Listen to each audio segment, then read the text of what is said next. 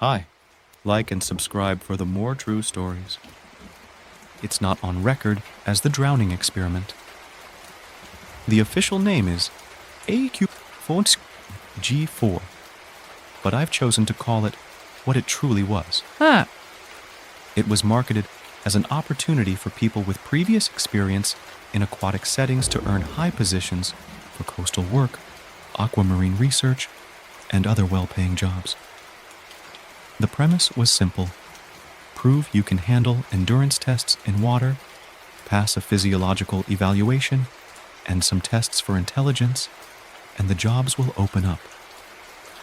As an unemployed 25-year-old guy living with his parents, this seemed like a promising opportunity.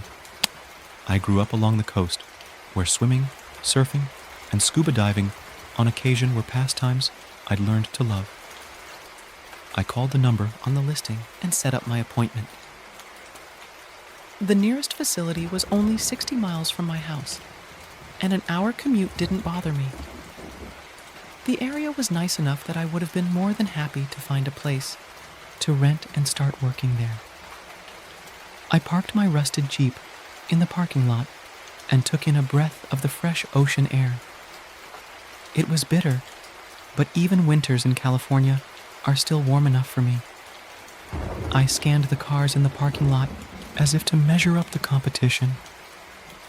Several old vehicles on the brink of breaking down were parked around me. Along the west side of the building was a fleet of very nice-looking SUVs.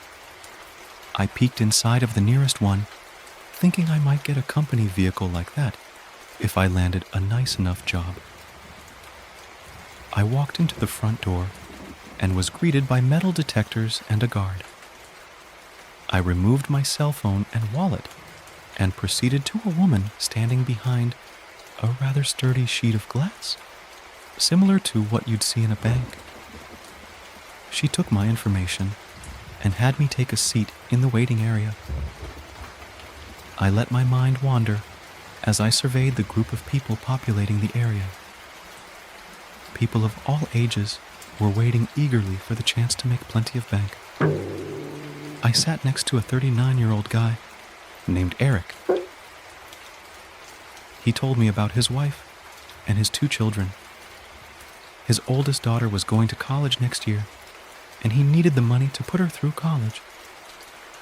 He was a great guy, and he spoke elegantly about his love for both his wife and his daughters. A young girl across from us named Chloe chimed in about how she was a sophomore in college about 20 minutes from the facility. She wanted to find a job during college, so she wouldn't end up unemployed after graduation. I wish I was as smart as her when I was that age. A man walked in and escorted the group back into a pristine room filled with very expensive-looking machinery. Polished stainless steel equipment occupied the spotless room. The group, maybe 13 in total, all gave the same impressed look while they let their eyes dance from corner to corner. "I'm glad to see such a nice turnout," he said. "We're going to start in our new ocean simulator we just had installed." We walked through a set of double doors to see a giant indoor pool. It must have been at least 50 feet wide and long. It was intimidating, but I'd adopted the false hope that I was in good hands. "This is 20 feet deep," the man said. "Nothing compared to the ocean just behind us, but it's plenty deep for our first tests." It all started off mundane. We swam to the middle of the pool with the task to tread water for 15 minutes. Nobody wavered, but worse was to come. The man pointed towards the east side of the pool, where a man standing behind a table full of equipment gave him a nod. Within a few seconds, 2 large pieces of equipment on opposite sides of the pool began vibrating up and down. Gentle waves began crashing into us as we continued to tread. Some of us were blown away by the engineering of the machinery. A few in the group stood out for their arrogance. Ooh, they scoffed when the waves came in, but we'd already been treading for 15 minutes. 10 minutes of waves hit us, and 2 people gave up during this test. They struggled to swim to the edges of the pool, but made it to safety. "Is this all we're going to do?" a man in the group yelled out. The man who brought us in smiled and nodded towards the man at the table. He flipped a switch, and the lights dimmed. We couldn't see the edges of the pool anymore, and looked around to greet each other with the same scared expression. "Let it rip," the man said as machines whirred from all sides of the pool. Waves hit us from all directions as we thrashed around. Only a few minutes passed as I heard people behind me screaming, so loudly it pierced my eardrums. "Someone help me, I recognized that voice. It was Chloe. I turned to see if I could help her, but it was too dark to see more than a few feet away. I heard screams and cries in every direction. It was a battlefield with no gunfire. The relentless waves hitting us from every path were clearly winning this war. I felt something swimming below me and assumed they slipped a few people to help the weak. The lights flipped on, the waves fell silent, and 6 of us remained. I looked around and locked eyes with Eric. I scanned the crowd, but Chloe was gone. I looked at my watch. We were only in the chaos for 7 minutes, and it wiped out half the participants. "The others have been escorted out of the building," the man conducting the test said. "Congratulations on passing. Dry off and we'll run further experiments after lunch." We walked into the parking lot, where Eric offered to give me a ride to a nearby restaurant. "The fuck was that?" he asked, as we sat down with our food. "No clue," I responded, as I took a sip of my Diet Coke. We didn't speak much and didn't eat too much food, as we knew we'd be subjected to more punishment later that day. There was something somber, yet powerful about our meal together. I felt as if there was something special about us, in the fact we'd made it through the mayhem, but celebration wasn't in order. We arrived back at the facility and sat patiently in the waiting room again. The few of us that remained weren't excited. We were worried. Like me, I knew they were slim on other options and hoped a little bit of tough work would pay off in the long run. "Follow me. We're going on a field trip," the man said, as he motioned us through the front doors. We followed towards a beautiful boat parked just past the parking lot. Loading in one by one, we rowed along into the ocean. "There may be some scenarios where you find yourself stuck at ocean," he said. "Every job will know your general location, but it may take time for help to arrive. We've tested your ability to survive a storm, but endurance is also a necessity." We rowed until the coastline was hardly visible. We were dumped into the ocean without life jackets and told to stay afloat.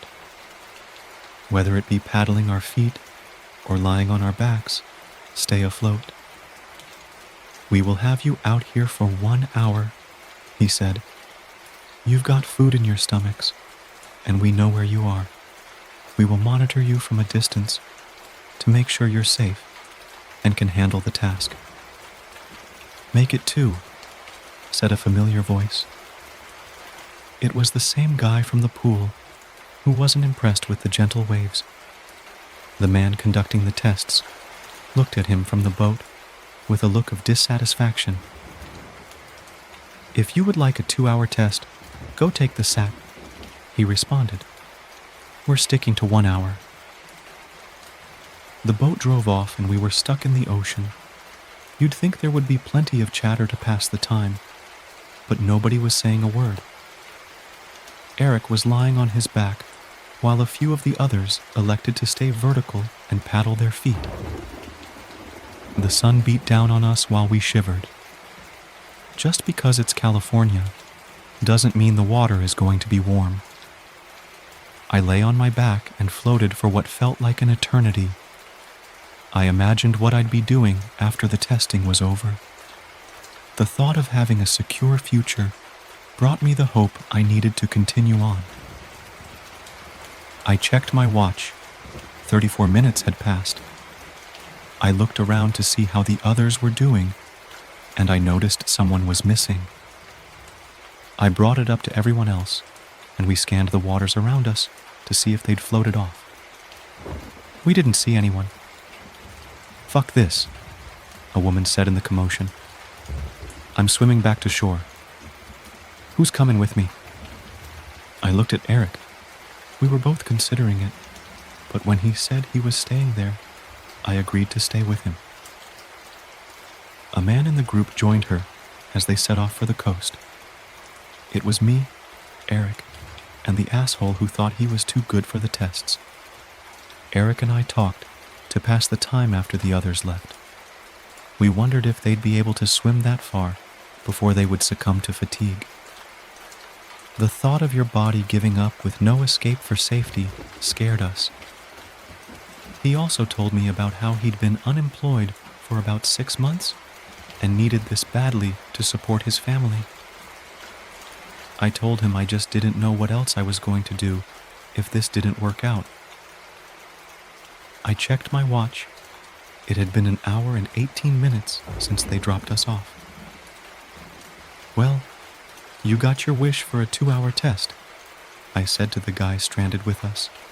"Good," he replied sharply. "Survival of the fittest. By 3:51, I'd about given up hope." We were tired, even though lying on my back was no exercise. The endless waves were beating me down. My fingers and toes were completely numb, and I couldn't see the shoreline at all at this point. "I can't do it anymore," Eric said to me. He was white. His rosy cheeks had lost all color. His eyes conveyed more information than any of his words could. They were empty. I wasn't looking at Eric anymore. I saw a broken man. I saw what happens when you lose everything. He started to sink when I swam over to him. I thrashed violently trying to get to him in time, but I couldn't save him. I dove below the surface to try and grab him, but he was too far down to save. I watched him sink until the water turned black. "Shouldn't have tried to get a job in the water," the man said. When he said that, I lost it. I swam over to him and wrapped my hands around his neck. His slight grin turned to panic as I held him under the water. His eyes opened wide as his arms lashed through the surface. "Maybe you shouldn't either," I screamed as I held him down. I felt his heartbeat racing as my hands clasped around his neck, tighter and tighter. The fight was over. His eyes rolled back, his arms and legs draped below his lifeless body. As I released him, he sank, and I was alone. Minutes later, the boat returned. The man administering the tests helped me into the boat and congratulated me on passing the test. It was 4:06. I had been in the water a lot longer than the hour he'd promised. "Why did you come back so late?" I asked. "Boat issues," he replied, without even looking in my direction. We arrived back at the facility where the woman behind the counter returned my phone and wallet to me. "Hey, can you tell me what Eric's last name is?" I asked. "It's Griffin," she responded. "You can expect an email within the next few days. We have employers who are excited to interview our candidates." I thanked her and left the building. I looked on Facebook and found his page. I sent a message to his wife, letting her know what happened. The next day, the bodies of the 2 participants that tried to swim back to shore were found. They had injuries that didn't match up with shark attacks.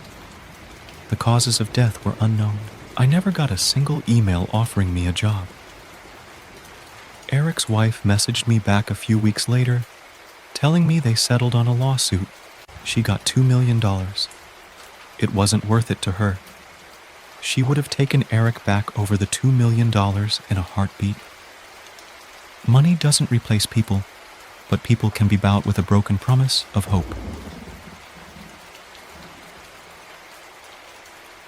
I was struggling after the first run of trials. I'd see Eric's dead body drifting into the abyss in my dreams. Every time I would show her, the water hitting me reminded me of Chloe's screams in the pool. I saw online that Chloe passed away. Those swimming under my feet weren't rescue divers. They were disposing of the bodies before the lights turned on. This wasn't just for Eric and Chloe. This was for all of us. I reached out to the police in an effort to make sure this didn't happen again. I sat down at the police station in a rusted metal chair as I watched officers hustle people in and out of rooms. The occasional bail here, a distressed victim there. As I've witnessed, there is too much tragedy in life, and this was a hot spot for the brutal aftermath of it. My name was called, and I sat down across from a detective at his desk. I witnessed people die due to the negligence of a company just an hour south of us, I said. Everyone else died, but there was a lawsuit against them that won. Shouldn't that be enough, along with my testimony, to prove something bad happened? Sure thing, he responded. Tell me what happened. I went to this place, offering jobs to people who were good in water, I said. They'd get us connected with job opportunities after some test. Aqua hiring? He interrupted. Yes, that's the place, I replied. Do you know about them? Yep, he said. We've launched investigations into them in the past. We never found anything out of the ordinary. But people have died there, I pleaded. He leaned in close enough for me to smell the morning coffee and cigarettes he huffed down on his way to work. Listen, there's nothing more we can do, he said. My wife went there 3 years ago. Never came back. His blue eyes trembled as he fought back tears. He had pictures of his wife on his desk. She was beautiful. The happiness he once displayed died along with her. I knew he cared, and he wanted to help. This was above him, and the whole local police force for that matter. We were escorted by a young woman into another pristine room filled with sci-fi looking equipment. As my peers looked on with amazement, I saw nothing but devices built for the purpose of pushing a body past its limits. We walked towards another pool with the same dimensions as the previous one. We waded out to the middle and assumed our positions. After treading for 10 minutes, the same machines as the prior ones began vibrating up and down. Gentle waves moved us around, which forced nobody out of the pool. I was prepared for the lights to cut out when nearly the opposite happened. You must be able to remain calm even through the most disorienting events, the woman said, as bright lights of every color burst from the ceiling. At the same time, the machines jerked sideways from opposite sides, creating an undertow. This was new. I couldn't see my own hands as lights bombarded my eyes. The current was pulling everyone, including me, under the water every few seconds. It felt like someone was pulling my feet violently as I struggled to resurface. Gasps of breath, which only caused my lungs to burn, were my only means of survival. After only 4 minutes of this, 5 of us remained. The ones who couldn't pass this test have been escorted out, the woman said. You've earned a lunch before your next test. I didn't make any friends during this. The last thing I needed was to make relationships with people who were walking tombstones in my eyes. After a meal, I returned to see another beautiful boat sitting near the parking lot. I fought every urge in my body to run. Gut feelings can give you a lot of information. Your brain telling you to run is another. I walked back into the main room and waited. The woman escorted us to the boat, where we drove into the ocean. "Our pool can only simulate the ocean so well," she said. "This is a true test of your endurance.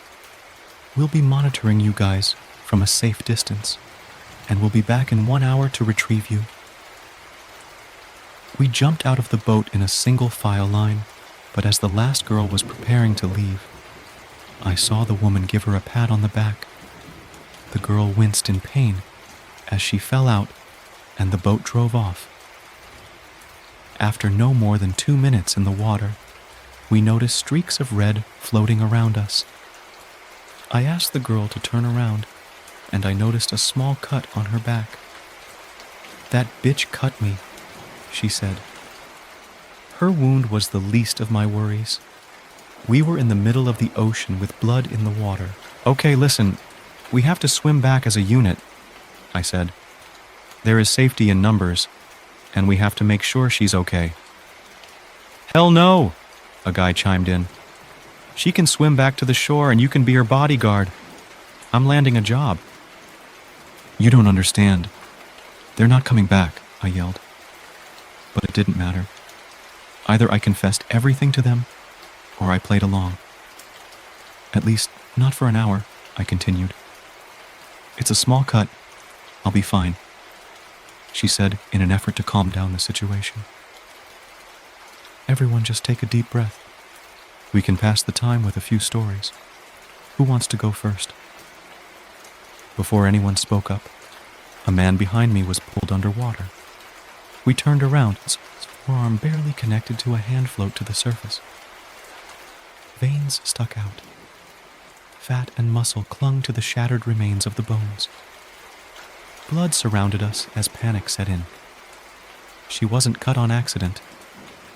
This was the same test, just modified.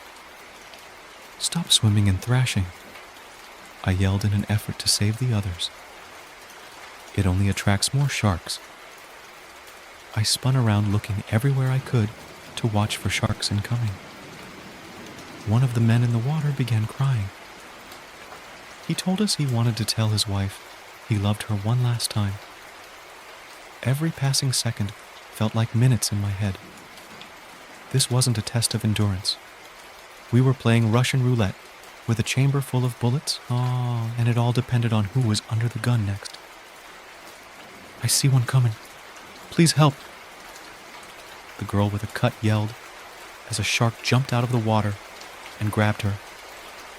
She continued to scream and pled to us as we watched it jerk her back and forth.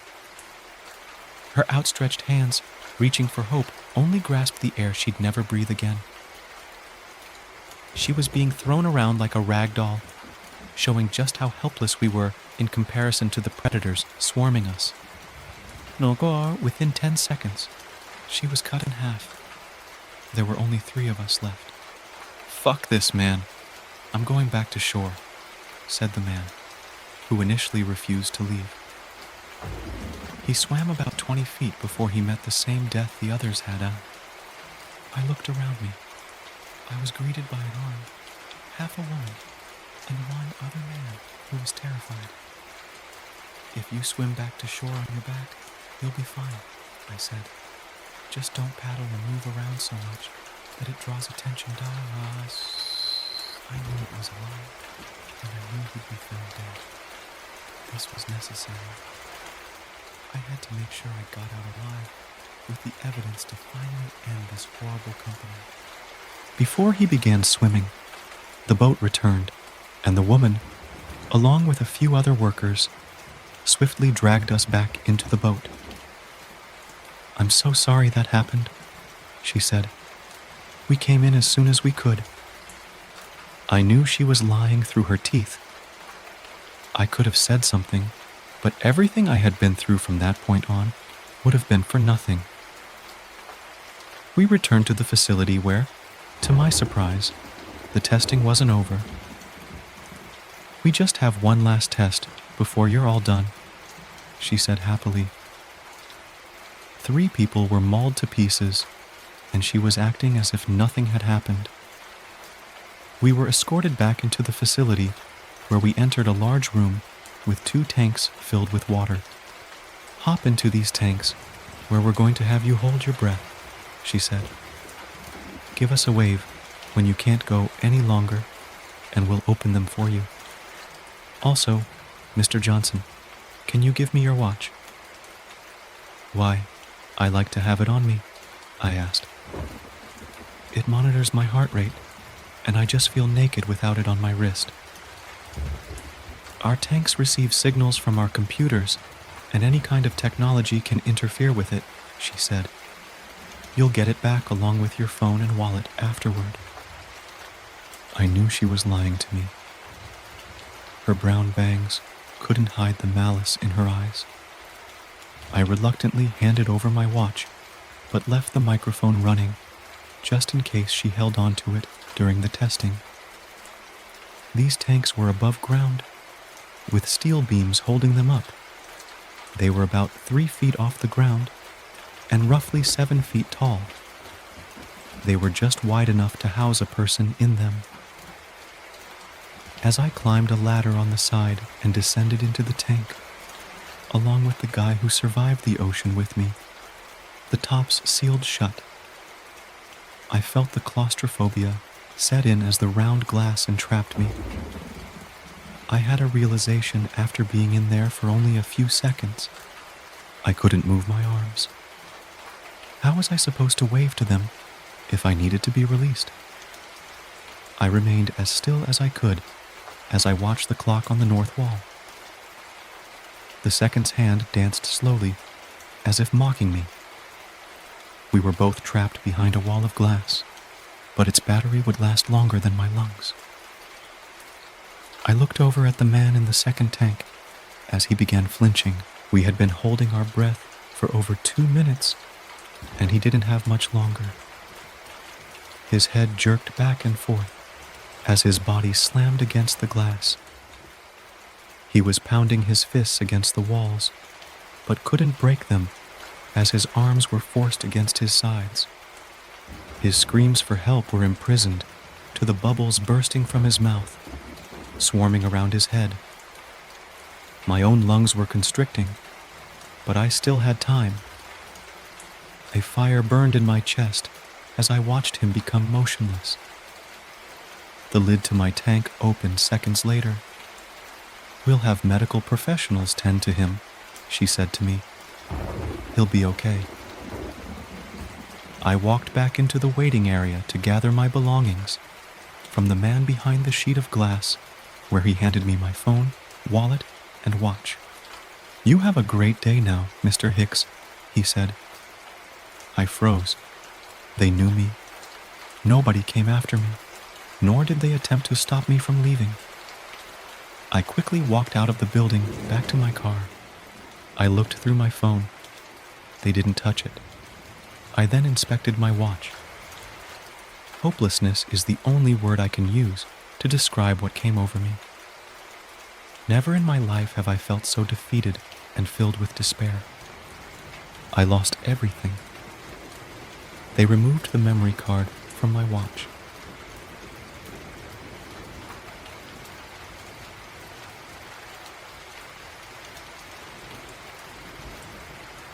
It was nothing extraordinary. No backpack, no walking stick, no geolocator app on my phone, just casual walks through Whiteleaf Park. It wasn't so much a hobby for me as it was a way to pass the time, if that makes sense. Something to do and enjoy without placing any real expectations on it.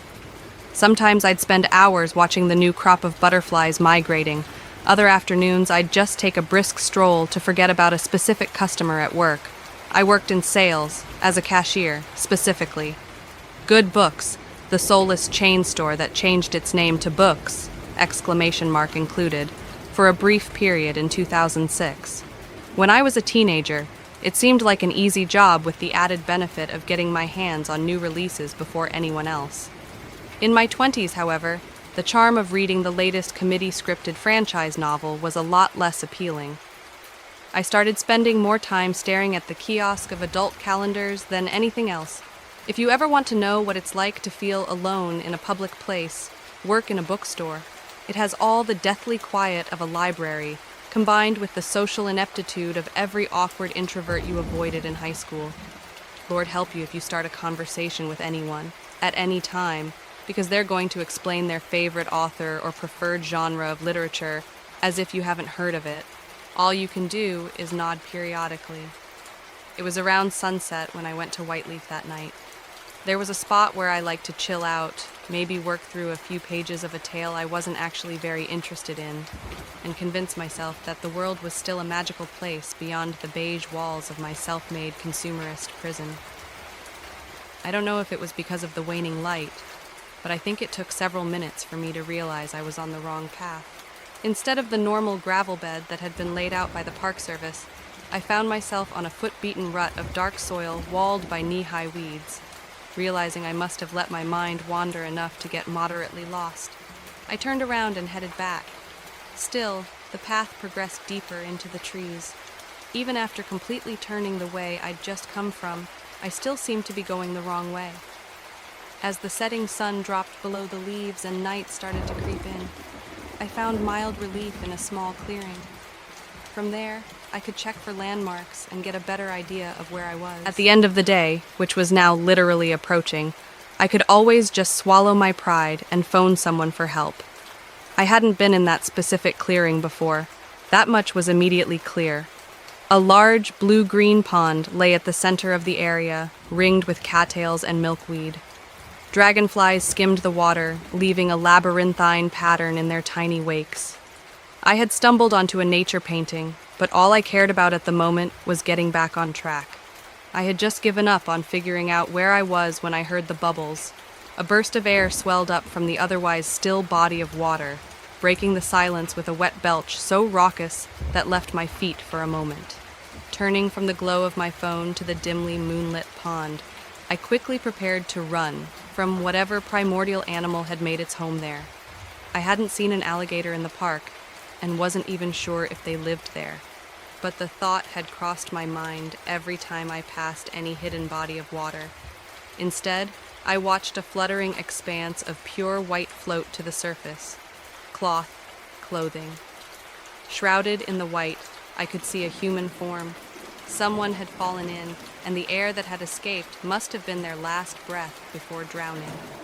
All fear of aquatic reptiles and distaste for leeches flew free from my head as I rushed to the pond's edge.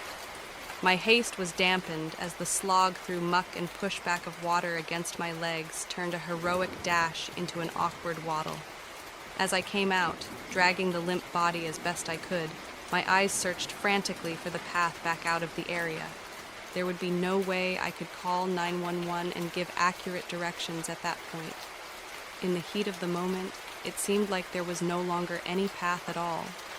Moving the cloth from the drowning victim's face, I found yet another dreadful mockery of my fragile concept of reality.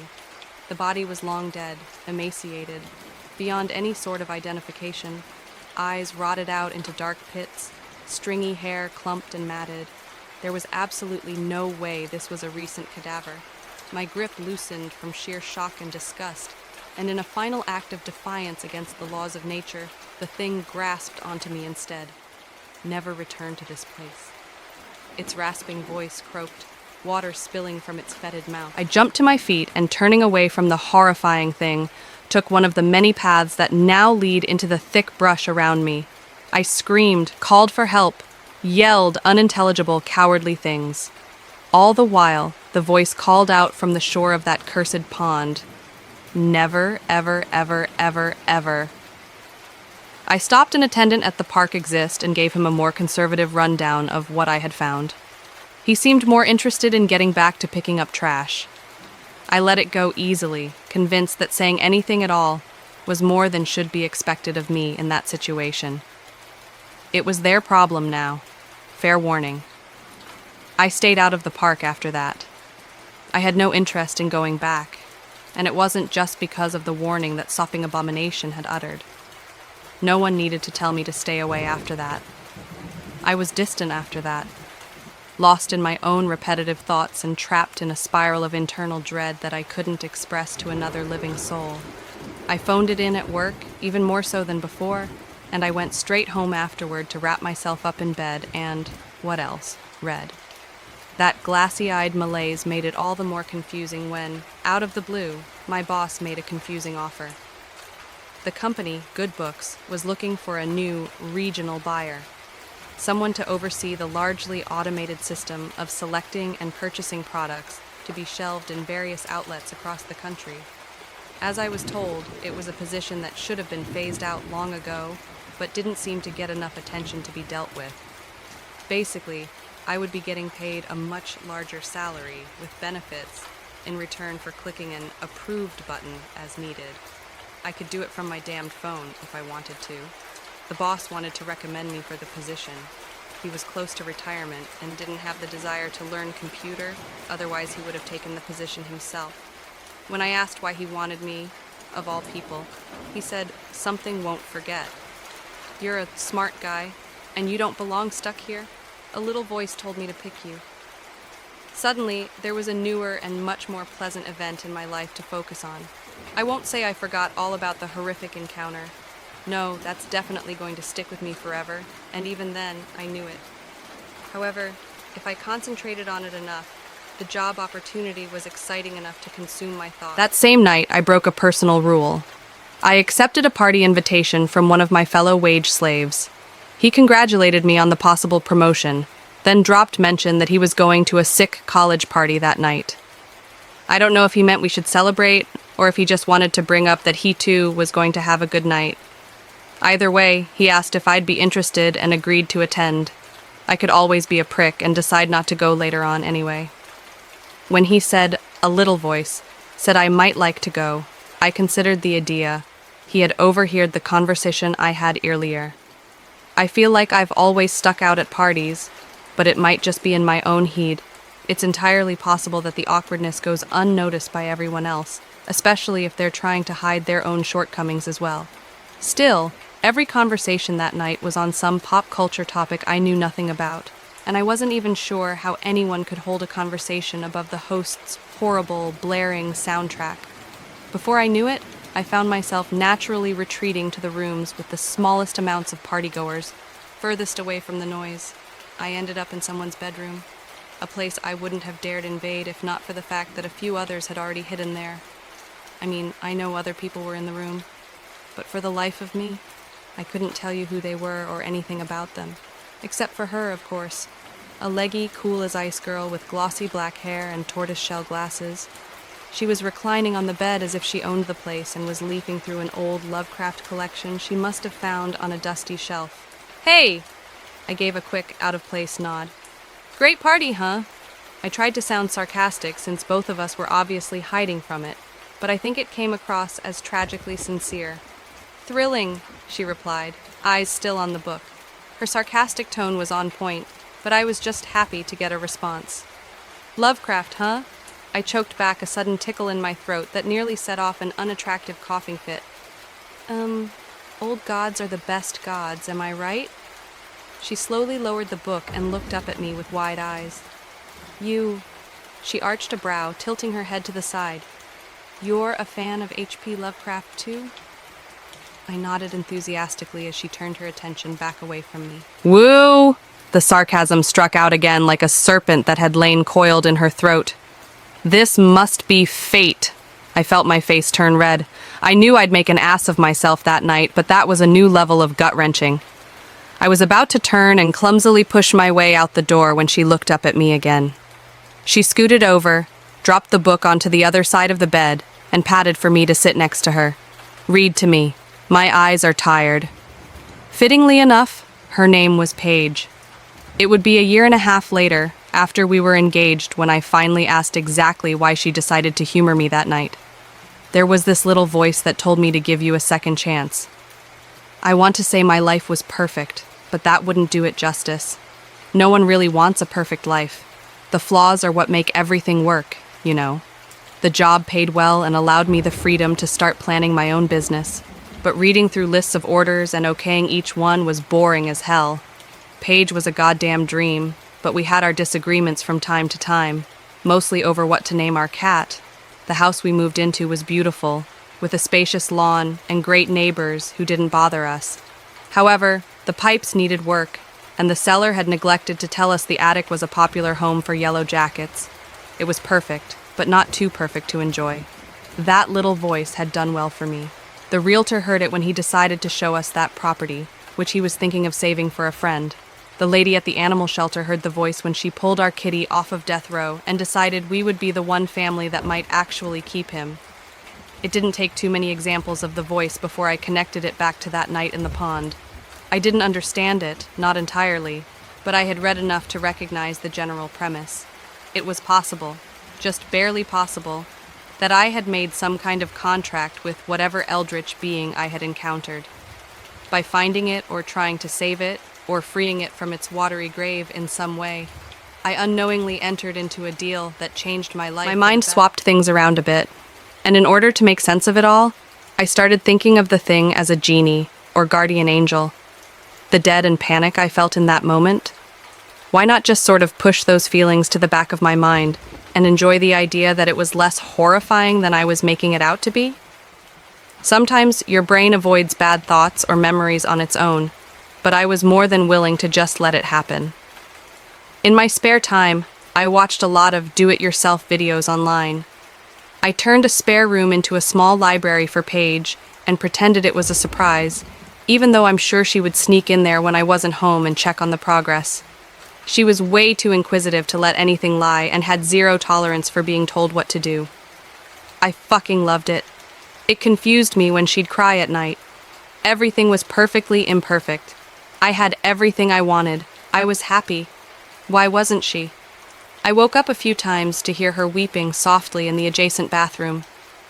When I passed the library I'd built for her, I could hear her crying beyond the locked door. Her sadness was the one flaw I couldn't stand. I didn't want her to be in pain. I didn't ask what was wrong because each time I heard her, I should have been asleep, or at least not spying on her. It was a difficult subject to get my head around. Then I accidentally stepped on the landmine. We were having breakfast, sitting across from each other as she buried her nose in an embarrassing young adult novel that made her roll her eyes and chortle every few minutes. I had just watched a video about building a playroom. The site had recommended it, and the designs looked interesting. You know, I chewed thoughtfully on burnt toast. We've never really talked about having kids. The book snapped shut. Paige drew a sharp breath in through her nose, and in seconds I watched her eyes fill with tears. "Honey, what's wrong?" She all but collapsed in sobs. She couldn't have children. I tried to be as sensitive as I could, given the bomb that had been dropped on me. It was a casual thought I had expressed, nothing serious, but now I had brought on something terrible. Nothing I said could console her, from insisting that I didn't care, to reminding her that I loved her more than anything, to suggesting that if she ever wanted to, we could adopt. Nothing I could say was enough to make it better. From that point forward, I didn't think of that corpse in the lake as my personal genie. This was the twist, the price for my Faustian bargain. I could be happy, eternally happy, but the woman I loved wouldn't be. I could have whatever I wanted, but Paige just got me, and I knew I wasn't enough, even if she didn't. The breaking point was when I found her dream book. It was tucked away on a shelf in the library, a completely unremarkable beige journal you'd pick up in any given craft store. I didn't intend to read it. I wouldn't break our trust like that. However, when I noticed she had been putting it away one night after a crying session, I decided to at least check out what the book was. When I removed it from the shelf to look for a title, 3 pictures fell out and scattered on the floor. They had been cut out of magazines. Women with dark hair, glasses, similar to Paige, all holding their newborn children. I was emotionally destroyed. All of the hopeless yearning that had been imbued in that book pulsed through me in waves of black melancholy. I let anger take over. Anger toward life, toward fate, toward the dead wretch that had cursed me in a way so devious that I mistook it for a blessing. After loading some light hiking gear into the car, I told Paige that I wanted to take her out for a special surprise, something that would be fun, just because. In true form, She refused to go without knowing everything, but I was eventually able to convince her to trust me. With a reasonable amount of sighing and groaning, we were off. "Where are we going?" she asked periodically. Not telling, I would reply, doing my best to sound joyfully mischievous. "I get to ask 20 questions and you have to answer them." "Nope."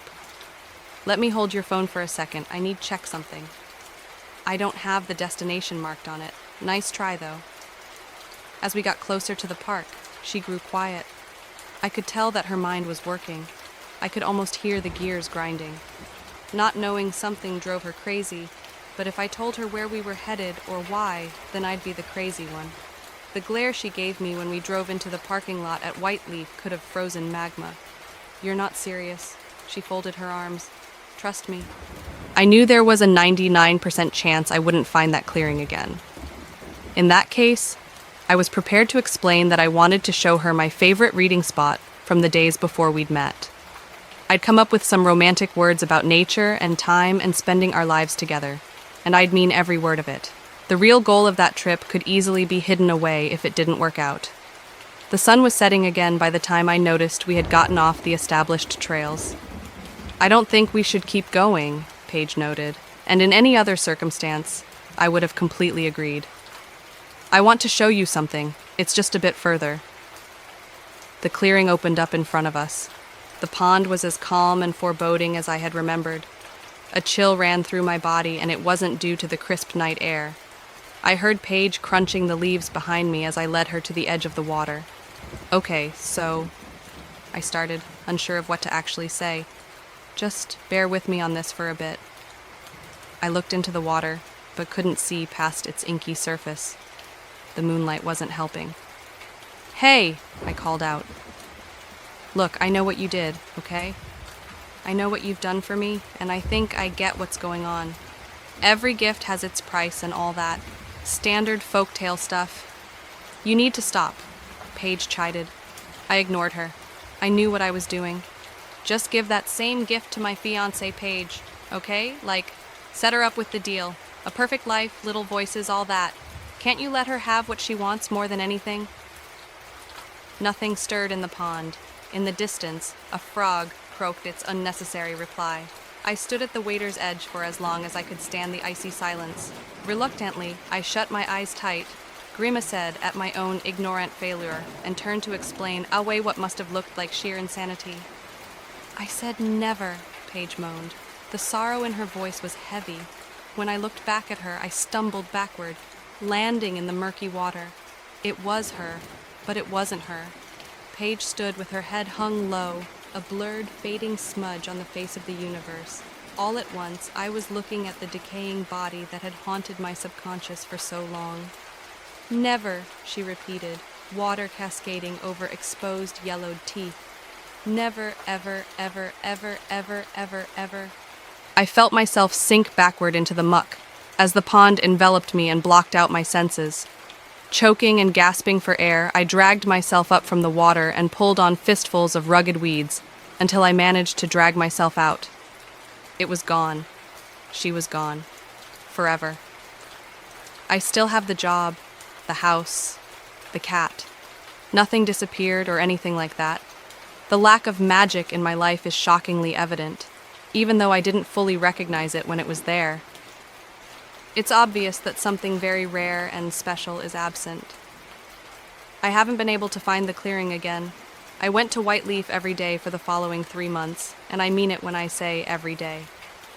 Now I hike out each week, so I can camp out and search for full 24-hour periods. I'm not going to stop, even though I know in my heart that I won't find it again. Once in a while, a little voice tells me to give up. I won't listen to it. Never, ever, ever.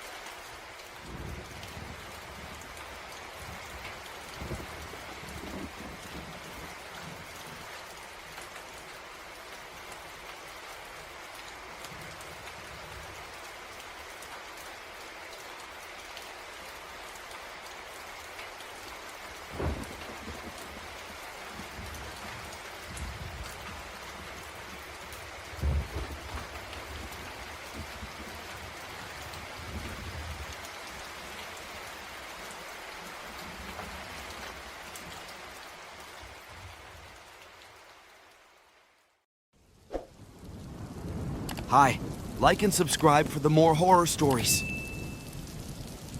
Story 1. I was running as fast as I could, but I knew it was gaining on me. I swear it was trying to step in every puddle, so I knew it was running faster. I turned my head where I could see it. Its arms were limp as they swung back and forth in front of its torso.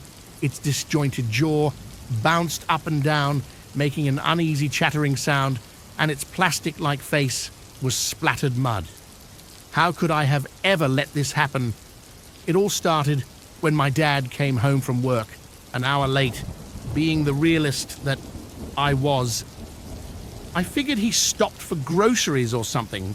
I guess I was half right when he came in carrying a box about a human child size. "You mind helping me with this, James?" he asked. As I went to help him carry the box, I got a much closer look at it. It looked like an antique. The box was made of a very smooth decorative wood, and the edges of the opening were made of a reddish metal. After we placed the box on the coffee table in the living room, I asked Dad, "What's in the box?" "It's a surprise for your birthday tomorrow," he replied. "How much did this cost?" "That doesn't matter. You shouldn't worry about that." "Expensive. Ever since my mum died, Dad would always buy me far too expensive presents, mostly on stuff I don't need. I would really want a new mattress for my room. Mine feels like a pile of rocks, and I find it really hard to sleep at night because of this." I was still thankful for whatever was in the box, of course, but I have to admit that the thing I was looking forward to most tomorrow was my friends coming over to hang out. That night, when I was lying in bed trying to sleep, I heard a slight tapping coming from somewhere outside of my room. It stopped as quickly as it started, so I overlooked it. I continue lying in bed trying to sleep. I continue lying in bed trying to sleep. I continue lying in bed trying to sleep. Giving up, I turned on my phone to see that I had been trying to sleep for a little over an hour.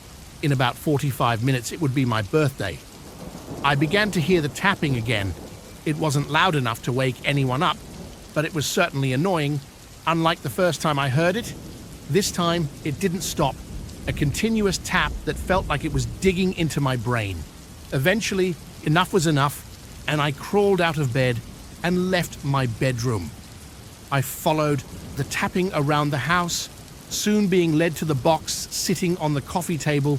In the living room, I sat on the couch and the tapping continued. Not being able to hold back, I began to open the box. I woke up from Dad nudging my head with his foot. I sat up and looked around to see that I had slept on the floor outside the living room. "What are you doing down there?" Dad asked. "I don't know. I couldn't finish my sentence as I saw the box lying on the coffee table. That's when I remembered opening the box and seeing two deep reflective grey eyes on a beastly-looking doll that slightly resembled a dog." "What's in the box?" "That's why you were sleeping on the floor?" Dad asked me. "Go on and look inside. It is your birthday now." I stood up and slowly walked toward the box. I opened it to see not a dog, but a ventriloquist dummy. The only resemblance to the doll I had seen last night was the eyes. The dummy had pale skin, a big nose, and bright red hair made of the same material that the rest of the dummy's head was. The bottom jaw was oddly missing from the head, but I did find it under the dummy's body, which was wearing an all-black suit. The bottom jaw had teeth carved into it, which I found weird since the top jaw didn't have any teeth, and the string that I would pull to open and close its mouth was the same string that holds the bottom jaw to the rest of the head. I slipped the string through a hole under the top jaw where I could grab it behind the back of its neck. I tied the string on the end so the bottom jaw doesn't fall off. The way the jaw hung there made it look much longer than it was. "Do you like it?" Dad asked. "Of course," I replied. "I saw it in a store window on my way home from work yesterday and thought of you and how you used to love ventriloquism," Dad said. "I did always love ventriloquism. I had a ventriloquist act in my school talent show. While I was a talented ventriloquist, I wasn't a very good comedian. I didn't get any laughs. I would have been better off if the audience had booed me off stage. I put on a smile and sat the dummy on my lap. Through the dummy, I said, "Hello, James's dad. I'm Mr. Longjaw. You don't mind if I stay here a while, do you?" Dad laughed as he said, "You can stay as long as you like, Mr. Longjaw." The doorbell rang, and I jumped up, setting Mr. Longjaw back in the box as I ran to the front door. When I answered it, hoping to see my friends, I was struck with disappointment as I saw my Uncle Zeke instead. I made sure that disappointment wasn't visible when he saw me, however. "Hey there, birthday boy," Uncle Zeke said. "How old are you today? I'm going to need an answer. I really don't know." "I'm 13, I said. "What? You're not that old yet?" Uncle Zeke had bright blonde hair and even brighter blue eyes. Being my mum's brother, he was the closest I've ever seen of her, genetically speaking. Uncle Zeke went over to the living room as the doorbell rang again. I opened the door to see my two closest friends, Rebecca and Tyler. Rebecca was a kind soul, but she was an absolute freak for the supernatural Tyler. While also kind, freaked out with any mention of anything unnatural. "Happy 13th, dude," Tyler said. "That makes Rebecca younger than both of us." Rebecca punched Tyler in the arm. "James is only a week older than me." I let Tyler and Rebecca in, and when we got to the living room, I saw Uncle Zeke holding Mr. Longjaw, jokingly pulling up and down on the string, chattering its teeth. Uncle Zeke noticed me and laid Mr. Longjaw on his lap before saying, "Hey, James, would you like to introduce me to Mr. Longjaw?" "Longjaw," I corrected. Uncle Zeke picked up Longjaw and carried it over to me. As soon as I touched it, the bottom jaw fell off and bounced off the floor. Damn it! I picked up the bottom jaw and realized that the knot I had tied on the string was too thick for it to go through the hole. There was no possibility that it could have fallen off, and I needed to untie it to put it back on. When I got up, I made Mr. Longjaw say, "Sorry, the sight of James made my jaw drop." "Wow, dude, you're really good at that," Tyler said. "You should really look into being a professional ventriloquist," Rebecca said. "How do you do that?" Uncle Zeke asked. After a couple of hours of goofing off with everyone, Dad left the room to answer his phone. When he came back, he said, "James, that was the hospital calling. They need me in the ER today. I'm sorry, but I have to go. Keep Uncle Zeke out of the fridge." "All right, Dad. See you tonight," I responded. "The thing is, you might not. They need me to work late tonight." "Okay. Guess I'll see you tomorrow then. Happy birthday, buddy." After Dad left, we continued to goof off until it got late. After Rebecca and Tyler left, I put on a ventriloquist show for Uncle Zeke. "You amaze me, James," he said. "I don't know how you managed to throw your voice like that." "I don't either," I said. "It just kind of came naturally to me." "Well, I better get going. I'll be sure to tell your dad you did a good job keeping me out of the fridge." I went to the bathroom as Uncle Zeke left. When I came back to the living room, Mr. Longjaw was gone. I figured that I had just misplaced it, so I just went to bed. I didn't stay in bed for long, though, as I heard a loud bang coming from the living room. When I went in there to check it out, I saw the box that Longjaw had come in on the opposite side of the room. This shocked me.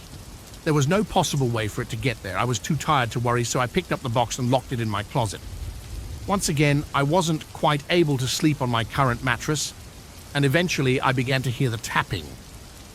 I was expecting it to sound like it was coming from my closet, but I quickly realized that it sounded as though someone was knocking on the front door. I got out of bed and walked over to the front door. The knocking stopped as I got over there. I looked through the peephole, Nothing. I turned around to go back to bed when I heard the knocking again. I went to the kitchen and grabbed a knife for protection, but just the thought of ever needing to use it made me uneasy. Once again the knocking stopped as I approached the door. I looked through the peephole and saw nothing again. I slowly opened the door to see no one around. I grabbed my house key from right inside the door before closing and locking the door as I went outside. I didn't want anyone getting in while I was looking around. I started looking around the house when I noticed something in the bushes. It looked like a hand. It was a hand. Mr. Longjaw's hand. Somehow Longjaw got outside and was thrown in the bushes. I figured this was just a prank that Tyler, Jessica, or Uncle Zeke was playing on me. So I said, "Ha ha, ah, very funny," before grabbing Mr. Longjaw and unlocking the door. The door wouldn't open, the top lock was locked as well, but you can't lock the top lock from the outside. I gripped tighter on the knife as I unlocked the top lock and went inside. If this was a prank, it couldn't have been any of the earlier suspects because none of them had keys to the house. That's when I thought, Dad, he didn't need to go to work. It was all a part of his elaborate scheme, a prank beyond all pranks. So I yelled, "Dad, this isn't funny anymore, give it up." No response.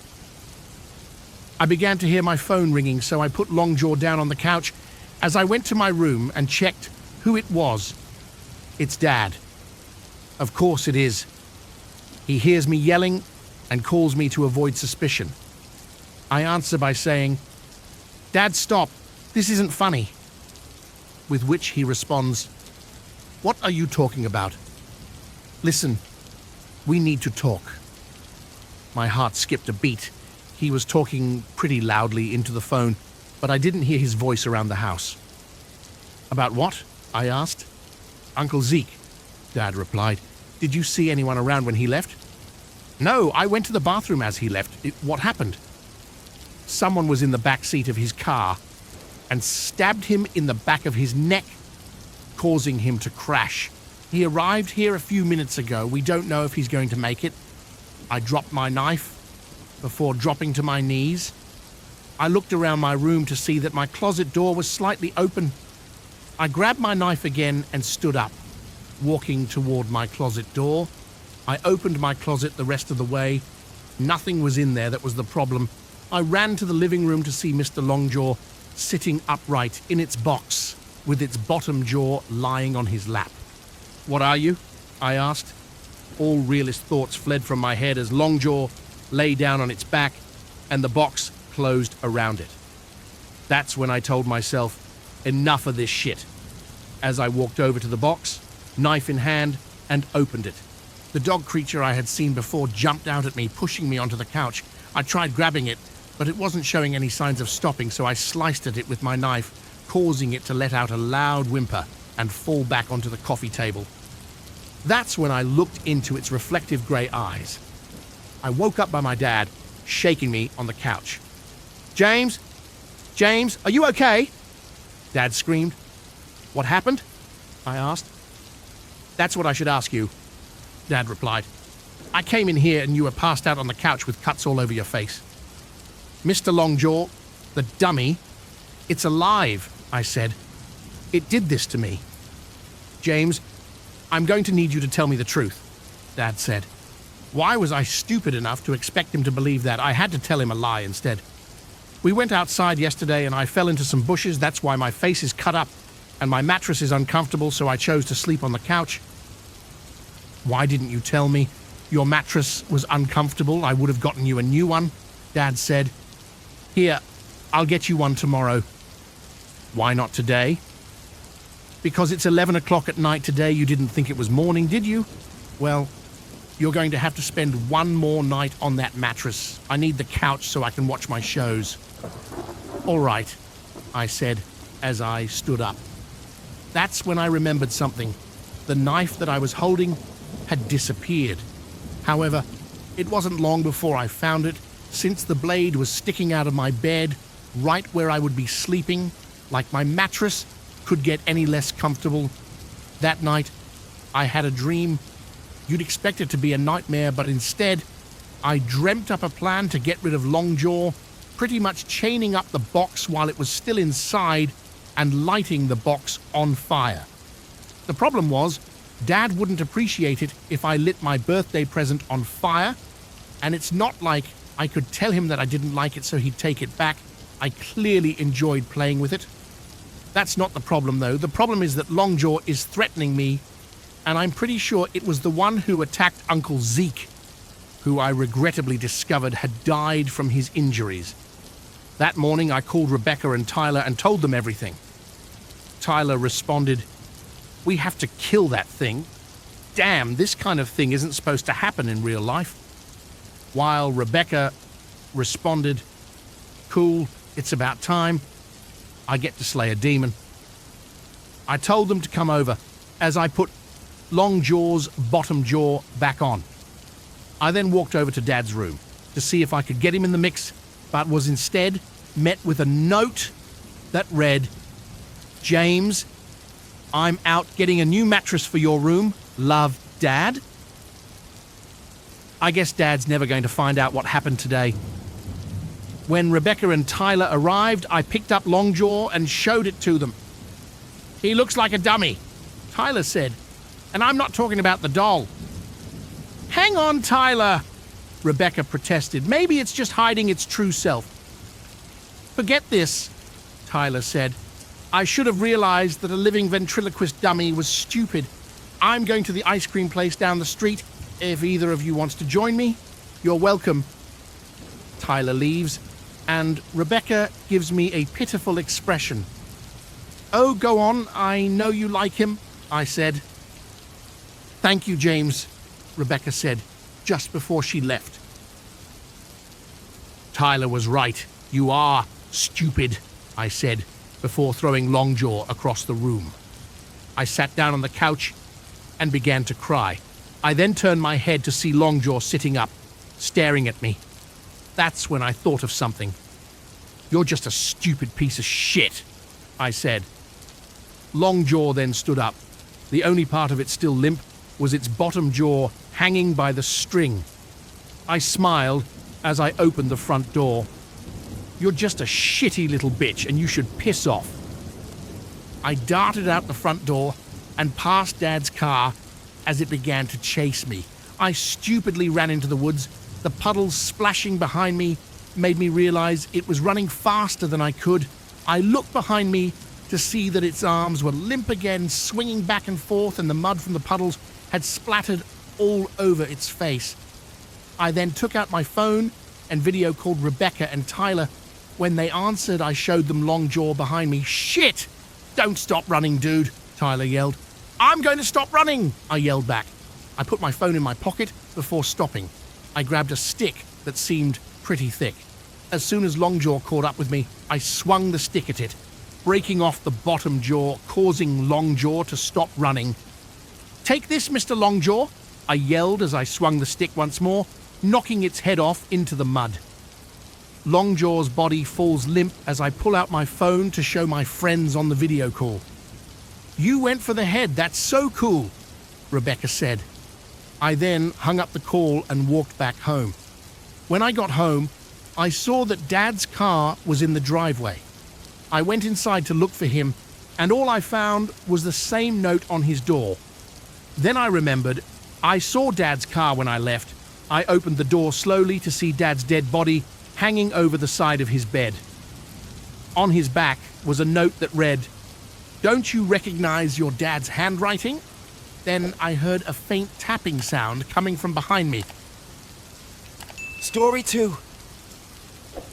I am recording this message to sort out my thoughts and provide the most accurate information I can to those on the surface. I apologize if it is not the most cohesive possible. Given the circumstances I am facing, it is the best that I could do. There are about 4 reasons why I'll be dead by the time this reaches anyone. Number 1, I have 47 hours of oxygen left. There is no way to stretch that out. Trust me, I have tried. When this mess started, I had about a week's worth of supplies left. I knew that conserving energy would be a top priority. I closed off parts of our facility I wasn't going to use and ran everything on the minimum power required. I did everything by the book to make sure I could survive, and it's probably only shaved off a few hours for me. I don't know what day it is, but I'm sure that it's my last or close to it, because I don't see myself just sitting around and waiting to suffocate. You come to terms with your mortality down here pretty quick. I know I'm a goner. But that isn't really what scares me. Number 2. I am at the bottom of the ocean, and no one knows I'm here. For security reasons, none of us were allowed to know the base's location before we got here. At the time, I didn't question it. Government officials always like to keep secrets. And I figured that if it was at the bottom of the ocean, there wasn't much that could go wrong. It seemed like we would be safe. They even had a lot of rules and security measures that we reviewed before the deep dive to make sure we all understood what we were getting into. They hid everything. All I'd been initially told was that 6 of us would be sent to one of the most important projects of this century, and that the reward would be beyond measure. Not just money, although they did offer plenty. Fame and fortune, your name going down in history books. It was a hard thing to turn down, especially when the mystery itself intrigued me. I hadn't even been told who would be on the team. Only that secrecy and duty would be the top priority. When things started going wrong, naturally, I asked the others to see if anyone knew our location to get help. But those in charge felt it would be better if we were all on the same page. Or the other 5 that came here were lying. I guess it doesn't matter now, though, since they are dead, does it? Oh yeah, that ties into reason number 3. Number 3, all of my crewmates are dead. Several of them I killed by my own hand. I haven't the time to explain, and I'm not asking for forgiveness or some shit like that. The men and women stationed here with me went crazy.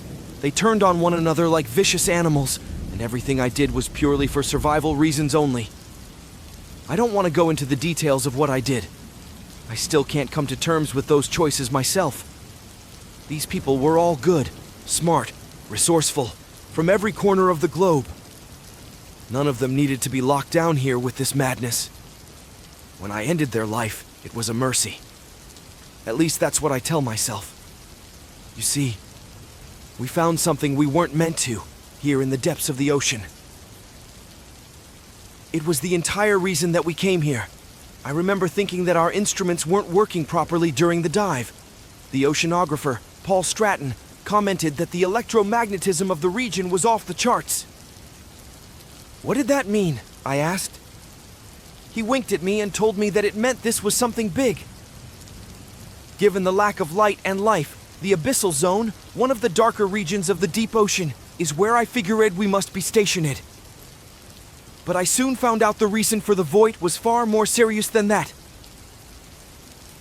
Commander Mikhail Watley met us at the main decompression chamber to go over a few regulations for our stay. No communication with the surface. The monitoring station was to remain online at all times. Shifts to keep everything maintained would be determined in 12-hour increments. Dr. Agnes Booth, our chief physician, was the first to ask the big question. You make it sound like you have uncovered extraterrestrial life, Commander. What exactly is it that we will be researching? Michael showed us to the observatory deck, allowing the underwater floodlights beyond the deep ocean facility to activate and giving us all a chance to be in awe. According to the initial scans, it rested about 3,700 meters away from our location, and still, the object was massive from this range. Its edges touched the trench walls, making it feel almost purposeful that the large object had been placed here, in this remote location. Its hull was as white as ivory, unblemished and glistening across the entire surface. It did not indicate life, nor makeup that told me it was artificial. Yet, as the light refracted and hit it, I could tell that it wasn't truly a solid mass at all, but rather thousands or maybe millions of prisms that all were shimmering and moving in unity with one another to make up the object.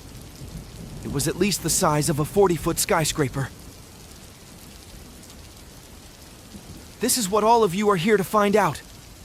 For the next 7 days, this monolith is your only priority. This facility has come equipped with everything you will need to safely observe, document and record anything surrounding this trench, Michael told us. All of us were obviously surprised that the previous teams hadn't made any sense of the strange object, but the commander had an explanation for that too. Until recently, we have been unable to allow any person into the facility for fear of disruption. The monolith seems to harm the area surrounding it, but it also tends to wane during the summertime, almost as if it's asleep or hibernating. This is the best chance we have to understand the thing, he explained.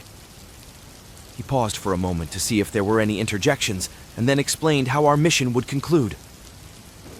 After the 7 days, a reconnaissance team will dive to get you, and to determine if further observations are made, Watley told us. Paul couldn't help but to wonder if maybe the death trap we were observing might wake up. The commander didn't answer that one, but instead rattled off a few other rules as he prepared for departure and finally concluded. I know all of you were chosen because you are the most capable men and women we have available.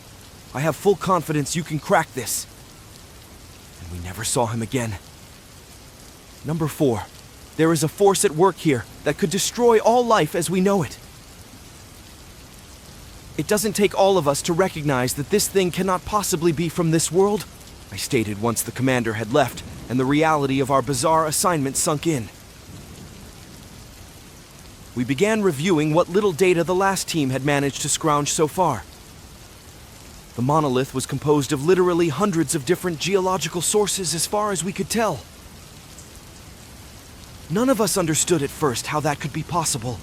The data showed that the scraps of rock had been gathered from every ocean on Earth. It's very beautiful, I admitted as I looked toward the darkness above.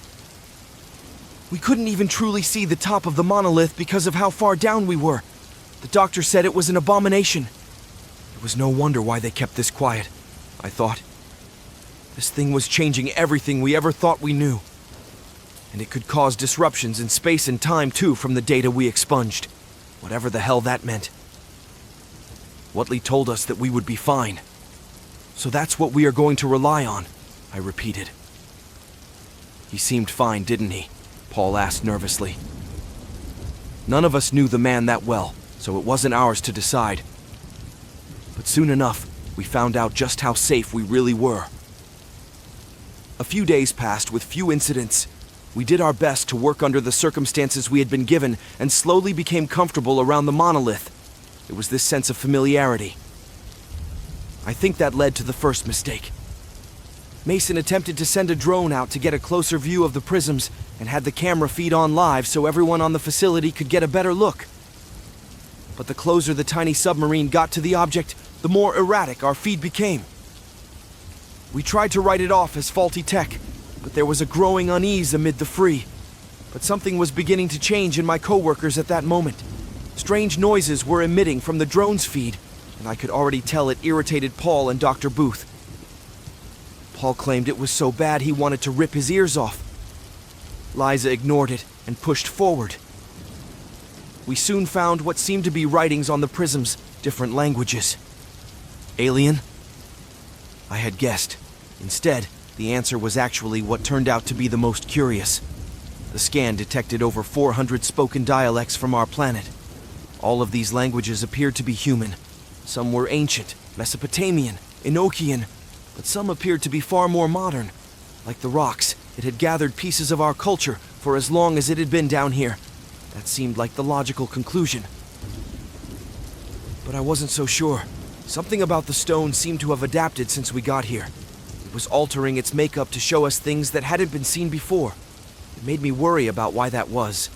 Wasn't the obelisk supposed to be asleep? Some of the noises might be tongues that we don't recognize, language of the future. I speculated that evening as we listened to the chatter that the radio picked up. There did seem to be a rhyme to the broadcast method, but I wasn't sure I was ready to accept the notion of time travel. Maybe this monolith didn't exist within the framework of the dimensions we were familiar with. It was almost like an informational black hole. Time and space seemed to be meaningless to it, so it could have easily been gathering data from all over the entire span of human history. Our astrophysicist appeared too soon to give his theory about the subject. Something in his stance and posture seemed off, but for some reason, I ignored it. The proper theoretical term is a white hole. Instead of consuming all things, including light, this monolith exudes constant power, information, and strength. It's an infinite chasm of possibilities, Gregory explained. So if we could tap into understanding it, we would be basically breaking the very fabric of our reality.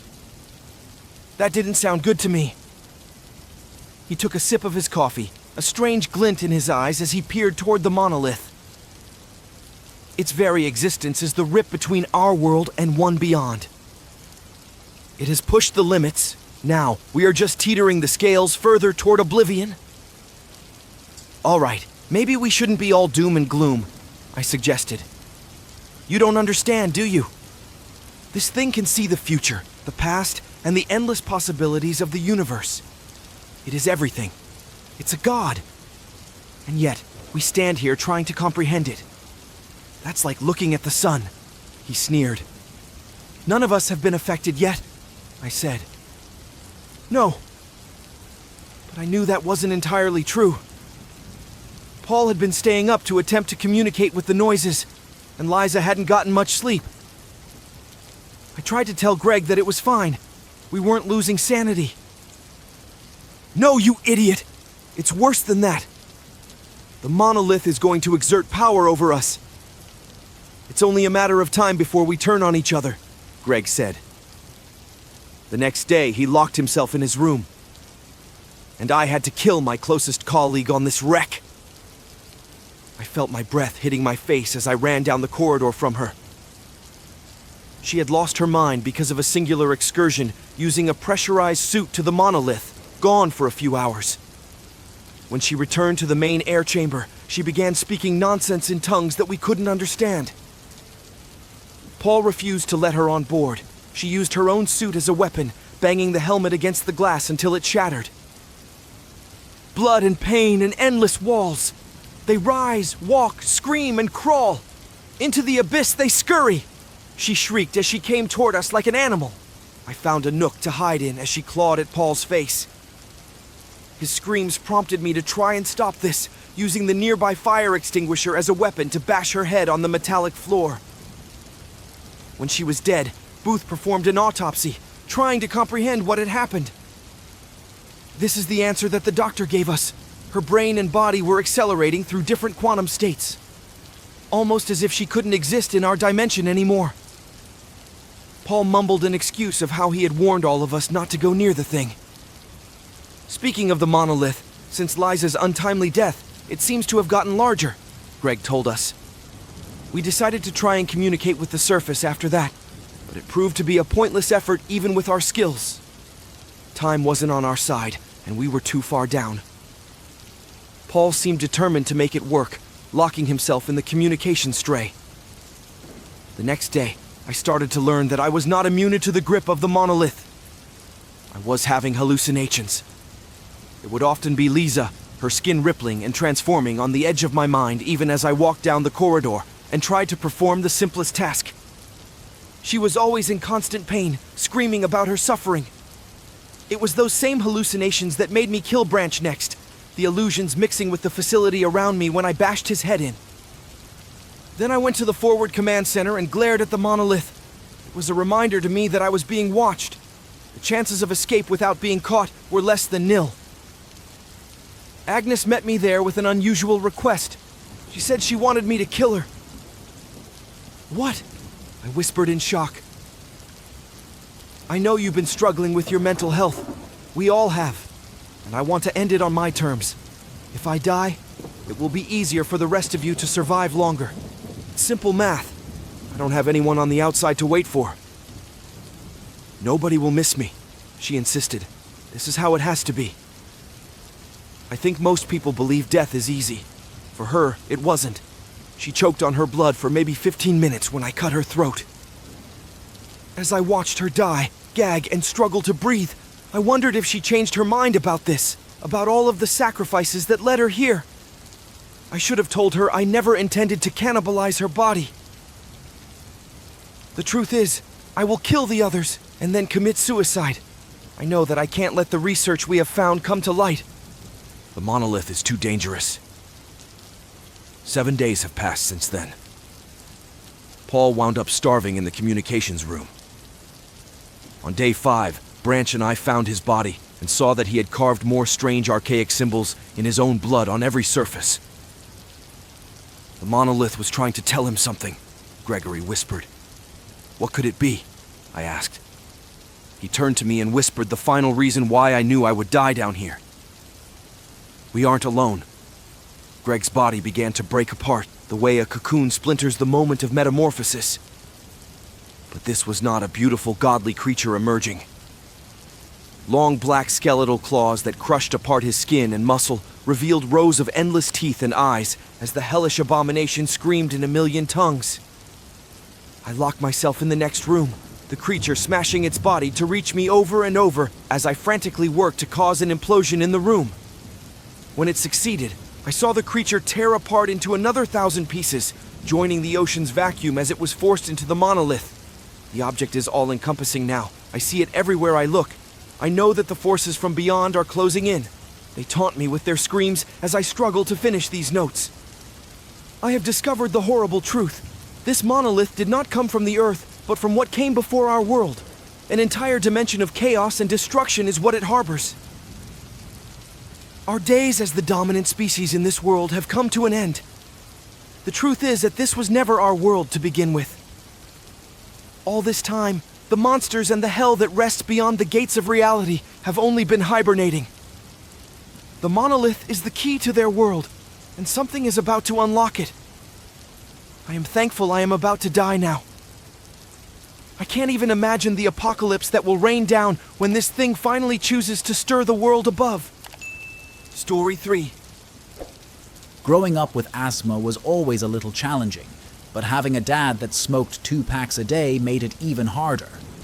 Mom would always chastise him for the bad habit, and he would always claim that he would go cold turkey. It was a cycle with him. 1 week on, the next week off. Eventually, it made her just leave altogether, and I only saw her on weekends. It made it even harder since we lived in a rundown trailer park east of Seattle, so when he did decide to light one up, that meant finding clean air was nearly impossible unless I wanted to go outside and freeze to death in the early morning air. He smoked so much that it literally made the wallpaper peel and then turn a sickly yellow and brown. In fact, had I not developed lung cancer, I think he would have kept smoking until the day one of us died.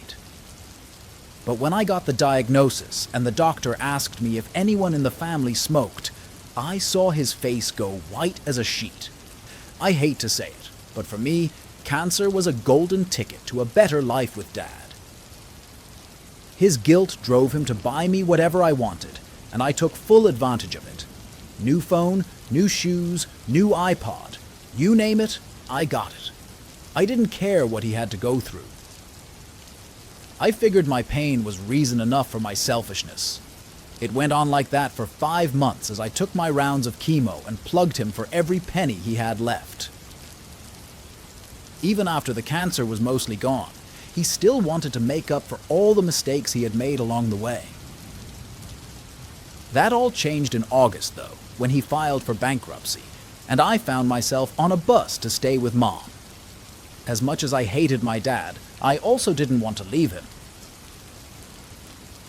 Something had changed in those few months, something I didn't realize I would miss until it was gone. Mom was staying with Aunt Beatrice in Seattle in a sleazy apartment downtown, and the first thing that I noticed when I got there was the overwhelming smell of cigarette smoke. I started coughing profusely the minute I got inside the small, cramped space, and it felt like the walls were closing in. "Oh, for Christ's sake, it ain't that bad," Aunt B snapped. I went to the toilet and vomited, trying to keep my head from spinning anymore. Mom came in a few minutes later to check on me and rubbed my back gently. "I'm sorry, sweetie. It's only until your mom gets a job, then we can get out of here," she told me. I gave her a weak smile and told her I could handle it. The next few weeks showed me that I was wrong about that. If I thought Dad's addiction was terrible, Aunt B had him beat by 10 miles. There wasn't a moment that lady didn't have a cigarette in her hand. It got so bad that I couldn't even make it to school. I was so sick. I hated that woman. Mom taught me never to wish ill will on anyone, but if anybody deserved it, Aunt Bea sure as hell did.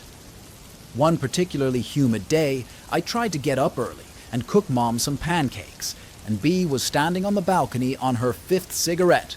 It wasn't even 5:45. "That's going to rot your teeth out," I told her as I searched for the pots and pans. Bea whipped around and flared her nostrils at me. "Why don't you learn to keep your mouth shut? I ought to give you a piece of my mind," she snarled. "Are you sure you can afford to spare that much? You might wind up brain dead," I snapped back. I instantly regretted the words, and Bea slapped me across the face. She took out her cigarette from her mouth while it was still warm and maliciously dug it against the front of my arm. I cried in pain as she held it there until it had burnt out, and then she shoved me back across the room. "You need to watch your mouth. If it weren't for me, you and your mom would be out on the streets." She stormed off to her room, and I crawled up against the wall and curled into a ball. I shook and cried for a moment longer as I stared up at the brown-stained walls, wishing that life could be different for me. That was when I saw something move there, amid the cascade of stains and dried paint. It shimmered and slid across the wall, like some kind of wet, splashy oil moving across the borders of the old peeling frames. I stared at it for a moment longer, rubbing my eyes and trying to make sense of the phenomenon. When I let my vision adjust, the swirling colors had stopped altogether, and I found myself staring at the same old dull texture as nothing had happened. My mom entered the room a moment later, wearing a shabby dress and placing earrings on as she hastily got ready to go. "Aunt Bea got me an interview at that little diner on South Palm. Wish me luck, hun," she squealed with delight. I don't even know if she noticed I was just standing there in a fog. Bea came out next, glaring at me to be quiet about our earlier little encounter and following Mom out of the apartment without a single word. Once they were gone, I turned my attention back toward the wall, still trying to make sense of what I had seen. I moved the couch gently out of the way to touch the texture, noticing that the spot where I had seen the colors moving was wet like it had recently been painted. As I moved my hand across the wall, I felt something slide against my fingers, and I recoiled in surprise, a gray slime dripping from my palm. I shook it away and stood up, realizing that the same abnormal behavior I had seen on the wall was happening again, and this time with greater intensity. The pool of brown, dark and blotchy colors slid down off the wall and onto the floor, forming a sizable gelatinous mass near the couch as I scrambled away. I held my breath, nearly having an asthma attack as the sludge grew more significant still, slithering its way toward me and then stopping midway through the living room. I found myself frozen against the wall, looking down at the endless black hole that was now straight in front of me, and then watching as something pulled itself out of the slime. It moved up through the air, a menagerie of unformed shapes and colors searching for structure as I saw it reach nearly 7 feet tall, bulky and uncontrolled. As the form took shape, I saw arms stretching out in an empty ribcage, an ethereal skeleton from the darkness. I ran toward the door, desperate to escape. Delirious and scared, I reached for the handle as I heard a voice whisper my name. The half-made face was staring at me with no eyes, its jaw and mouth nothing but further pools of slime spilling out onto the floor. I screamed. I opened the door and made my way downstairs, trying to escape it. As I made my way out to the streets below, I stopped in my tracks and thought of Mom. She would be done if she came home with that thing in the apartment. I did the only thing I thought made sense and asked the super to call the police. I stayed in the apartment lobby until the police arrived alongside Beatrice and Mom. "Julian, what's going on?" Mom asked frantically. We waited downstairs as the police checked the 3rd floor. I lied and told them that someone had broken into the apartment. But less than 30 minutes later, they returned and told us that nothing was out of place, nor was there any indication of forced entry. They left and gave me a soft warning not to make a false claim like that again. Once we were alone in the apartment, Beatrice snubbed her nose at me and remarked, "Figures a brat like you would pull a stunt like this." I turned to Mom for support, but she was just as furious. "I was in the middle of an interview, Julian. You can't be doing things like this. I'm not like your dad, and you can't just have me at your beck and call."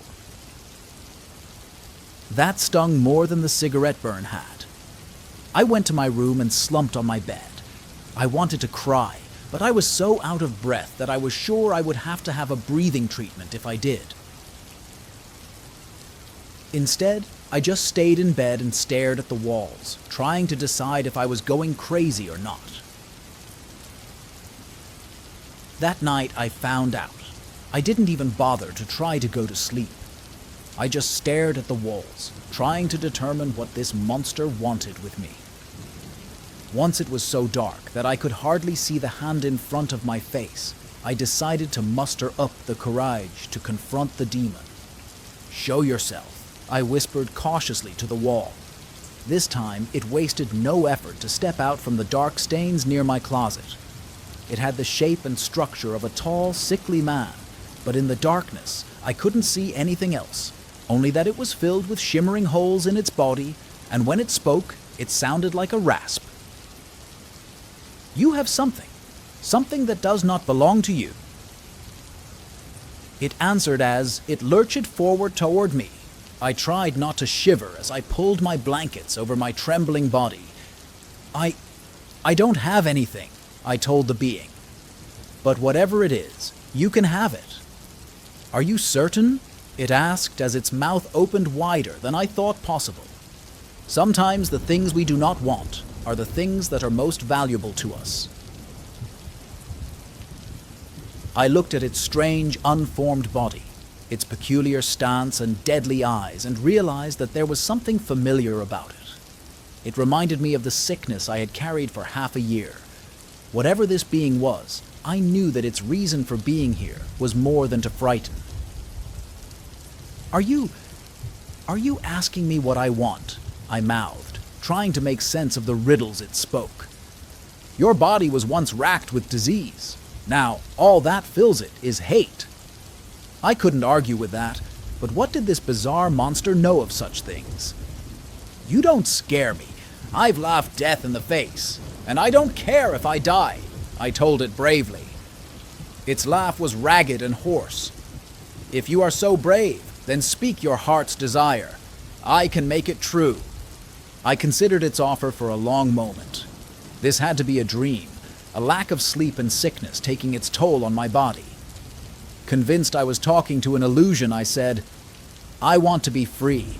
I want to get away from here and get back with my dad. At least there, I could do what I wanted. I could give you that freedom." The monster snickered as it swirled toward the door. "All I ask is for your hate." I paused and felt my mouth go dry. Such an odd request. How could I say no? My mother had always told me that I needed a pure heart. Was this thing offering to cleanse my soul? "Take it then. It's yours," I said, without hesitation. I shook and swayed as the creature's shimmering body opened wide and seemed to grow larger with each passing second. One of its long, slimy appendages reached out toward me, and I flinched as it covered my skin.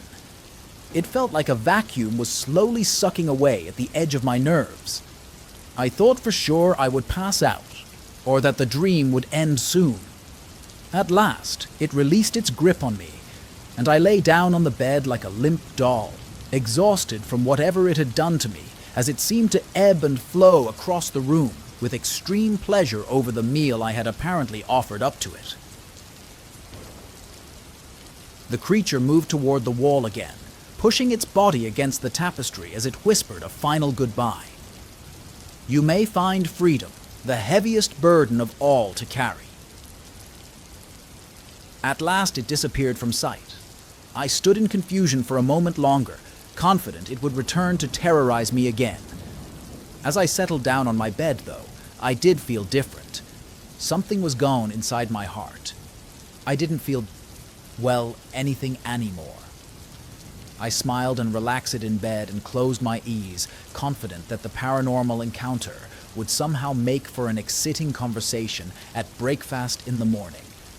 I sprung out of bed a few hours later, eager to seize the day and see if the odd wish I had asked for had any chance of coming true. "Mom, you'll never guess what I dreamed about last night," I said as I walked into the kitchen. The room was silent, though, and for the first time since we had arrived, I noticed that the smell of smoke was nowhere to be found in the house.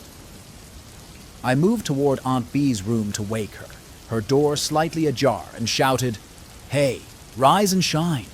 We have church today." Bee didn't respond. I moved over toward her, shook her to wake, and then realized her body felt cold. I screamed and ran to Mom's room. As I stepped into the dim lighting, I already knew that something had happened to her as well. I will never forget that sight. Her body had literally melted against the twin bed. Nothing but a pool of skin and muscle was now scorching the carpet where she had once laid. Dark oil splotches covered the room, a testimony to what the monster had done. I screamed louder, my breath going out as I stumbled to the carpet and reached for my inhaler from my back pocket. But as many times as I used it, nothing seemed to refill my lungs except more panic and desperation as I cried in exasperation. The official report said Beatrice had killed my mother by roasting her alive in her room and then committing suicide, but I know that was because the examiners didn't know what to make of any of it. Dad came the next day to take me back to the trailer park. He was staying with a friend now, working 2 jobs to make ends meet. "Hey kiddo, good to see you," he said as he came to pick me up. Tears welled in my eyes as we left Seattle. This was what I had wanted, wasn't it? To be free? I knew that the monster had granted my wish, given me what I thought I wanted. But now, as we made it back to the rundown recreational park, I felt even more hollow than that creature.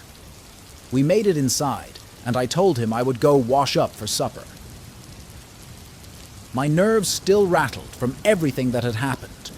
When I got back out, I saw that Dad was sitting and watching TV, drinking a beer and smoking a Marlboro. "I thought you said you quit," I told him in frustration. "Sorry, hun, this is the last one." I balled up my fists and closed my eyes in frustration. When I opened them again, I saw a gentle shimmer on the east wall of the trailer. My mouth was dry and ragged as I felt my breathing increase. No, not again. "Julian, are you okay?" Dad asked as I called my nerves as the movement on the wall disappeared from sight. "No, Dad, it's fine," I told him warily as I went to my small room. I didn't say a word to him about it after that, and the creature never made another appearance. The cancer came back, though, and this time the doctors told me it's probably going to stay. I told my dad that I was okay with having a death sentence. Honestly, that's because I know now that there are far worse things to endure.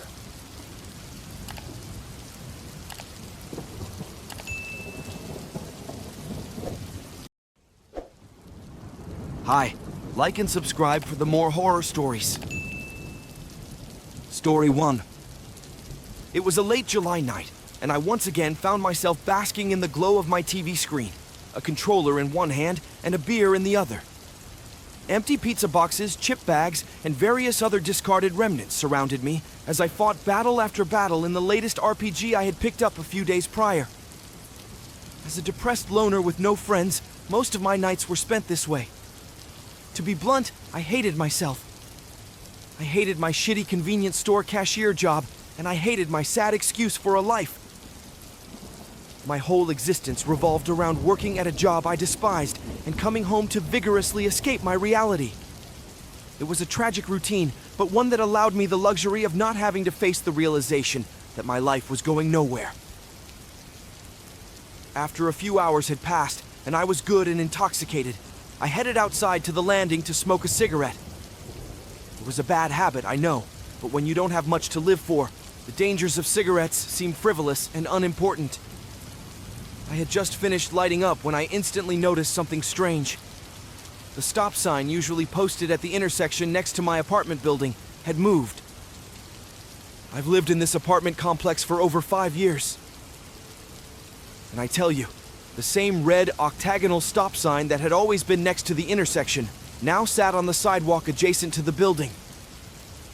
A laugh escaped from my mouth as I realized it must have been some kind of prank. I didn't know much about the law, but I knew enough to know that moving a stop sign was illegal, and whoever had moved it was going to get their ass thrown in jail if they were caught. But whatever, it wasn't my problem. Someone would move it back eventually, I thought, as I took a drag from my cigarette. After gaming for another hour, I decided to call it a night and get to bed. I had to be up early for work the next day, and although I was dreading it, I hated feeling tired on the job. I awoke in the morning feeling strangely nervous, like a wave of anxiety had suddenly washed over me.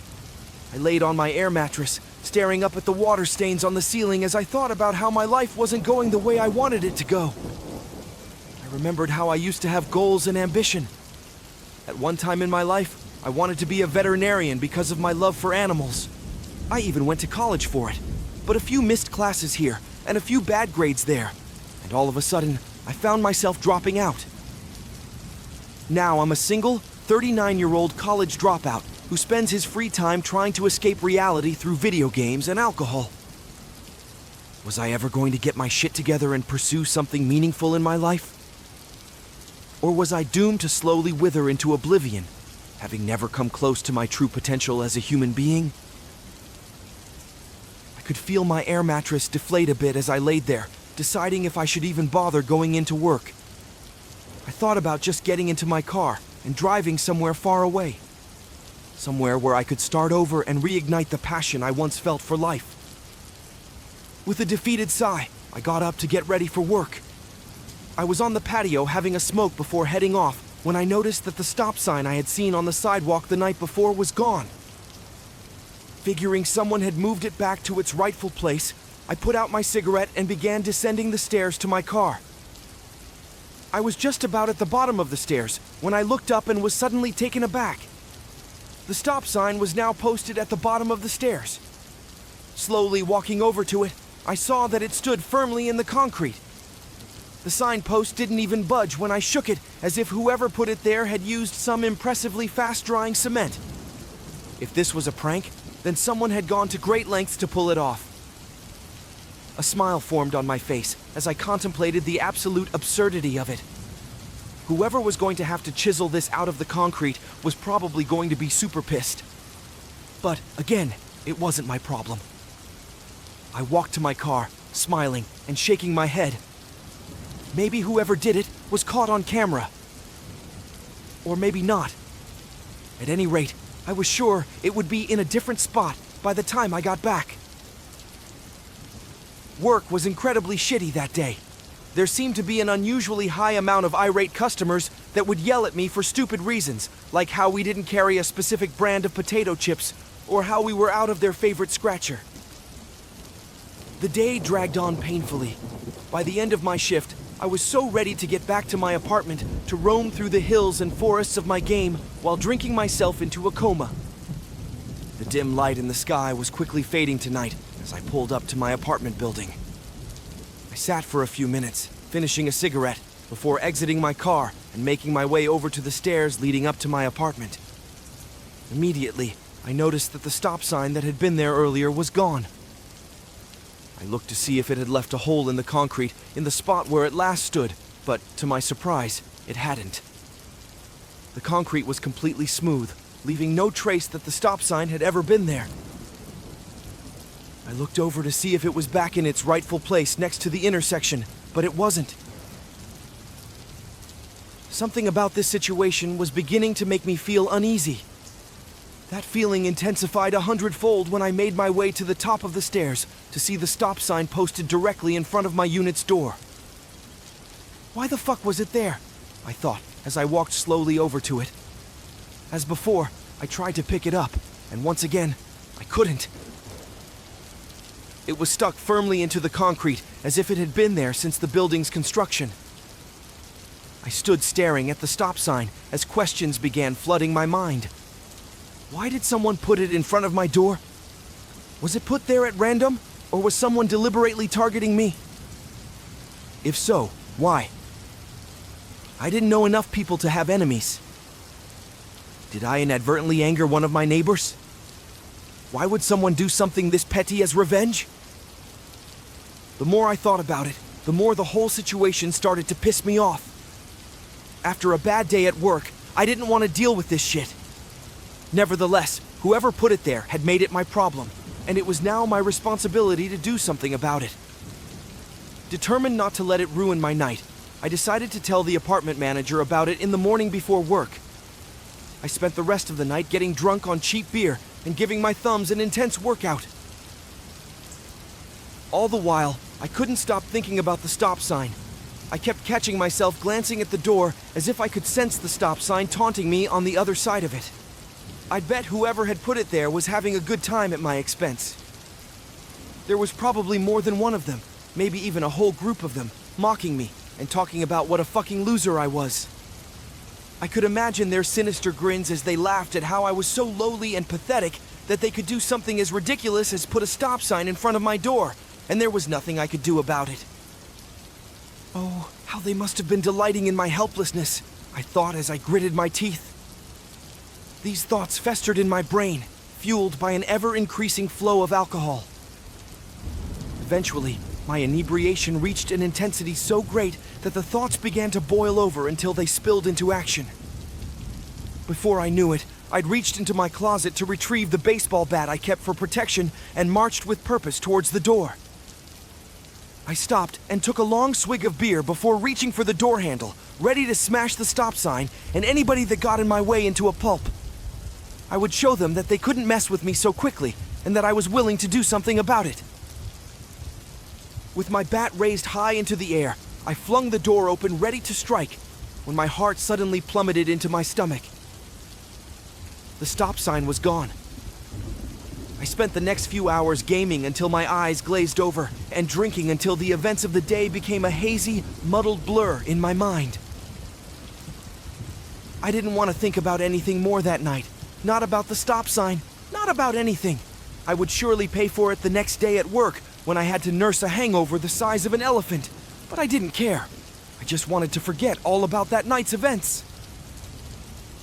At some point, I must have found my way onto my air mattress and passed out because the next thing I remember was waking up screaming in agony.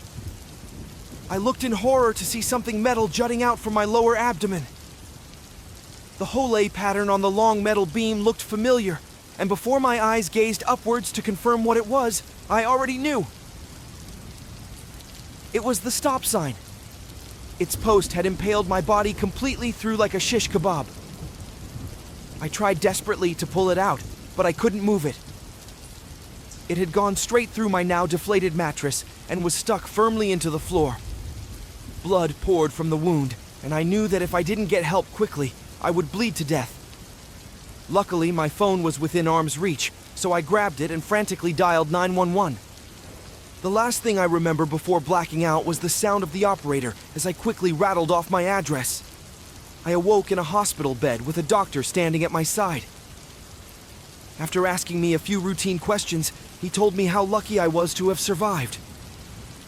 He then went on to explain how I got there. An ambulance and police arrived at my apartment within minutes after my call. The police had to bust down my door when I didn't respond to their knocks. They found me in a pool of blood, passed out and barely alive. He said I was lucky because whatever caused my wound had missed all of my vital organs, and if I had waited even a minute longer to call for help, I would have died. The doctor then asked me if I knew what had caused my injury. But when I asked if anyone had seen the stop sign, he looked at me confused. He assured me that nothing of that nature was found at the scene. I knew he wouldn't believe me if I told him what I had experienced, so I told him that I must have fallen onto something, but didn't remember what it was. It's been 2 days since I was released from the hospital after being there for almost a week. I didn't want to come back to my apartment, but I don't have any family or friends to stay with, so I didn't know where else to go. The whole ordeal has left me terrified, and I haven't slept since I got back. I lost my job for no call, no show, but I don't really care. I'll worry about getting another one later. For now, I need to focus on trying to figure out why that stop sign attacked me. Did a demon possess it? Was it a glitch in the Matrix? Was it some warning from the universe? Fueled by coffee and nicotine, I've been searching the internet non-stop for any hint of explanation. I won't give up until I find a way to stop it. I don't have a choice. Nobody would believe me if I told them. They would think I was crazy. Whether I like it or not, I'm entirely on my own with this, and I need to figure something out fast. Because a few minutes ago, I looked out my window and saw a stop sign in a place where a stop sign shouldn't be. I fear that it is after me again, and next time, it might not miss a vital organ.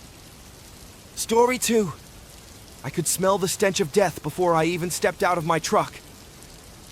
In its glory days, this place was the jewel of the neighborhood, the American dream personified. A sprawling 2-story, 3-bedroom house only a few miles from the beach. Looking at it now, you would hardly have guessed that anyone lived there at all. It was an eyesore even from the driveway, clusters of discarded papers and trash of all variety as far as you can see. None of the items seemed to have any rhyme or reason, but that was to be expected given who the owner was. Working for the city for the past 10 years, the name Miguel Tindalos has come up at least a few times a year. He was a foreigner, had inherited a large sum of money from family, and bought out most of the property in the surrounding neighborhood. At first, most thought it was a sign of new blood in the area, but it quickly became apparent Miguel was going to be more of a problem than a solution. He was a hoarder, plain and simple. Everything he bought he kept, and while he spent a lot of money, most of the items he owned were now sitting in his front yard collecting dust. And I knew the inside was no better. Most of the surrounding community constantly complained about the animals, the smell, and the sheer amounts of trash. But Miguel had deep pockets and could pay any fine that was thrown his way. Some threatened to get the city to condemn his house, but that fell through too. As a result, the hoarder's house had become a fixture on the end of the lane for as long as I could remember. As I stepped out to approach the house, I tried to recall the last time I had actually seen Mr. Tindalos in person. It had been a while. Everyone knew he was a hermit. The clutter kept him hidden from the world.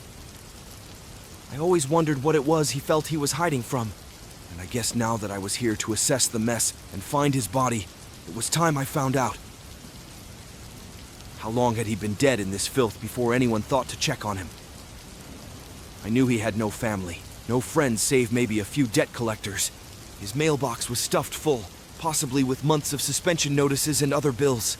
He could have been rotting away for a year, and no one would be the wiser. It made me dread what was to come. As much as I wanted to delay the inevitable, I knew that getting this over with would be for the best, so I got my hazmat suit on and headed for the door. The air felt stiff despite the season. Not a soul was nearby. Most of the other people had moved away to get as far from Miguel as possible. He had driven down the property values, and if it hadn't been for the recent storm, I doubted anyone would have realized that the house was still here at all. The water had washed so much of his trash down the road, it was imperative that the city clean it, just for the safety and well-being of authors in the area. But now, standing here, about to pry the door open to a living cesspool, I realized that I was likely going to walk into something far worse than I had imagined. As soon as the latch unlocked, more trash of every sort fell out. There were wrappers, bottles, discarded food, and all sorts of miscellaneous stuff. It was difficult to even be sure what was worth salvaging, if anything. And I had hardly even stepped inside. I had to crawl over the first layer of trash to get into the front room, where more garage and clutter of every sort packed out the entire space. There were boxes dated as though meant for a move, perhaps from when Miguel first moved in, that had never been opened, crammed into corners. There were also bags of trash, tossed aside to any available space that wasn't already piled high. Besides the usual trash, I saw milk jugs that had either fermented or been filled with urine, a clear indication that water hadn't been used in the house for some time. And that didn't even account for the rat feces and other droppings I could easily spot everywhere. It was horrifying to behold the sheer carnage and chaos of how this man had lived. I had to push aside cobwebs and trash to crawl toward the kitchen, the roof above me clearly sagging from the weight of more junk in the rooms above. Every crevice of this place was a pigsty, every alcove taken over by more items. Some were antiques that clearly could have been sold or canned food that could have gone to charity, but the sheer amount of droppings and mold made it obvious that there wouldn't be much here to save. I made it to the kitchen and inspected the food. Even in the suit, I could tell that the majority of it had gone bad. Rotting or molding fruit was stuffed into every part of the fridge, and dirty dishes piled high on the counters. Then I heard a rustling noise from somewhere above me and felt my heart skip a beat. Could it be that somehow Mr. Tindalos had managed to remain alive? It seemed like an impossibility, but I had to be sure. I closed the fridge back and made for the stairs. There was even more debris here, along with larger feces droppings that looked like they either came from a large animal or Miguel himself. It made me want to vomit as I slowly climbed the stairs and called out his name. I didn't want to hold out hope that he was still alive, but if so, I had to at least try to help him out of this nightmare. As I stood at the top of the stairs, my eyes drifted toward the bathroom. I wasn't sure I was ready to face how nasty that was, but I knew I needed to check it since it was the closest. Pushing the door open, I was fixated on the pile of human feces that was dredged on the toilet, along with the massive amounts of what looked like shredded skin on the floor. It was nauseating and disturbing to think that any human would subject themselves to this. At the back of the door, on a hook, I saw what looked like some kind of costume, wrinkled and completely yellowed by mold and time itself. In a previous age, it might have even looked like a bodysuit of some kind, I thought as I pulled back the shower curtain to see more caked mold and feces covering every part of the tub. There was also blood and what looked like a woman's head fused to the shower where the water would pour out of her eye sockets. I quickly backed out and slammed the door, my own head dizzy as I tried to come to terms with what I had just seen. This was beyond revolting. I had seen a lot of terrible things in my day, but nothing like this. I wanted to leave immediately, call the cops, maybe even throw up. Miguel Tindalos was some kind of serial killer. It all made sense to me as I stumbled down the hall, trying not to trip over the other debris. All the reports of people going missing in the area. They had become part of his horde. I was now looking at the shredded and flaky skin on the floor and wondering how many victims were actually buried under this filth. Somehow, instead of finding a way out, I was in a different room, and I was immediately confused. Had this room been here before? The hallways and clutter made the house feel confusing and labyrinthine. As the door pushed open, I saw to my utter bewilderment that inside it was pristine, as though a line had been drawn in the sand to distinguish that this area was different than the rest of the house. As my vision recovered, I realized there were candles neatly arranged around a draped piece of furniture at the end of the room. The setup reminded me of how an altar might appear at a shrine, unsettling me even more. I felt compelled to pull back the cloth and see what was underneath. It was a large vanity mirror, kind of which might normally hang in a master bedroom.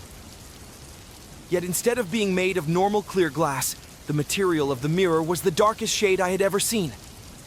I tried to think of the name for it, and I think the closest description is Vanta Black. It was uncanny to behold. As long as you might stare into it, nothing would ever reflect back. I reached out instinctively to touch the mirror, mesmerized by its presence. Then I felt a chill in the air.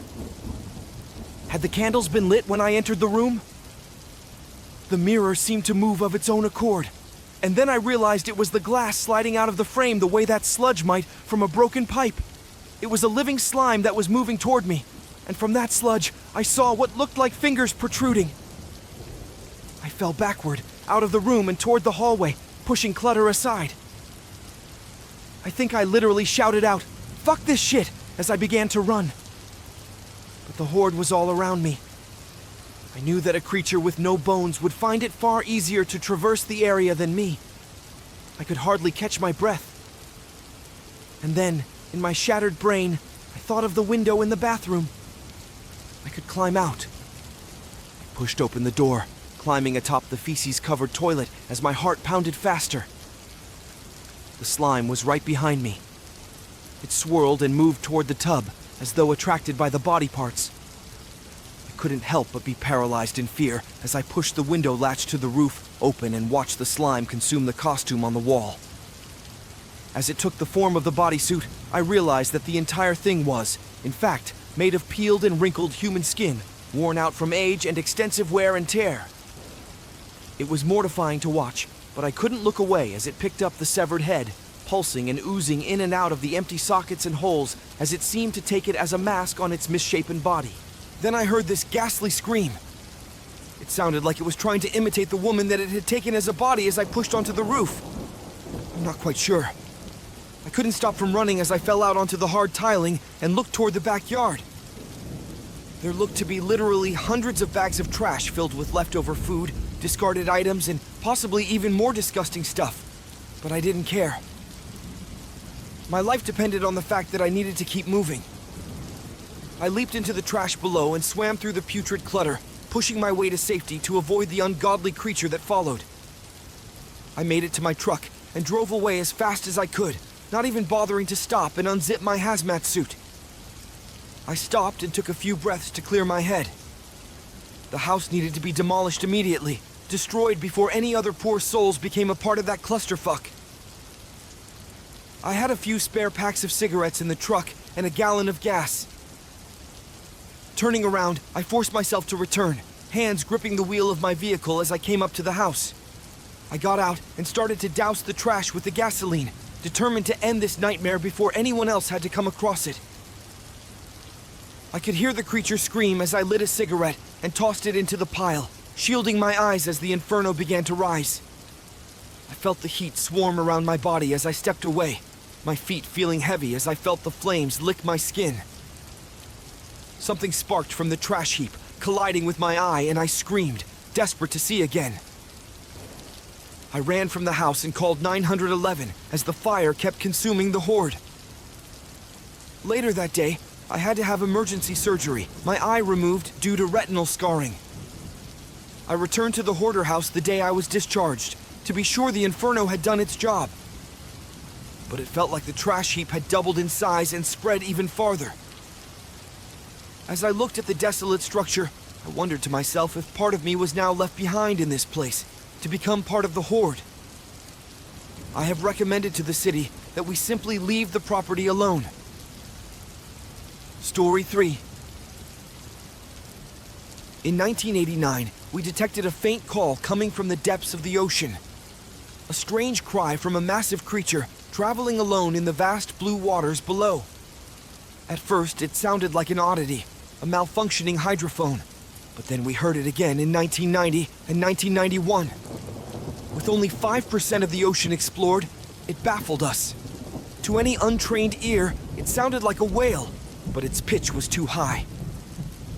Measuring at a frequency of 52 hertz, it meant that the song couldn't be understood by any known species of whale. Thus, it was destined to exist on its own, and it has been dubbed the loneliest creature in the world. We called him Blue 52. Every year, we'd hear the lonesome wail, measured through hydrophones spread across the west coast of America and Canada. Still, it wouldn't be until 2019 before we finally lay eyes upon it. Our crew was tasked with finding him, tag him with a tracker, and observe for others like him. On board the RV Song of Solitude, we traversed the North Pacific in search of a whale that had been heard, but never seen. With technology constantly advancing, tracking it had become a much easier task. While it took us weeks just to locate him, we grew closer with each passing day. "Do you think he knows?" Rita asked as we stared out at the horizon. The ocean was calm, gently rocking our large research vessel. It was wonderfully peaceful, and though our mission was interesting, it carried an undeniable hint of dread. "Knows what?" I asked. She sighed. That there are others like him out there? It was a fair question. Whether or not the strange frequency of its voice was caused by a deformity, or if it was a hybrid species, it had to have been raised by someone. Whale calves stay approximately 1 year with their mothers as they grow and get ready to face the oceans alone. I don't know. Why else would he sing? The whale had been traveling in the same path as blue whales, yet the timing was off. It meant that despite it going exactly the same way, it would never meet anyone else on its journey. Wherever he swam, the others would be long gone. 40 years alone, just looking for someone else. She trailed off. Weeks passed as we searched, and in the late summer of 2019, we finally found him. There it was, surfacing for a breath of fresh air. An 80-feet-long whale, spurting a fountain of water from his blowhole. He had a magnificent blue color, yet the shape of his body resembled that of a fin whale. Our theory of it being a hybrid had been confirmed, and he looked extraordinarily healthy, considering that he had survived on his own for so long. "He's magnificent," Rita exclaimed in excitement. Without hesitation, we planted a tracker on his skin with a suction cup and let him dive back beneath the ocean. We went to work and recorded more of his song, a somber tune of melancholy. We spent the next 3 weeks just tracking him, hoping to see another of his kind. Alas, he remained alone. During the nights, I often found Rita staring out at the ocean, marking each time he surfaced to breathe. "He looks too sad." "How can you tell?" I asked. "I don't know, just a gut feeling, I guess." "Poor Eros." "Eros?" "Yeah, I figured we're the closest thing he has to a family. We ought to be the ones naming him." I mulled over the name for a moment. It certainly sounded better than Blue 52. A bit ironic, though, don't you think? Not at all. As the mission went on, Rita started sleeping less and less. She was afraid that we'd lose Eros if we didn't keep a constant eye on him. Whales hardly ever sleep, constantly needing to resurface, always on the move. Of all the mammals, they have the lowest requirement for sleep. We were 2 months into our mission when I was shook awake in the middle of the night. As I opened my heavy eyes, I saw Rita standing above me with a wide smile on her face. "There's another whale!" she shouted. We rushed to the control room, where Captain Banks stood, eyes fixed on a new set of frequencies. Sure enough, there were 2 distinct but similar sources of sound coming from about 1,000 feet below. I knew it. I knew Eros wasn't alone. Suddenly, our depressing job had turned to one of joy. If there were 2, we could assume with high probability that there were more. In fact, we might have been witnessing the beginning of a new subspecies of whale. It was a beautiful moment to behold. "You sure it's not just a malfunction?" one of the crew members asked. I took a look at the numbers. Eros's voice had lowered a bit in his later years, at 50 hertz, while the other new source was slightly higher pitched. Could it be a calf? No idea. The sonar isn't picking anything up. We need to get closer. We waited until morning and tried to get closer to Eros. According to the sonar readings, there was a creature roughly twice the size of our whale, swimming a couple of 1,000 feet beneath the surface. "Do you see anything?" I asked. "No, it's not coming up. Are we sure it's a whale?" "What else could it be?" "I don't know, but even whales can't hold their breath forever." We discussed the possibility of a new species entirely, but before we could even alert our superiors back on the mainland, we heard something else. It was a third song. Then a fourth and a fifth, and before long, a whole pod of these creatures had been detected. They were massive, far larger than any known creature to occupy the ocean. It was a frightening but intriguing discovery. We were ordered to send down a submersible drone to get an actual view of the beings. I controlled the machine as it quickly descended down 1,000 feet. We held our breaths as the light of the sun gave way to the darkness of the ocean. Before long, we'd be right on top of the unidentified animals. "Where the hell are they?" Captain Banks asked. "There, I saw something." It was Eros diving down to follow the drone. He seemed to understand that the device belonged to us, and started leading us towards the other creatures. We followed Eros down further, 2,000 feet below the surface, before we finally found them. At first, all we saw were yellow, glowing orbs dangling in the darkness. Then, we saw the true monstrosities we'd discovered. "They're not whales," Rita gasped. They looked like torn pieces of bright green flesh, bobbing up and down like jellyfish through the water. They had massive bodies covered in glowing blisters. Dozens of tendrils reached out from their mangled mass. What we assumed to be their heads had multiple dark holes with thin membranes through which they emitted their songs. "What are they?" I asked. Before my question could be answered, one of the crew members shouted out in protest. All we heard was a splash as someone dropped into the water. "Wait, no!" he shouted. "What happened?" Captain Banks asked. "Simon, he just took an anchor and jumped off the ship." We peeled our eyes in a hopeless search for the lost sailor, but he was long gone. "Call the mainland. Tell them what happened," Captain Banks ordered. "Get the drone back up. It's time to leave." I glanced back at the screen. The camera had gone dark, and we'd lost contact with the drone. With little hesitation, we decided to set course for the coast. The footage would serve as enough documentation of our discovery. We were still days away from reaching land, but we didn't have any other choice. Nightfall came and plunged us into overwhelming darkness. Nothing but a million stars above to keep us lit up in the night. Despite their beauty, they signified the immense size of emptiness surrounding us. "What do you think we just saw?" I asked the captain. He looked over the multiple recordings we'd gotten from our hydrophones.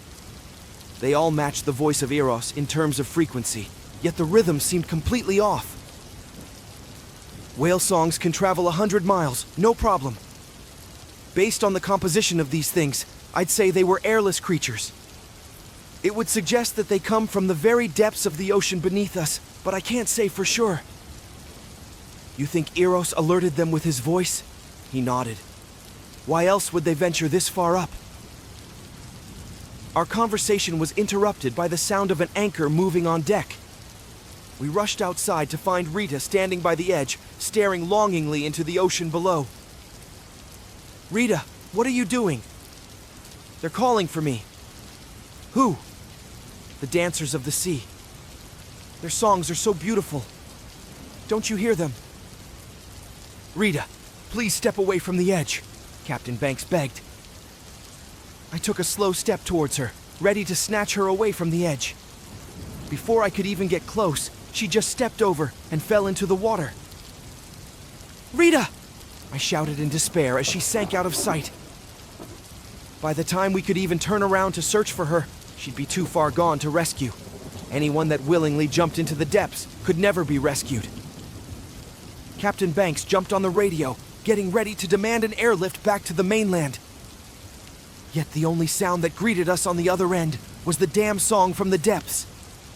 Whatever these creatures were, they interfered with our system, making it impossible to call for help. We were effectively trapped. On the ocean, 100 glowing orbs appeared. The creatures, despite coming from thousands of feet below, had the ability to surface, and they were heading straight for us. "Oh God, there!" was all I could get out before the ship shook violently. A tendril reached out from the water and grabbed onto one of the crewmen. He screamed in agony as it pierced his abdomen, pulling him into the water. Captain Banks took a knife and tried to cut one of the tendrils that had wrapped around our deck. It was a futile task, and another quickly wrapped around his leg, instantly snapping the bone within. He screamed as the creature tore at him, digging into the leg and reaching through his abdomen. He was dead before he even hit the water. The ship started to topple over, and I clung to the railing. Then, something rammed us, and the ship fell back into place. The tendrils retreated into the ocean, and we were temporarily free. I looked for any sign of my crewmen, but they'd all been snatched away. Alone, I peeked into the waters and saw what had been my unlikely hero. It was Eros. He had plunged his massive body into the monster, which had redirected its attention towards him. It dug its tendril into his body, blood filling the waters. He kept swimming, pulling away from the monstrosities, and they followed. In his wake, he left a trail of blood, leading them away from my damaged vessel, giving me an opportunity to escape. I set course in the opposite direction, not hesitating to make use of the escape window granted to me. The creatures didn't follow, but I never stopped fleeing. It took another full day before I finally made contact with the mainland. I alerted them to the situation, and they sent a ship out to meet me. I'd sustained minor injuries. My crew, on the other hand, had all but succumbed to the horrors of the ocean. I don't know what happened to Eros, if he managed to get away, or if the things caught up with him. Whatever the case, he saved my life, and I owe him everything. In his search for a family, he inadvertently awoke something from the deepest parts of the ocean. According to recent hydrophone recordings, there are millions of them across the Pacific, and they're spreading further and further around the world. The seas are no longer safe, and there's nothing we can do to stop them. I might have made it back to shore. But what truly horrifies me is that despite being 1,000 miles away, I still hear them singing. At first, they were only sounds, but now I finally understand. They want me to come to them, and I don't know how long I can resist. Story 4. I first heard the name Gravity Sphere uttered at an award ceremony for my 7-year-old son, Joey. The assistant principal, a hefty 40-something woman named Huffner, was rifling through a jar that had small shreds of paper with children's names on it so she could randomly pick a winner. "What's that?" I whispered to Joey as low as I could. "Dad, only the coolest place ever. It just opened up. They have trampolines and basketball courts and giant playpens, like the ones McDonald's had when you were a kid, I think," he answered back. "Sounds pretty cool," I admitted, as I secretly hoped he would win. It had been a rough year for us. First, we had to move in with my parents because of the pandemic, and then his mom left. Joey could use a win. Honestly, we both could. So I sat back alongside the other parents with eager anticipation to see if his name was picked. It was not. The disappointment on his face was immeasurable. "Hey, no worries. We can always go on our own sometime," I told him as he headed back to class. His face brightened up again. "You mean it?" "Sure. I can scrounge up some money, and maybe we can go this weekend," I told him. It was a promise I shouldn't have made. To be honest, I was filing for bankruptcy and was still struggling to keep a job. Working overnights at Walmart was not enough in this economy to even rent a small place where we lived. And my parents, well, they've been extraordinarily kind to me for Joey's sake, but I can see the expression on my dad's face hardening daily. It's like a ticking time bomb. Still, I was sure that this place couldn't possibly be that expensive. That night after I tucked him in, I checked their website and my jaw dropped to the floor. $35 just for a few hours of being in the place? I know that may not be much to some, but when you are at the bottom of the barrel and living on borrowed time, it feels overwhelming. And below that, it had all kinds of monthly subscription plans, waivers you needed to sign, and more. It was a headache just to look at it all. I even tried to find a few cheaper places in the area, but all of them were doing the same song and dance. Sign up for special discounts, they said. Family plans on sale now. It was just one big fuck you to the poverty class, wasn't it? I sighed in frustration, closing down the laptop and walking outside with my smokes, my only vice. God help me. Even though I promised I would quit when Beth left, it's been tough to break the habit. I stood out on their back porch, looking up at the stars and wishing things would be different. Then a ping on my phone alerted me to a special offer from one of the subscriptions I'd just signed up for. Only the name didn't really strike me as familiar. Dark Sky Entertainment? I was about to delete it, considering it spam, when I saw that they were offering 2 free tickets to their trampoline park for that Saturday. It's hard to turn down that kind of price, I booked it immediately and kept waiting for that moment when they asked for credit card information, but it never came. I had basically gotten lucky, I thought. And I couldn't wait to surprise Joey. Somehow I managed to keep my mouth shut until the day of, and as we finished eating breakfast, I announced, "Didn't we have plans today?" His eyes got as big as dinner plates. "Oh God, Dad, did you get us tickets? To the gravity sphere? For real?" he screamed excitedly. "Well, it's not the same place, but I bet it's even better," I told him. He was so busy running around the breakfast table that I don't think he was paying attention. "Go get dressed, and we can head there now," I told him. My dad was leaning against the pantry, crossing his arms suspiciously. "Relax, I got a coupon," I told him as I showed him the email. He squinted and then put on his glasses, peering at the images and commenting, "Seems like a lawsuit waiting to happen if you ask me." Mom rolled her eyes and told me to go have a good time. "We should be back after lunch.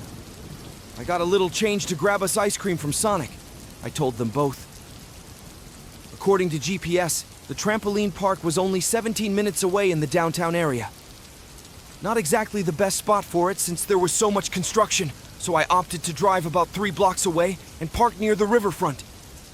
Joey was hopping like a bunny the moment we got out of the car, but I still hadn't spotted the place. "Settle down and save your energy for when we get inside," I told him as I checked the address. It had to be somewhere nearby. I spotted an old-school arcade and decided to ask the owner where the place was at. He smirked and pointed right behind me to an old black building with no windows. The place looked abandoned. "Wait, that doesn't look like the website at all," I told him. "Appearances can be deceiving," he answered with a shrug as he returned to the register. I took Joey's hand and we crossed at the intersection as I searched for a front door. The way the place looked so empty, it was giving me all sorts of weird vibes, and I was considering just leaving. But then I saw Joey's wide, curious eyes searching and realized I was being silly again.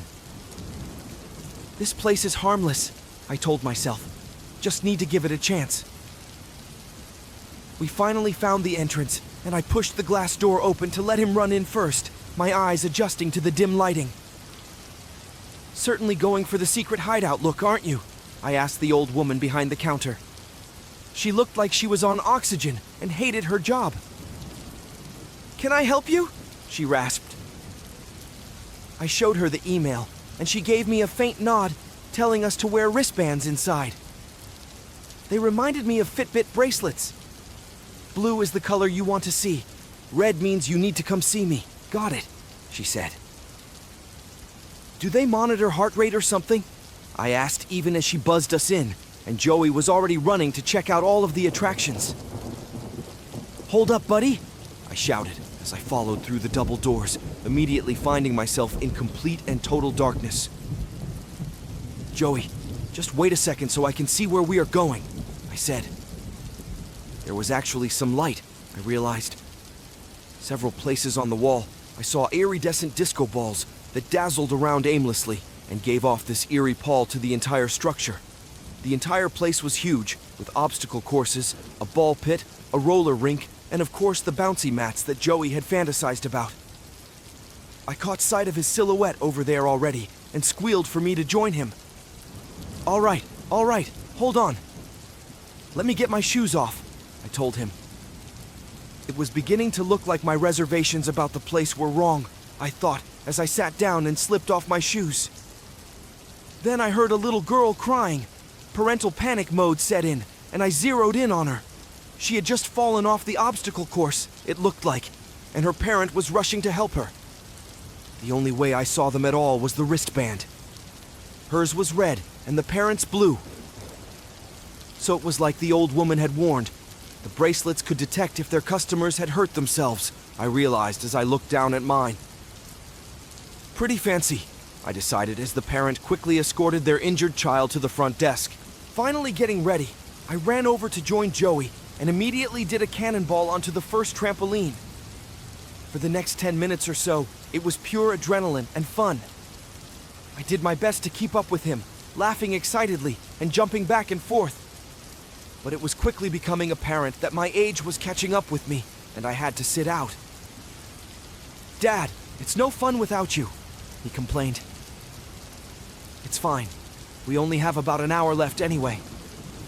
"Go on," I told him as I rubbed my sore muscles. Joey didn't have to be told twice. He ran off to the obstacle course. I sat there for a moment, trying to take stock of my body as a stranger sat down opposite of me, just close enough to make it uncomfortable. Although it was difficult for me to see, I could tell this was a woman, and I mentally wondered if she was about to flirt. It wouldn't be the first time being a single dad got me a date, I thought. Instead, just as I was about to engage with her in a short conversation, she grabbed my hand and whispered, "Don't let him out of your sight, not for a second." For some reason, I looked down at her wristband and saw it was red. Then I heard Joey scream. I shot up in an instant and tried to see where my son was. The place was too damn dark. There were so many people too, but I felt that I simply had to find him and make sure he was okay. Soon I climbed over another barrier of obstacles and found him on the ground, clutching his knee and wincing in pain as I checked to see how bad the injury was. "Let's get you out of here," I suggested, as I lifted him up and carefully moved to the edge of the jumping pads. Once on the carpeted flooring, I checked it again, wishing the building provided us with better lighting as I whipped my phone out and used that light instead. His wristband was bright red, glaring in my face as I took him to the front desk. "I need to get my son to a clinic. I think that he injured himself on your equipment," I told the receptionist. She looked across the counter to our wristbands and shook her head. "Can't let you out if that is blinking red," she commented. "What do you mean? My kid needs medical attention. I don't know if he broke something or not," I snapped as I helped Joey to his feet and moved toward the front door. The entranceway buzzed an alarm as we went to the parking lot, and he kept crying, worrying me that he had, in fact, been injured a lot more than I realized. I checked my phone, calling his pediatrician. "Don't worry, bud," I told him, as I was careful with his body to get him in the car. As we got to the clinic, I paced the waiting room. Joey kept looking at me with big tear-filled eyes, and I kept trying to tell the nurse to hurry. The clinic wasn't busy. They got him back for x-rays and blood work a few minutes later, and I sat down, trying to relax. I should never have taken him there, I thought to myself as I checked the reviews for the place. Should have known this was a mistake when I saw the 2-star rating, I thought angrily. Then I saw a few disturbing posts that made me pause. Parents complaining how their children weren't the same after they had visited the park. Distant and cold. Almost acting like strangers to their own family. Some even posted that their children were completely different people. "Not my child," one woman said. "It's a fake. Something inside that park is replicating them." It sounded like X-Files shit. The doctors called me to the exam room, showing me Joey's slides, and it suddenly occurred to me I was looking at the bone structure of a child that wasn't mine. "It's amazing to see how much he has changed since last he has been here," the pediatrician said. I looked at Joey, feeling confused and scared. He looked just like my son. Was I letting some weird internet conspiracy influence my brain? I thanked the doctor and took Joey home, keeping an eye on him all night. He didn't speak to me. He acted like he didn't even want to be near me. It felt like we had just met, and he was treating me like an invader. I kept thinking about the trampoline park. What if there was something bizarre to their operation? As I got Joey ready for bed, I decided to check some of the stranger reviews and see if anyone else had these sorts of misgivings. Surely there was a logical explanation, but my son felt so cold. I didn't feel comfortable around him, and even my mom complained that something was off. "Are you sure he didn't hit his head? He isn't acting right," she told me. As I went to my room and read stranger and stranger descriptions of these children, I became worried for my safety. In some cases, the parents worried the children would try to hurt them. In other instances, people posted missing person reports, claiming it showed that the children had, in fact, tried something deadly. I felt a chill run down my spine as I realized Joey had gotten up from bed and was watching me in the hallway. Was this my son? Was this real? I got on my knees and told him, "Are you having nightmares?" The child said nothing, just staring at me, or staring through me, to be honest. I stepped away from him and then guided him to his bed, this time making sure he was tucked in and then closing the door firmly. I was being paranoid, I told myself, trying to figure out why my son was acting strange when clearly he had just suffered a traumatic injury. I went back to my room and closed my phone, trying to get some sleep. I told myself I would be safe, but then I worried about my parents. What if he hurt them? What if I was wrong and something was seriously going on here? Somehow I managed to close my eyes, but sometime during the night I felt cold feet against my back. The child. At first, I tensed up.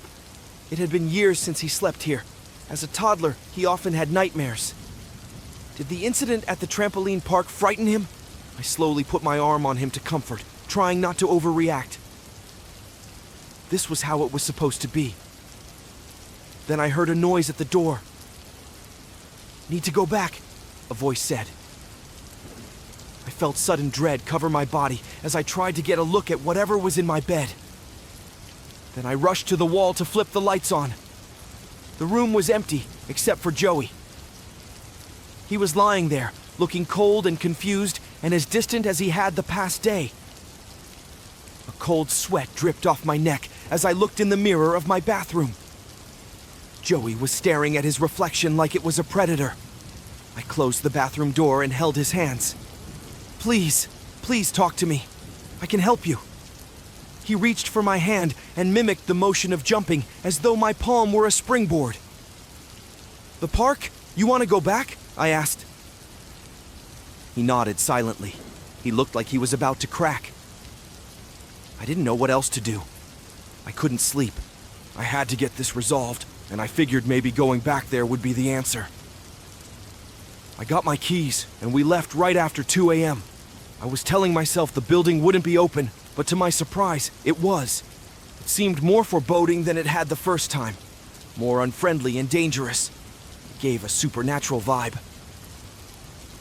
I saw a dim light near the reception desk, and the same woman was still working. She didn't seem shocked to see us. "I knew you would return him," she said confidently. I led the child inside, and the moment we were in, he let go of my palm and went to play. The park was empty save for us. There wasn't even any music playing. It felt like a graveyard. Except for a single figure on the opposite side of the bounce pads, sitting there, watching Joey. I sat directly across from them, noticing they had a child with them too, but I couldn't see their faces. Why were they just sitting there? Why were they here at the same time as me? I was beginning to get uneasy from being watched by them as Joey ran over toward their end of the park. Instinctively, I got up and moved toward them to make sure they were safe to be around. I saw there was a child. He was wearing a blue bracelet, and he got up and exchanged places with Joey. Then the boy ran toward me. It was Joey. It was my Joey.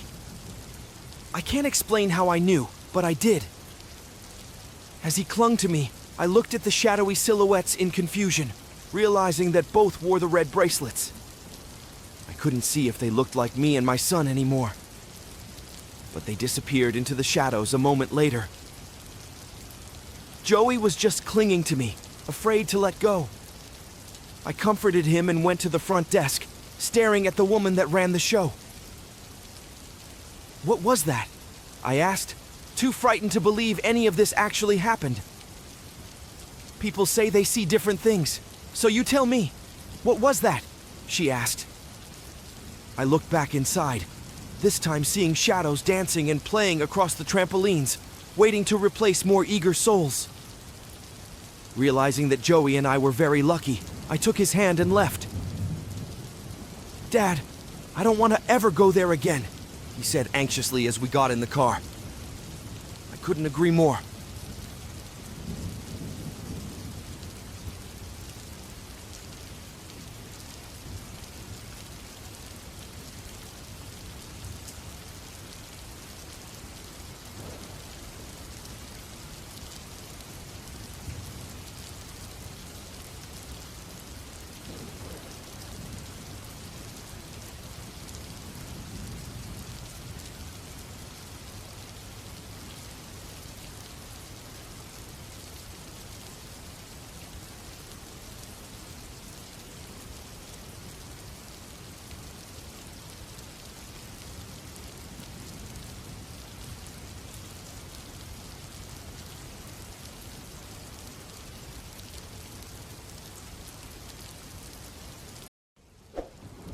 Hi, like and subscribe for the more true horror stories. Story 1. Some said it was the moon's glow that would hit the aged, broken glass of the church's upper lofts on certain nights. Others claimed it was merely their imagination, and a few like me said that they actually saw the mysterious floating smile of grinning Greg. But my experience is a little different than the others, as you will soon see. I grew up in St. Lancaster, just beyond the lake, on a cattle ranch my grandfather operated. Like most small boys my age, I would grow bored with chores and run off to find trouble amid the woods. In this area, everyone knew of the cursed church of St. Gregory Falkras, buried deep within the Lancaster forest. Tales of lamented spirits and tortured souls were as common as any other. But on a clear summer day with the sun at my back, I didn't think I had anything to worry about. I ran and leapt over the broken-down cemetery walls to reach the church grounds, wickedly kicking over ancient headstones without a care in the world. I imagine if there were any ghosts there, the entire lot of them would have cursed me 1,000,000 times over. Once I was tired of that, I turned my attention to the church itself. It was a grand spectacle of destructive beauty. It looked like an earthquake had caused the entire steeple to split in two, leaving nothing but a mishmash of stairs and pillars winding their way up toward the lofts. Bits and pieces of broken glass cascaded in every direction around the main entrance, warning all to stay away. That was where the ghost was said to live, and like any devil-may-care boy, that was where I was going. It took me less than 5 minutes to reach the peak and peer out toward the farm. I imagined Pa calling up my Uncle Lou, complaining that I had gallivanted off again, and it made me snicker. There was nothing to be scared of here. The next day at the schoolhouse, I bragged to my friends about my bravery, but they didn't seem that impressed. "Everyone knows you have to go to the lofts at night. That's when old Greg will appear," Lawson jeered. "And at a full moon at that," Connor added. "You seriously think we're gonna applaud you?" "That wasn't nothing," Vince remarked. It made me a little red to imagine that they thought I was just blowing smoke out my ass, so I challenged them all to join me in a week or so, right after the spring dance. I figured that they would chicken out. "You think you're so smart? Come and face the ghost with me," I told them both. But I had forgotten that these three had never backed down from a dare, and there were a few young girls standing nearby giggling at our boyish tirade. Their only option, they thought, was to accept the bet if they wanted to impress these girls and win a date. I remember Susie Grafftire warning me to be careful, and I thought that meant she liked me. Her freckled cheeks were tainted pink with embarrassment as she got close. I remember thinking she smelled good and tried to listen to her warning. She said she knew a girl that saw Grinning Greg back in '66. "Remember Hannah Presley? It was when we were both in 5th grade or so," she said. The name sounded familiar, but I couldn't place a face in my mind. "Didn't she move away?" I asked. "That's what her family told everyone, but I went to go see her before they shipped off. I had to climb up a tree and break into her house because they kept her like a prisoner. Told everyone she had the fever. It was probably a better lie than what had really happened," Susie told me. "And what did? Was she possessed?" I asked. "Driven mad. She was rambling about the moment Greg smiled at her. She lost all of her senses. Her body was like a puppet on a string. She was there talking to me, but hardly coherent.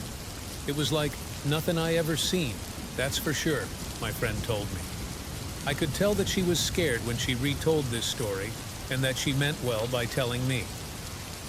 Despite the warnings, though, I thought I could be brave and tackle this ghost. Prove once and for all that our town and 100 others like it were not haunted.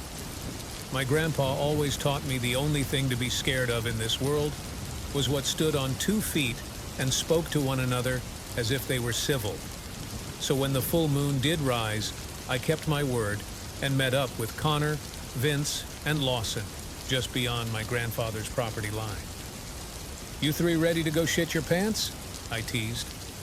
I remember thinking Connor did actually look scared. We raced to the cemetery under the dead of night, using the stars and the cloudless sky to guide us. My grandpa had always warned me that the forest was dangerous at night because of coyotes and foxes. But in this darkness, nothing dared get close to the church. Nothing dared to even stir the air. "Help me over," Connor told his friend as we found the broken wall of the sacred grounds. I looked up toward the lofts where the ghost was supposed to be. I didn't see anything, but I have to admit, something did feel different being there than it had before. I shrugged it off as just nerves and led the group toward the broken steps that wound their way up to the lofts. Behind me, Connor was reciting the legend of Greg as though we didn't know it by heart. They said he was a priest that denounced God, and that's what split the church. He managed to convince his whole congregation that the Almighty did not exist, and then killed them all as proof that God would not save them, he said, his voice echoing in the still night. We were there at the stained window where the ghost's mysterious smile was said to appear, and made ourselves comfortable. According to most renditions of the tale, the ghost did not appear until it was least expected. To pass the time, I brought up what Susie had told me about Hannah Presley. "Did any of you ever hear that story?" I asked. "Yeah, but I'm pretty sure that family is gone." "Their house is abandoned," Vincy said.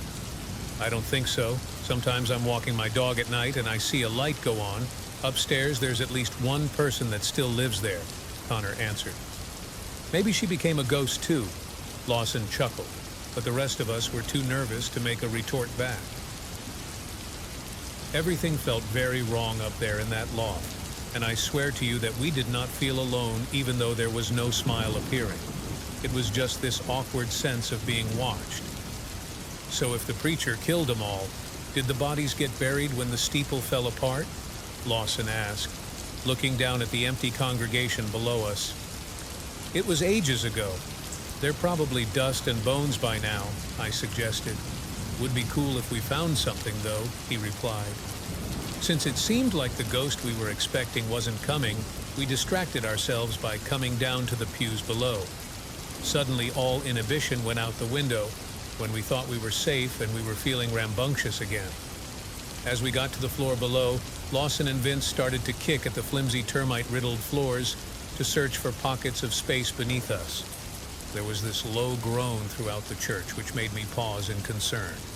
Could it be that the church itself was about to collapse on top of itself and bury us alive? "Please hurry," I begged them. It was easy to imagine 100 terrible things happening to us there on what was supposed to be sacred ground, and here we were, disturbing it out of idle curiosity. But even the most gruesome ideas my boyish mind conjured you were nothing compared to what we found under those floorboards.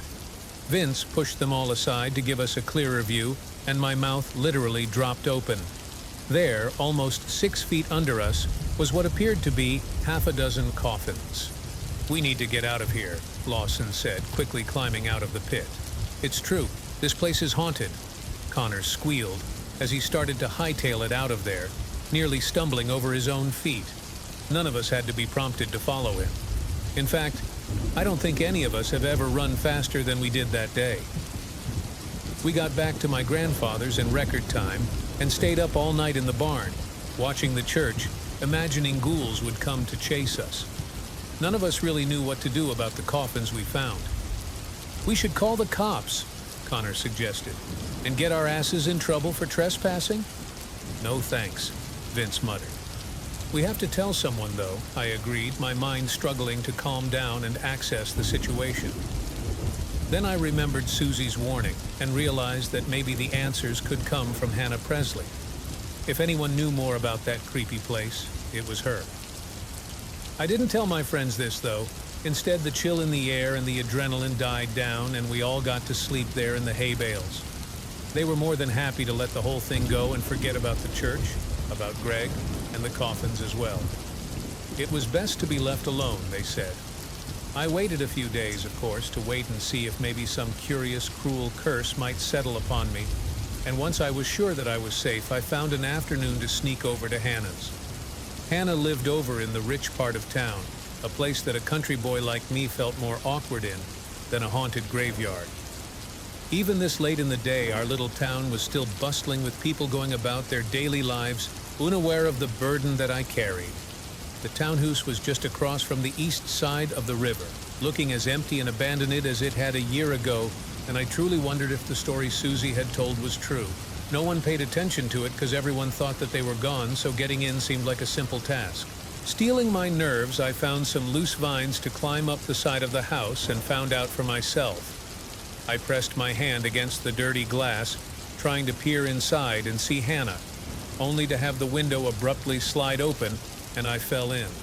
I went stiff the way a cat might when caught off guard, and studied the darkness to see if my sudden arrival had been noticed.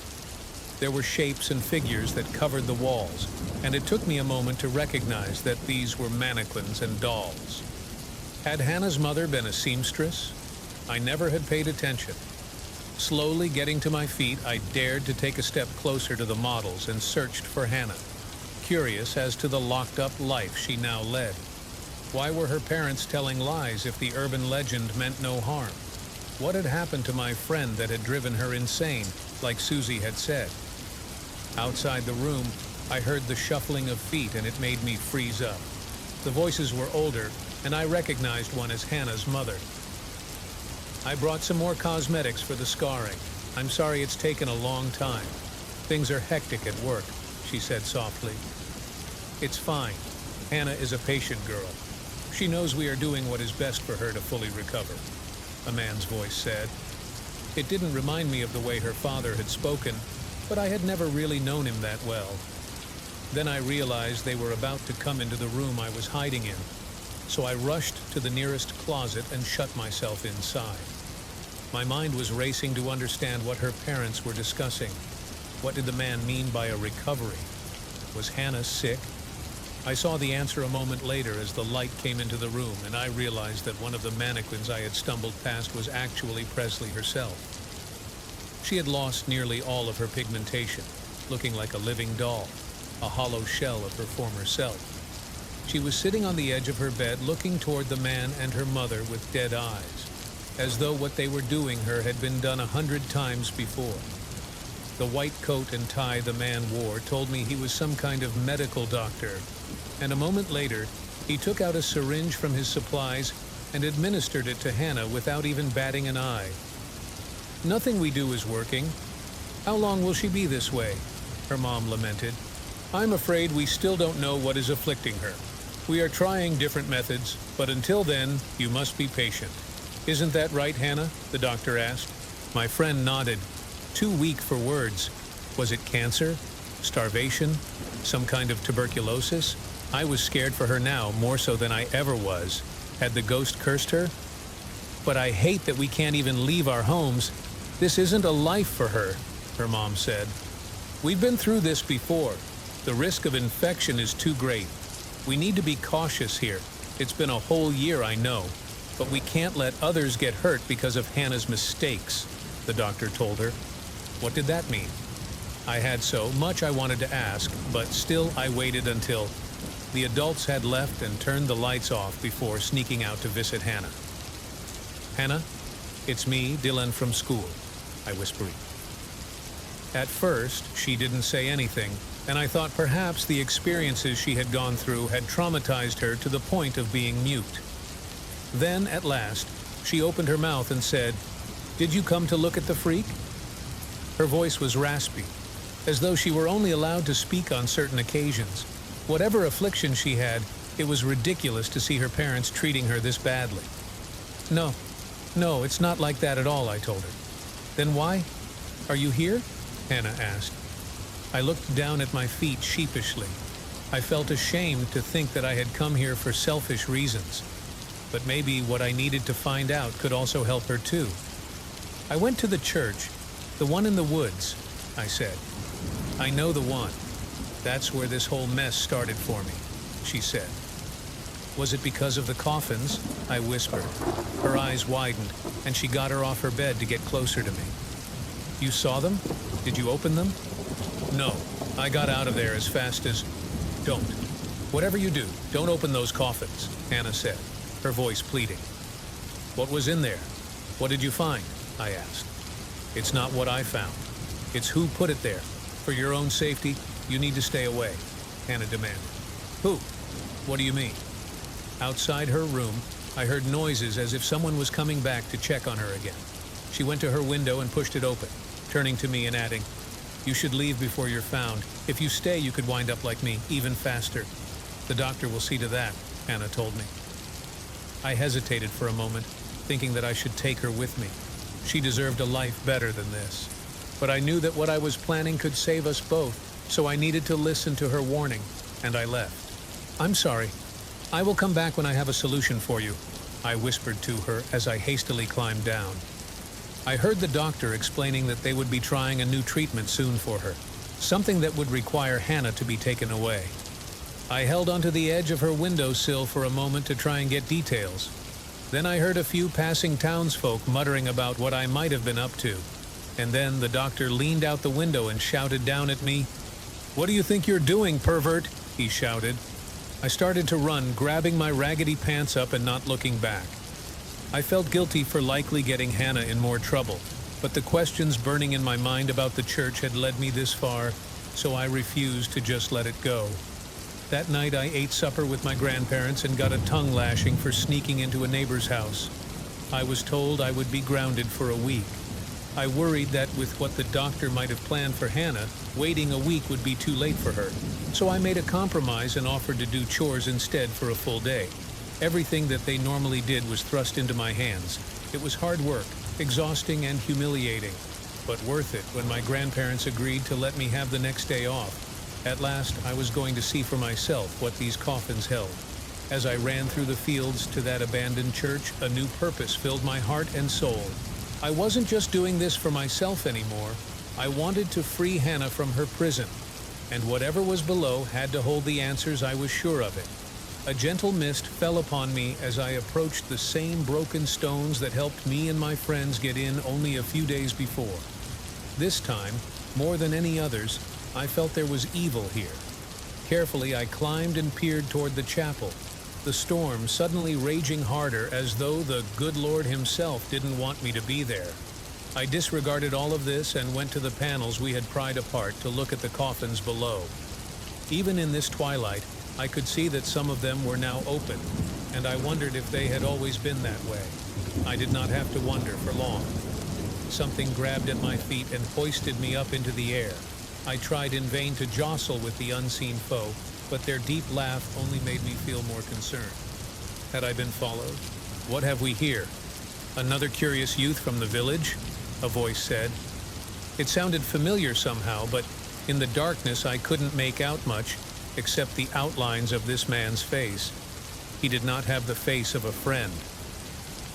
"Did you come here to meet the ghost of Grinning Greg?" he sneered as his smile spread across his face. I realized why I recognized him. Too often had I seen artistic renditions of the ghost to ignore the similarities between them and this stranger. Except he was no apparition at all, but a full-grown man with skin as pale as the moon.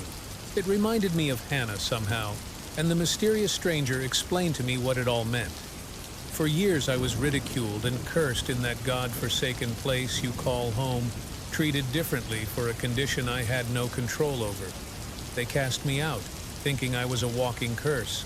He laughed wildly as he climbed into the hidden basement of the church. And so that is what I became. I started the legend of Grinning Greg because I believed that God smote me and I deserved it, and I wanted to take revenge on the people that had taken everything from me. He showed me that in the coffins there were children just like me, their lifeless corpses also suffering from the same affliction that had taken him over. Some were so decayed they were hardly noticeable as humans. All of them smelled of waste and decay. What I have is often called a biblical plague. Modern medicine can supposedly treat it, but not in our corner of the world. Not here in this backwater town where class distinction is all too apparent. You know nothing of this because you were born of privilege. But there are those less fortunate who scrounge for meals, beg for treatment. I was born with it due to my poverty, and thus I give it to any who dare to trespass here. It is always the prideful who come, and children are often the easiest. They come curious to find ghouls and never once think for a moment a real one might exist, Greg told me. Then he opened another coffin, and I shuddered as I realized it was empty, reserved for someone like me who dared to intrude on his land. Because this simple town did not dare to even question what had befallen me, I will become a blight on them and strike down their legacy one by one. Then he shoved me into that wooden box. I heard him cackle. It was neither mad nor sane. I couldn't explain to you what it was other than sheer evil. This was the origin of a twisted tale, a sick man that was once prominent in our little town. He kept this up as he sealed me in with rusty nails, haphazardly making me stuck inside this tiny piece of hell. You'll stay here until the sickness is in you, or till you die. Whichever comes first, he said, smiling more and more. Eventually, his manic laughter faded, and I was alone, trying not to panic as I scraped away at darkness. I was underground for the next few hours, but it felt like days. There is so much that can be said about the things I felt and thought of in that box. It likely will take all my life to sort out the trauma and the hopelessness that overcame me. My body went numb, and I prayed to God it was all a dream. I begged that maybe death would take me. Instead, worms and dirt were the only comforts I had in that dire hour. No salvation was coming, just as Greg had predicted. Sometime in that blackness, I lost consciousness, and I dreamed. I thought of Greg when he had been a young man, full of vigor and eager to change the world. What a cruel twist of fate that had taken him from the bright world he once loved.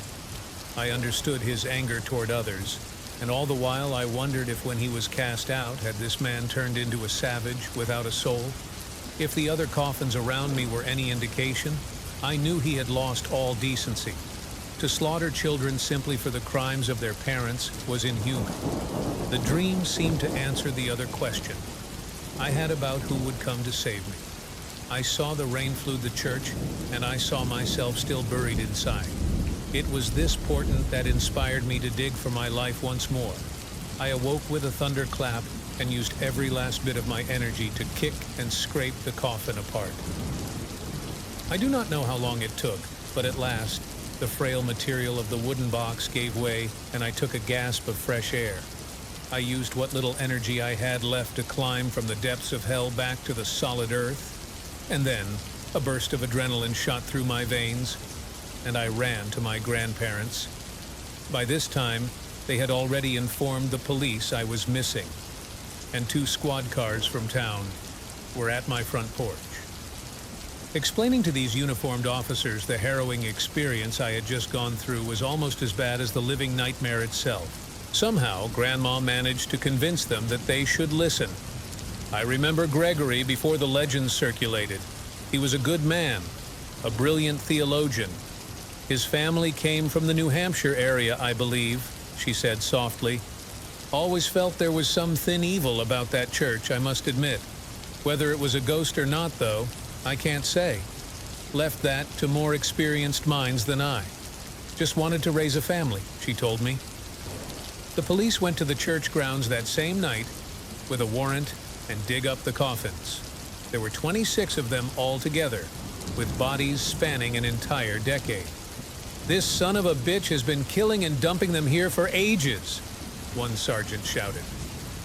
Grandpa let me stay up just to make a final statement, one I demanded that I give alone. A lieutenant took me into our small washroom and got down to face me eye to eye. What is it, son? It seems like something worse than all of this has followed you for a while now, they said. I gulped some more air. There's a girl, has the same affliction that hit Greg. Her family has kept her locked away for about a year. The house seems abandoned, but there is a doctor that comes and goes and helps them. I told them all about Hannah, and they jotted down every detail. The next day they told me they had gone to check the house, but it was as empty as everyone had claimed. We couldn't find much except old knickknacks, one officer told me. My friends at school told me I made the whole thing up, about seeing Hannah and confronting grinning Greg. The police never disclosed what they made of the bodies, and Greg never resurfaced it. They took my word that it was a man out there rather than a ghost and put in a court order to tear the church down. I never saw Hannah again, and eventually those boys I thought I was friends with drifted away. but sometimes on full moons, I still hear that laughter.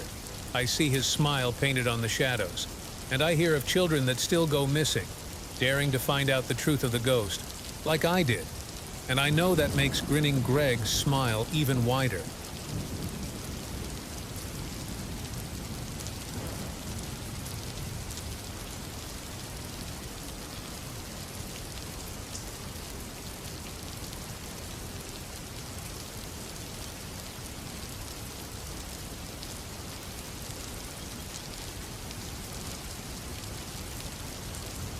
I didn't plan on staying at a motel that night. My apartment is normally a perfectly nice, pleasant, and comfortable place to stay. Unfortunately, the notice on the door of the building said we had to make other arrangements for the next 2 days. Why, the note didn't say, but I heard a neighbor had overheard the super talking about termites or something. It was especially upsetting because with everything else going on out in the world, travel wasn't exactly the greatest thing to be doing right now. Chances were he was even lying about it, that he just wanted the building to himself so he didn't catch anything. But choosing between having to shore up somewhere and having bug spray in my nose and on my toothpaste, I'd take my chances with the unknown. I don't have family close by, and all my friends were huddled together with their families and didn't have the space for me anyway, so I started driving around. Most hotels were dark, save for a few, cars in the parking lot, and had signs up saying they had no public rooms available. The Opedian Motel was the only place I could go that was open, and by the look of it, not too many people were interested in taking them up on the offer. I couldn't blame them. The place probably hadn't been properly sanitized in months. It was one of those single-level places that try to look quaint on the outside, but you know nothing quaint happens behind those closed doors. Still and all, it was the only game in town for me, and with it being a few blocks from the interstate and my apartment, it was convenient enough that if things went bad, I could go back to my super's apartment and sleep in front of his door if I needed to. Hell, even if he made up the bug spraying just to get everyone away from him until this all blew over, maybe this would make him change his mind. I went in to see the front desk clerk, bored, young, looking at his phone and sighing. I went up and handed over my card. 2 nights, please. He looked up at me and then at his phone. You know, you should probably be home. This stuff affects the older population way worse than the rest of us. Dick. I'm not that old, and even if I was, he didn't need to be talking that way. Not the time. 2 nights, please. He handed me a bunch of paperwork, and while I filled it out, I nearly jumped as the big green phone at the desk rang. I looked at the clerk, who ignored it. I wondered if he even knew what it was. Aren't you going to answer that? He shook his head. This time of night, it's always robocalls or prostitutes. One tries to take my money, and the other one I can't afford. Cute. I finished my paperwork and waited until he swiped my card and gave me a room key. An actual key, not one of those key card things everybody uses. He sprayed it with disinfectant and handed it over. He held up the bottle. Want me to spray you too? I looked at him and then at the bottle, which was a bleach-based Lysol knockoff. No, but I recommend you keep spraying yourself if you need to. Don't need to catch anything from an old fart like me. I left, watching him shrug, then spray down the counter where I was. I didn't expect much from the room, but then, I don't think many people ever do. Still, it was more pleasant than I expected, with a microwave, mini bar, widescreen TV, though one of those cheapy ones that sell for $50 at your local retail store with no name brand on it, a round table and chair, and a queen-sized bed.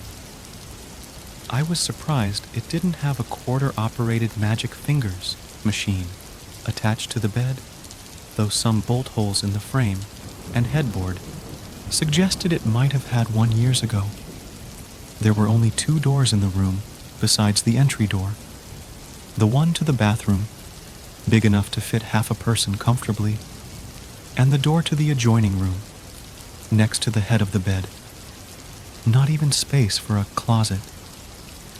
I tossed what clothes I had brought onto the chair, turned on the TV, and settled in on the bed. After a few minutes, I remembered there was a vending machine outside and figured I'd grab a snack and a drink.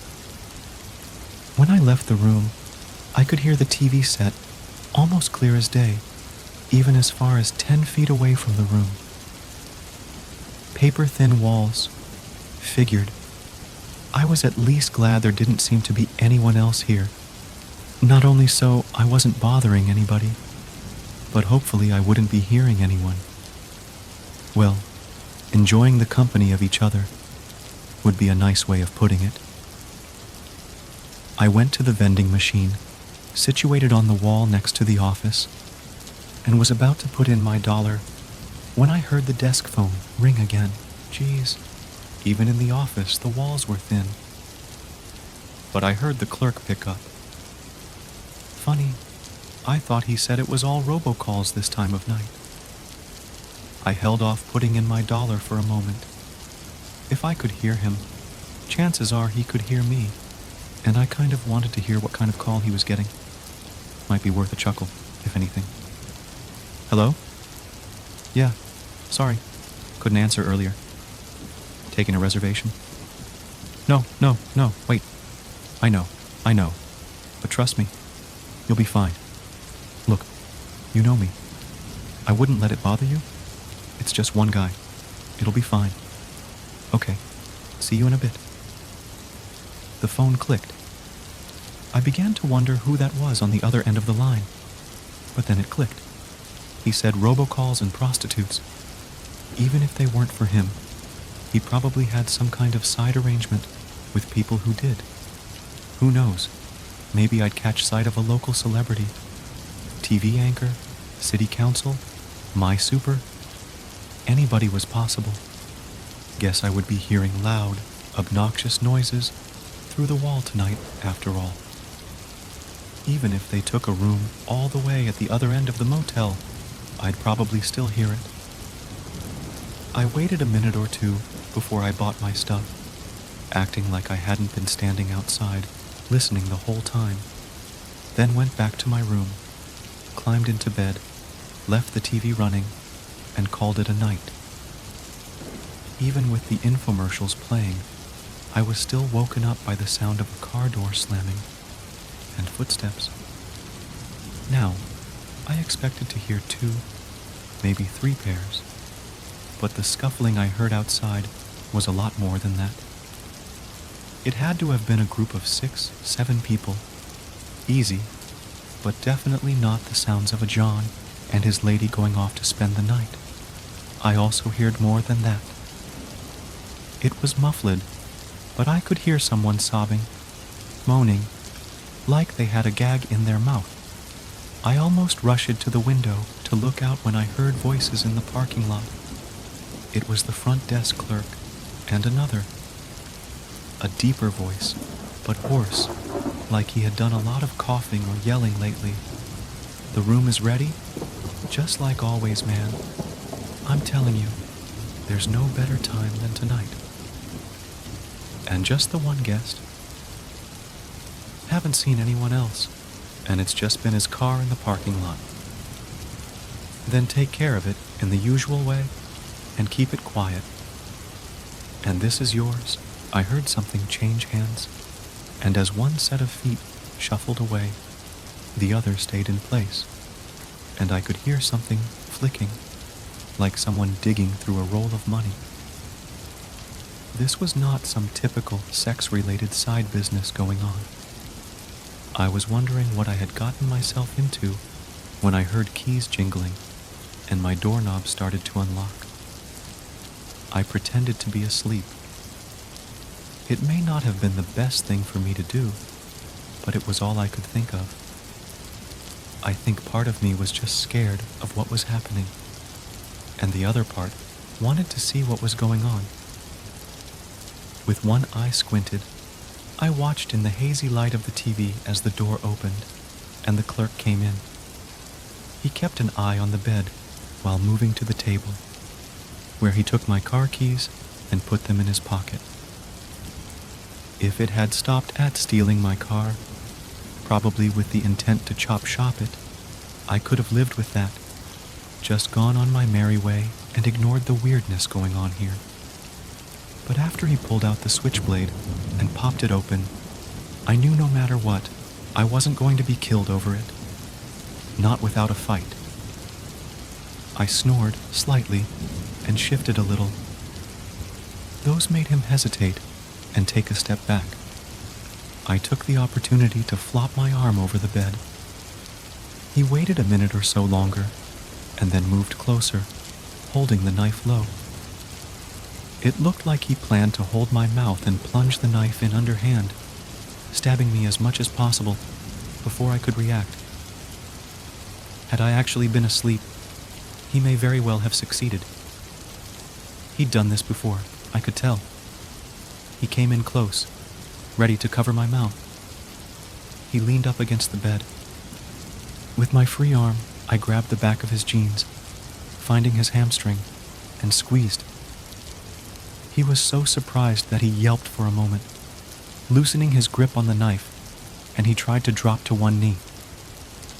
Letting go of his leg, I grabbed his head and slammed it into the headboard as hard as I could. He fell to the floor. I went into his pocket and got my keys, took the knife from the floor, and left him there. I didn't know if he was dead, and I didn't care. I had thankfully slept in my clothes, so all I had to do was grab my bag of stuff and get out. I went to the car and was about to hop in when I looked over at the other rooms in the Ophidian. I saw one that had lights on in it. Not lamplight, but a flickering, low light, like a room full of candles. There was a low sound, like chanting, several voices all speaking at once, and in the midst of it, the terrified sobbing I had heard earlier, sounding like it was getting more desperate. I looked out at the street. Even at this late an hour, cars would be bustling by. But now, nothing. Everyone was terrified as it was. I doubt the police would even be able to come in time. I really wish I knew what came over me. I'm no hero, but maybe I was just a little pissed off at almost being murdered while I slept, that I didn't want it happening to anyone else. I went over to the room, and with all the strength I had, I kicked the door. The chain on the inside had been pulled to prevent entry, but the hinges were so old and rotted that it didn't matter. The door flew open the opposite way, leaving the door hanging from the security chain alone. Inside were a group of figures, all in black robes. One stood and moved toward me, and in the middle of the circle I saw a young girl, maybe 12 or 13, bound, gagged, nearly naked, and absolutely terrified. The one who came toward me placed his hand over my mouth and, with very little effort, pushed me up against the wall. The hand holding me was gray, wrinkled, almost mummified, but strong enough that I could feel my jaw ready to crack against the pressure. If he had squeezed any harder, it would have broken for certain. This isn't for you. You have seen too much. It was the same deep, hoarse voice that had spoken outside my window. The hood of the robe fell back, and what was underneath was worse than I imagined. A gray, wrinkled head, shriveled, bald. If it had once been a person, it was barely one now. I tried to pull his hand away from my face, but as strong as he was, I could barely manage anything. I could now see, in his other hand, he held a strange, intricate dagger. It had a blade that zigzagged, like a snake, and on the handle was a bottle, screwed into it, like the bottom of an airbrush gun. In the blade itself, there were grooves, as if it were designed to collect blood, or something, in the bottom of it. As I fought, he seemed to be slowly lowering the blade to a spot near my stomach. He turned to the others. Not as fresh as hers, but will anyone here mind an appetizer before the main course? The others laughed. They all had similar, raspy, coughing voices. As he looked away, I tried to dig into my pocket for the switchblade I still had there. I felt it and pulled it out, keeping it hidden as best I could. He turned back and pressed the blade into my stomach. Not far, just the tip of it. While it was painful, the smile he gave me was what panicked me the most and forced me to act. I clicked the switchblade and sliced at his wrist. I expected blood. I expected a grunt of pain. I expected just about anything, except what actually happened. His wrist severed completely from his arm and fell to the floor. He looked down at it with his yellow, rheumy eyes, more surprised than anything. But where you'd expect to see bone, blood, anything at all, there was just a void. Underneath the gray, wrinkly skin was an empty shell, or maybe not quite empty. For a moment, I thought I saw something, greenish-gray, thick, oily, writhing, like it was going to push its way out of the arm, like tube of a toothpaste. The mummified man quickly gripped his wrist hole closed and reached down for his hand, as if he meant to keep something from emerging. I saw my chance. With my jaw aching and the puncture wound on my stomach stinging, I ran forward and grabbed the young girl off the floor. The others reached for me, but I slashed out with the knife, and I saw a finger fall here, a hand there, and the ones so injured also grabbed their arms, fighting to control something that wanted out. The escape itself was a blur. I barely remember anything beyond that until we were both in the car, the keys turned, and peeling out of the parking lot. Nobody followed us. I didn't know why, and frankly, I didn't care. I found a brightly lit street corner, right off the interstate, where I could finally see a few lazy cars drifting by. I tried my best to calm her down, and between my hands and the switchblade, was able to remove her gag and her bonds. I talked to her, asked her name, where she was from, where she wanted me to take her. She gave me everything she could. She had been kidnapped almost a month ago.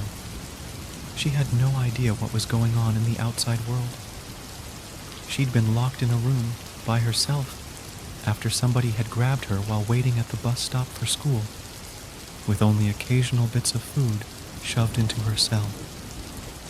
Then, today, somebody in a robe. She wasn't sure if it was one of the ones in the room or not.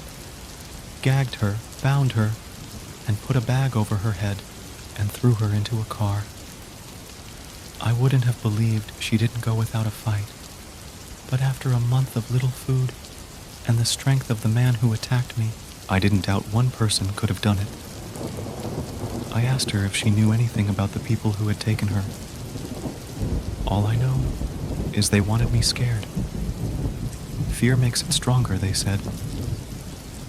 But she didn't know what that it was. They never said any more. She assumed they didn't need to. After we gave our statements to the police, they were able to call her family, and she was reunited. They questioned me for a while, and I told them everything, except the fact that the kidnappers were some kind of hideous alien freaks that I knew they would never believe. They asked if I saw a vehicle to run a license plate. I told them I hadn't bothered because I just wanted to get the hell out of there. Don't want to believe my story? That's fine. I don't blame you. Anybody can make up anything online. But I can tell you this. I've learned a few things since that night. First, I found out what it was. Adrenochrome. It's a substance everybody has in them, made by the adrenal glands. It's out there if you want to buy it. But rumors say that there are certain people that get off on the high it produces, that it can extend life. And the only way to produce the best is to induce fear. And the best fear comes from younger people. Well, based on what I saw that night, maybe something tempted people, powerful people, to sample this stuff, and now that can't get on without it. They need it to keep their existence a secret, to go on with their horrible, extended lives, snatching health and joy from the lives of people, especially children. Is it any wonder why there's a market out there for the slave trade? I've since moved out of my apartment, and I've sold my car. Front desk clerk has my credit card info, and probably my license plate. If I killed him or not that night, chances are someone has my information, and I need to hide it. But I haven't even gotten to the best part. See, I did see a local celebrity that night. I've been to his website. He's running for re-election, local city council, just as I guessed. And he just put out a video. Looks like a perfectly healthy 37-year-old. Thing is, his dad was a city council member too. I've seen pictures. Funny how both of them look exactly the same. They've been doing this for a long, long time. I saved one, but how many haven't been? How many have been drained by that awful knife? But I still think the most horrible thing is what tried to escape from that wrist that night. Something saw an opening and was trying to force its way into this world. Something so monstrous, even they tried to keep it held within. Something held back, protected by only a paper-thin surface.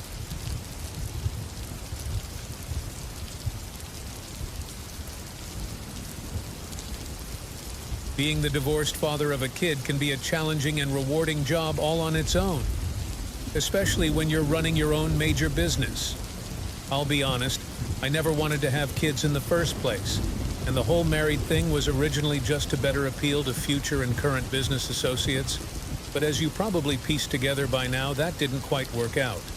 My former wife must have believed that by getting off the pill and getting knocked up, she could save our sour marriage, but honestly, all she did was prolong the inevitable. Long story short, she got half of my assets and money while I got to keep our son. He's a chip off the old block.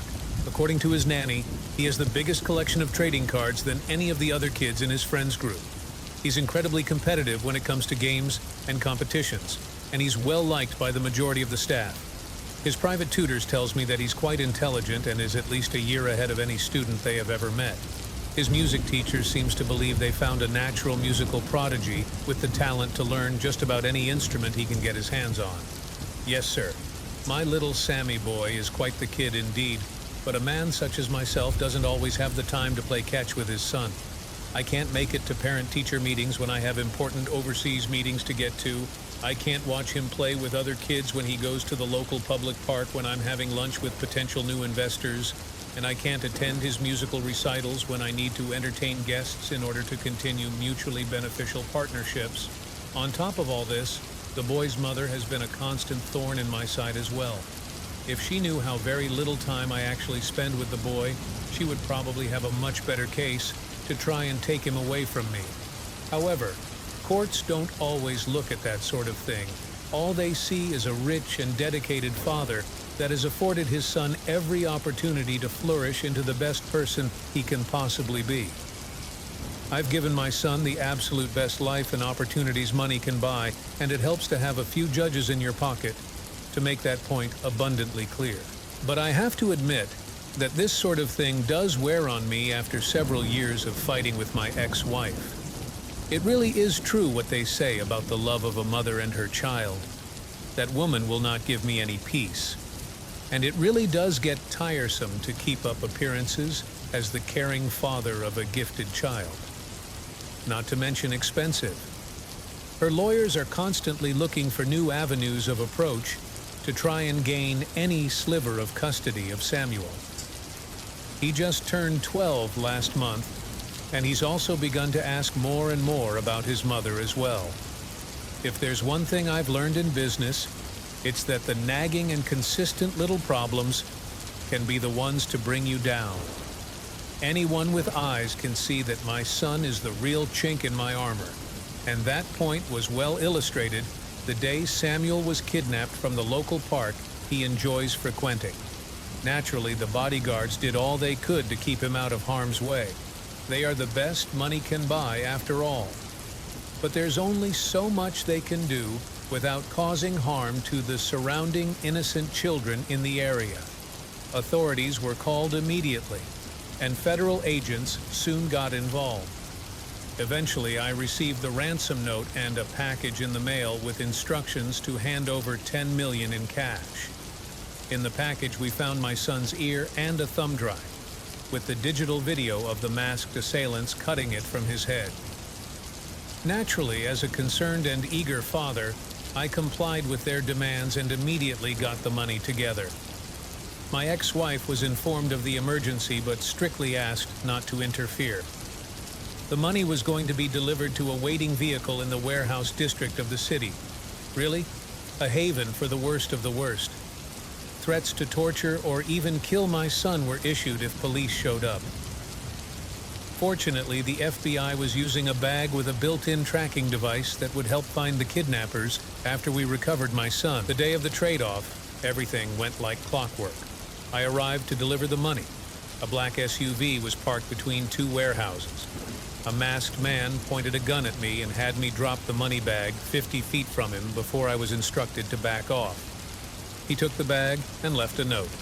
As he instructed, I counted to 100 before retrieving the note with instructions on where to find my son.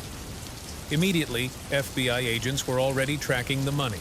The note led police and investigators to a shallow grave. As it turns out, my son was likely executed soon after they removed his ear.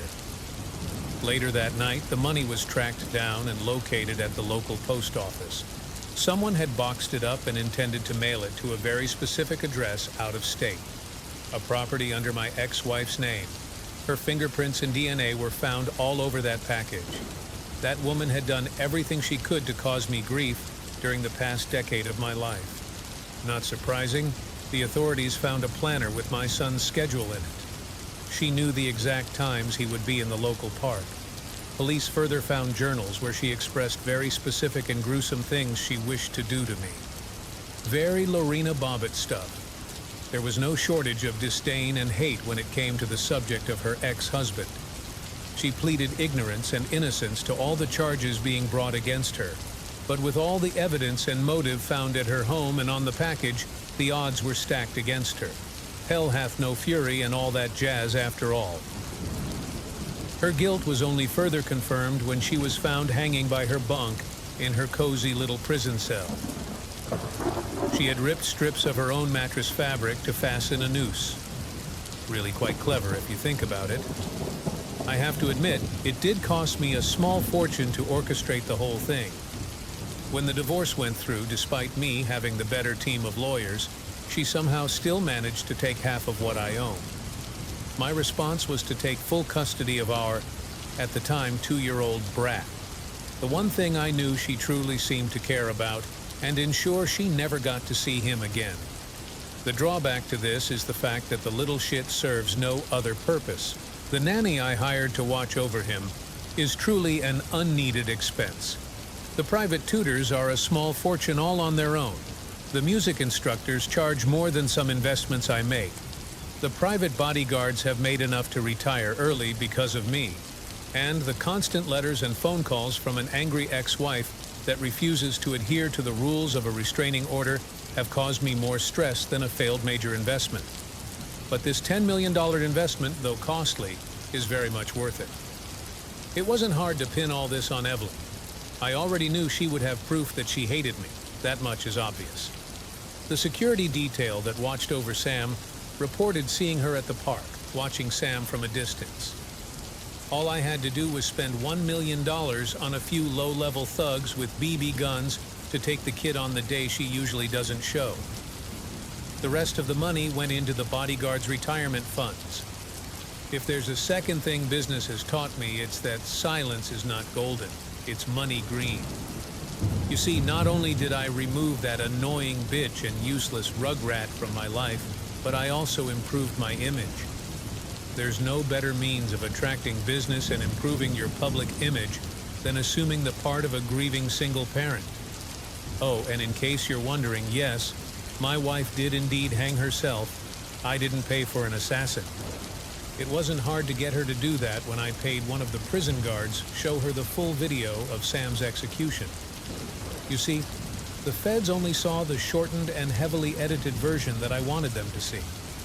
The guard told me Evelyn broke just as I knew she would the moment the camera panned out, and revealed me as the person slicing off Sam's ear, then smiling as I used the same knife to slit his throat.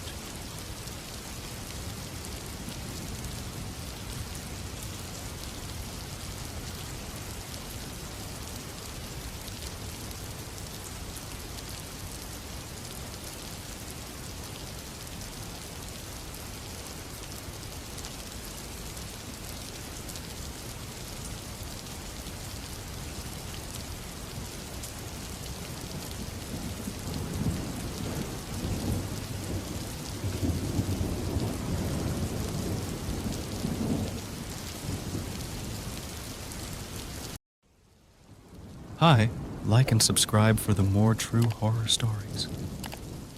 Story 1.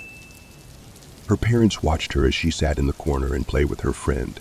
They found it cute how she made an imaginary friend. They continued to watch her playing as she picked up her teapot. "Would you like some more tea, friend?" Here she asked the air. Here she let out a giggle before pouring tea into the cup. Her mother smiled at her before walking towards her, bending down to be at eye level with her youngest daughter, Mimi. "Honey, who's your friend?" he asked her. Her daughter stopped looking at the empty spot in front of her before bringing her attention to her mother. She smiled big at her mother, pointing at the air. "This is friend," she tells her happily. Her mother looked at the spot her daughter was pointing at. She looked back at her child. "I know it's your friend. I asked what their name was," she tells her daughter. Mimi thought about for a minute. "Oh well, Mommy, his name is Fred," she tells her. Her mother raised an eyebrow at that answer. She knew kids called their imaginary friends all kind of names, but this seemed different, just friend. She asked the small child. Her daughter nodded. He told me his real name, but he said I should just call him friend." Her mother glanced back at Spot again before asking, "And what is his real name?" she asked hesitantly. She watched as her daughter shook her head. "Nope, can't tell you," was all Mimi said. "Why?" she asked her. Mimi looked back at the spot before nodded. Okay. Yeah, I understand," she says to the air before looking at her mother. "He said that you don't need to know. And if you ask again, something's gonna happen." Her mother's eyes go wide with shock as she stands up fast, still looking at the empty spot. She starts leaving, but as she goes, she hears her daughter speaking again. "That wasn't very nice, friend." Something wasn't right. She decided she was going to find out more about her daughter's friend. That night, she tucked her daughter in her bed. She figured she'd try and get more information. "So Mimi, why don't you tell me more about your friend?" Mimi let out a loud yawn. "Like what, Mommy?" she asked Sleepy, her mother, though, about what to ask. Mimi was only 6 after all. "Well, how about where did friend come from?" Mimi started to slowly close her eyes. "That's easy, Mommy. He used to live here a long time ago," she tells her. That didn't make sense. This house was just built about a year before they moved in this house. She asked her sleepy daughter. Mimi shook her head slowly, sleep starting to take her. "Not this house, but something else. I can't remember what he said, but he said he had fun with all his friends here. But then something bad happened, and they were all gone," she tells her as she falls asleep. Her mother sits on the edge of the bed, thinking over everything she said. As she began to stand, something flew past her head, hitting the wall behind her.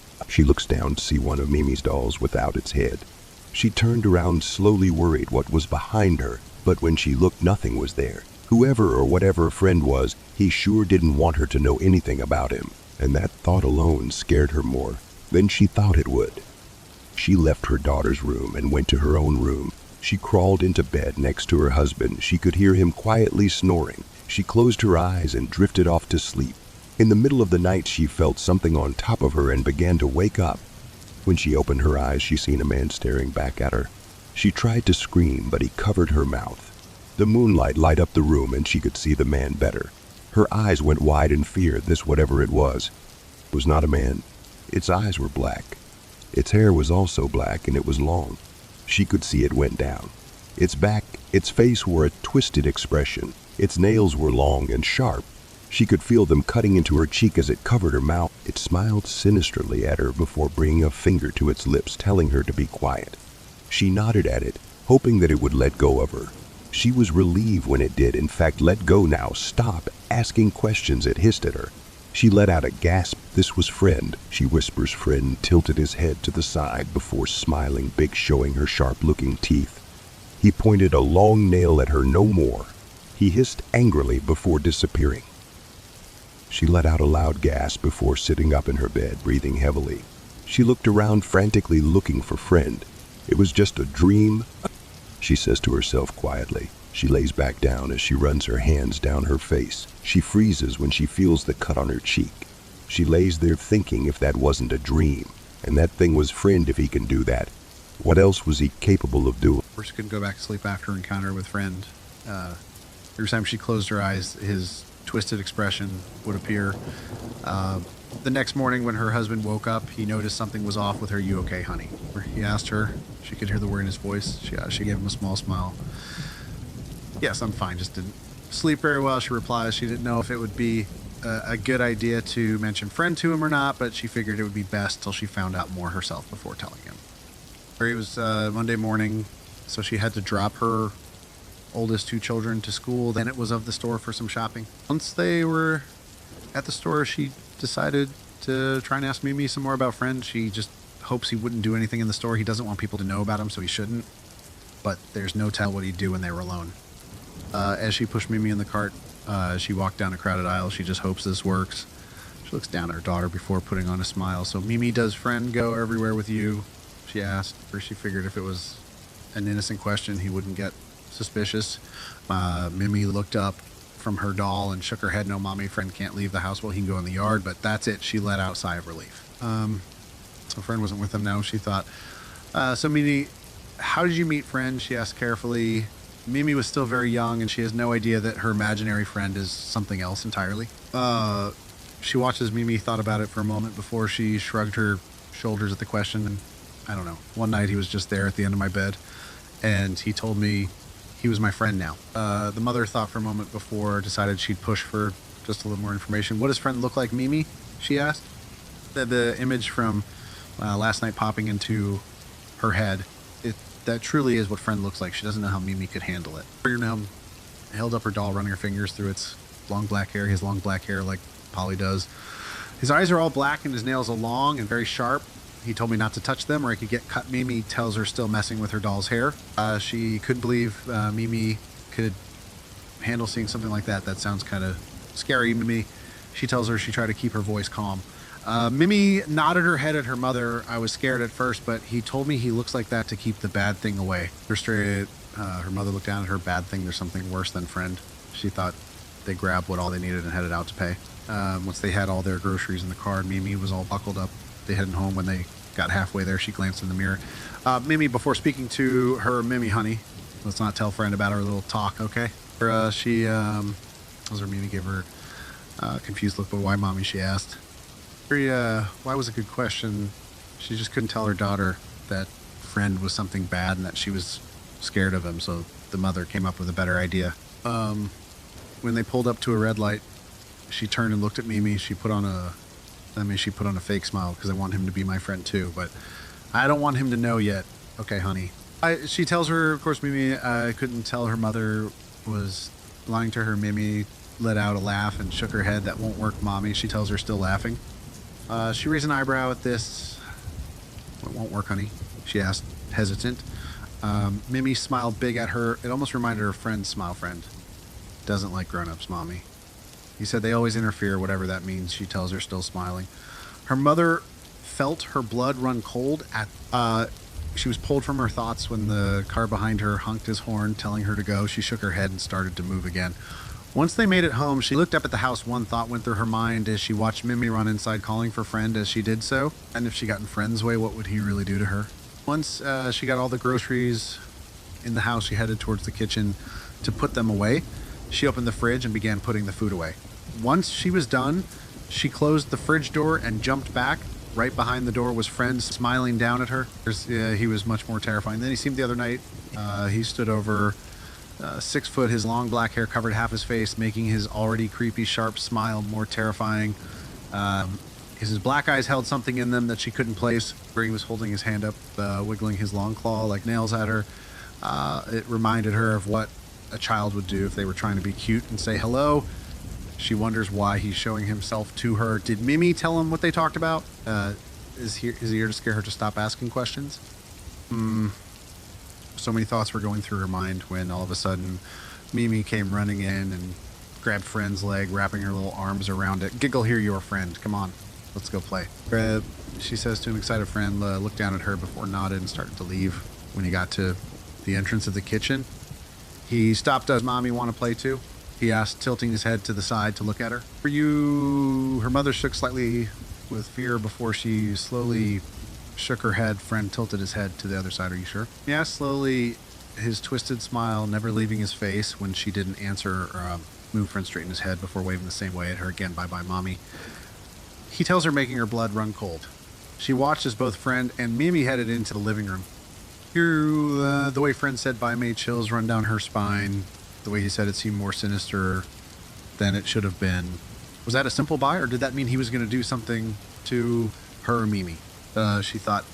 She made her way to the entrance of the kitchen and stuck her head slowly out. There in the living room was Mimi pour fake tea into a cup, just like the first day she found out about Friend. But this time she was able to see Friend, and it made the cute image of her daughter playing into something much more creepy, as if he knew she was watching Friend, looked up and gave her another twisted smile. Her eyes went wide as she pulled herself back into the kitchen. Friend needed to go, and he needed to go now, she thought frantically. She ran her hand through her, trying to think of what to do. Her eyes went wide with realization when something popped into her head. WW, if there's only one person that can help. She looked down. Sadly, I just really hope they'll hear me out, she says quietly. The next day, she left Mimi with the neighbor across the street. She told them she had something she needed to do and she couldn't bring Mimi with her. I'll probably be back in a few hours. If I'm not, my husband will pick Mimi up after work, if that's okay, Mrs. Mario.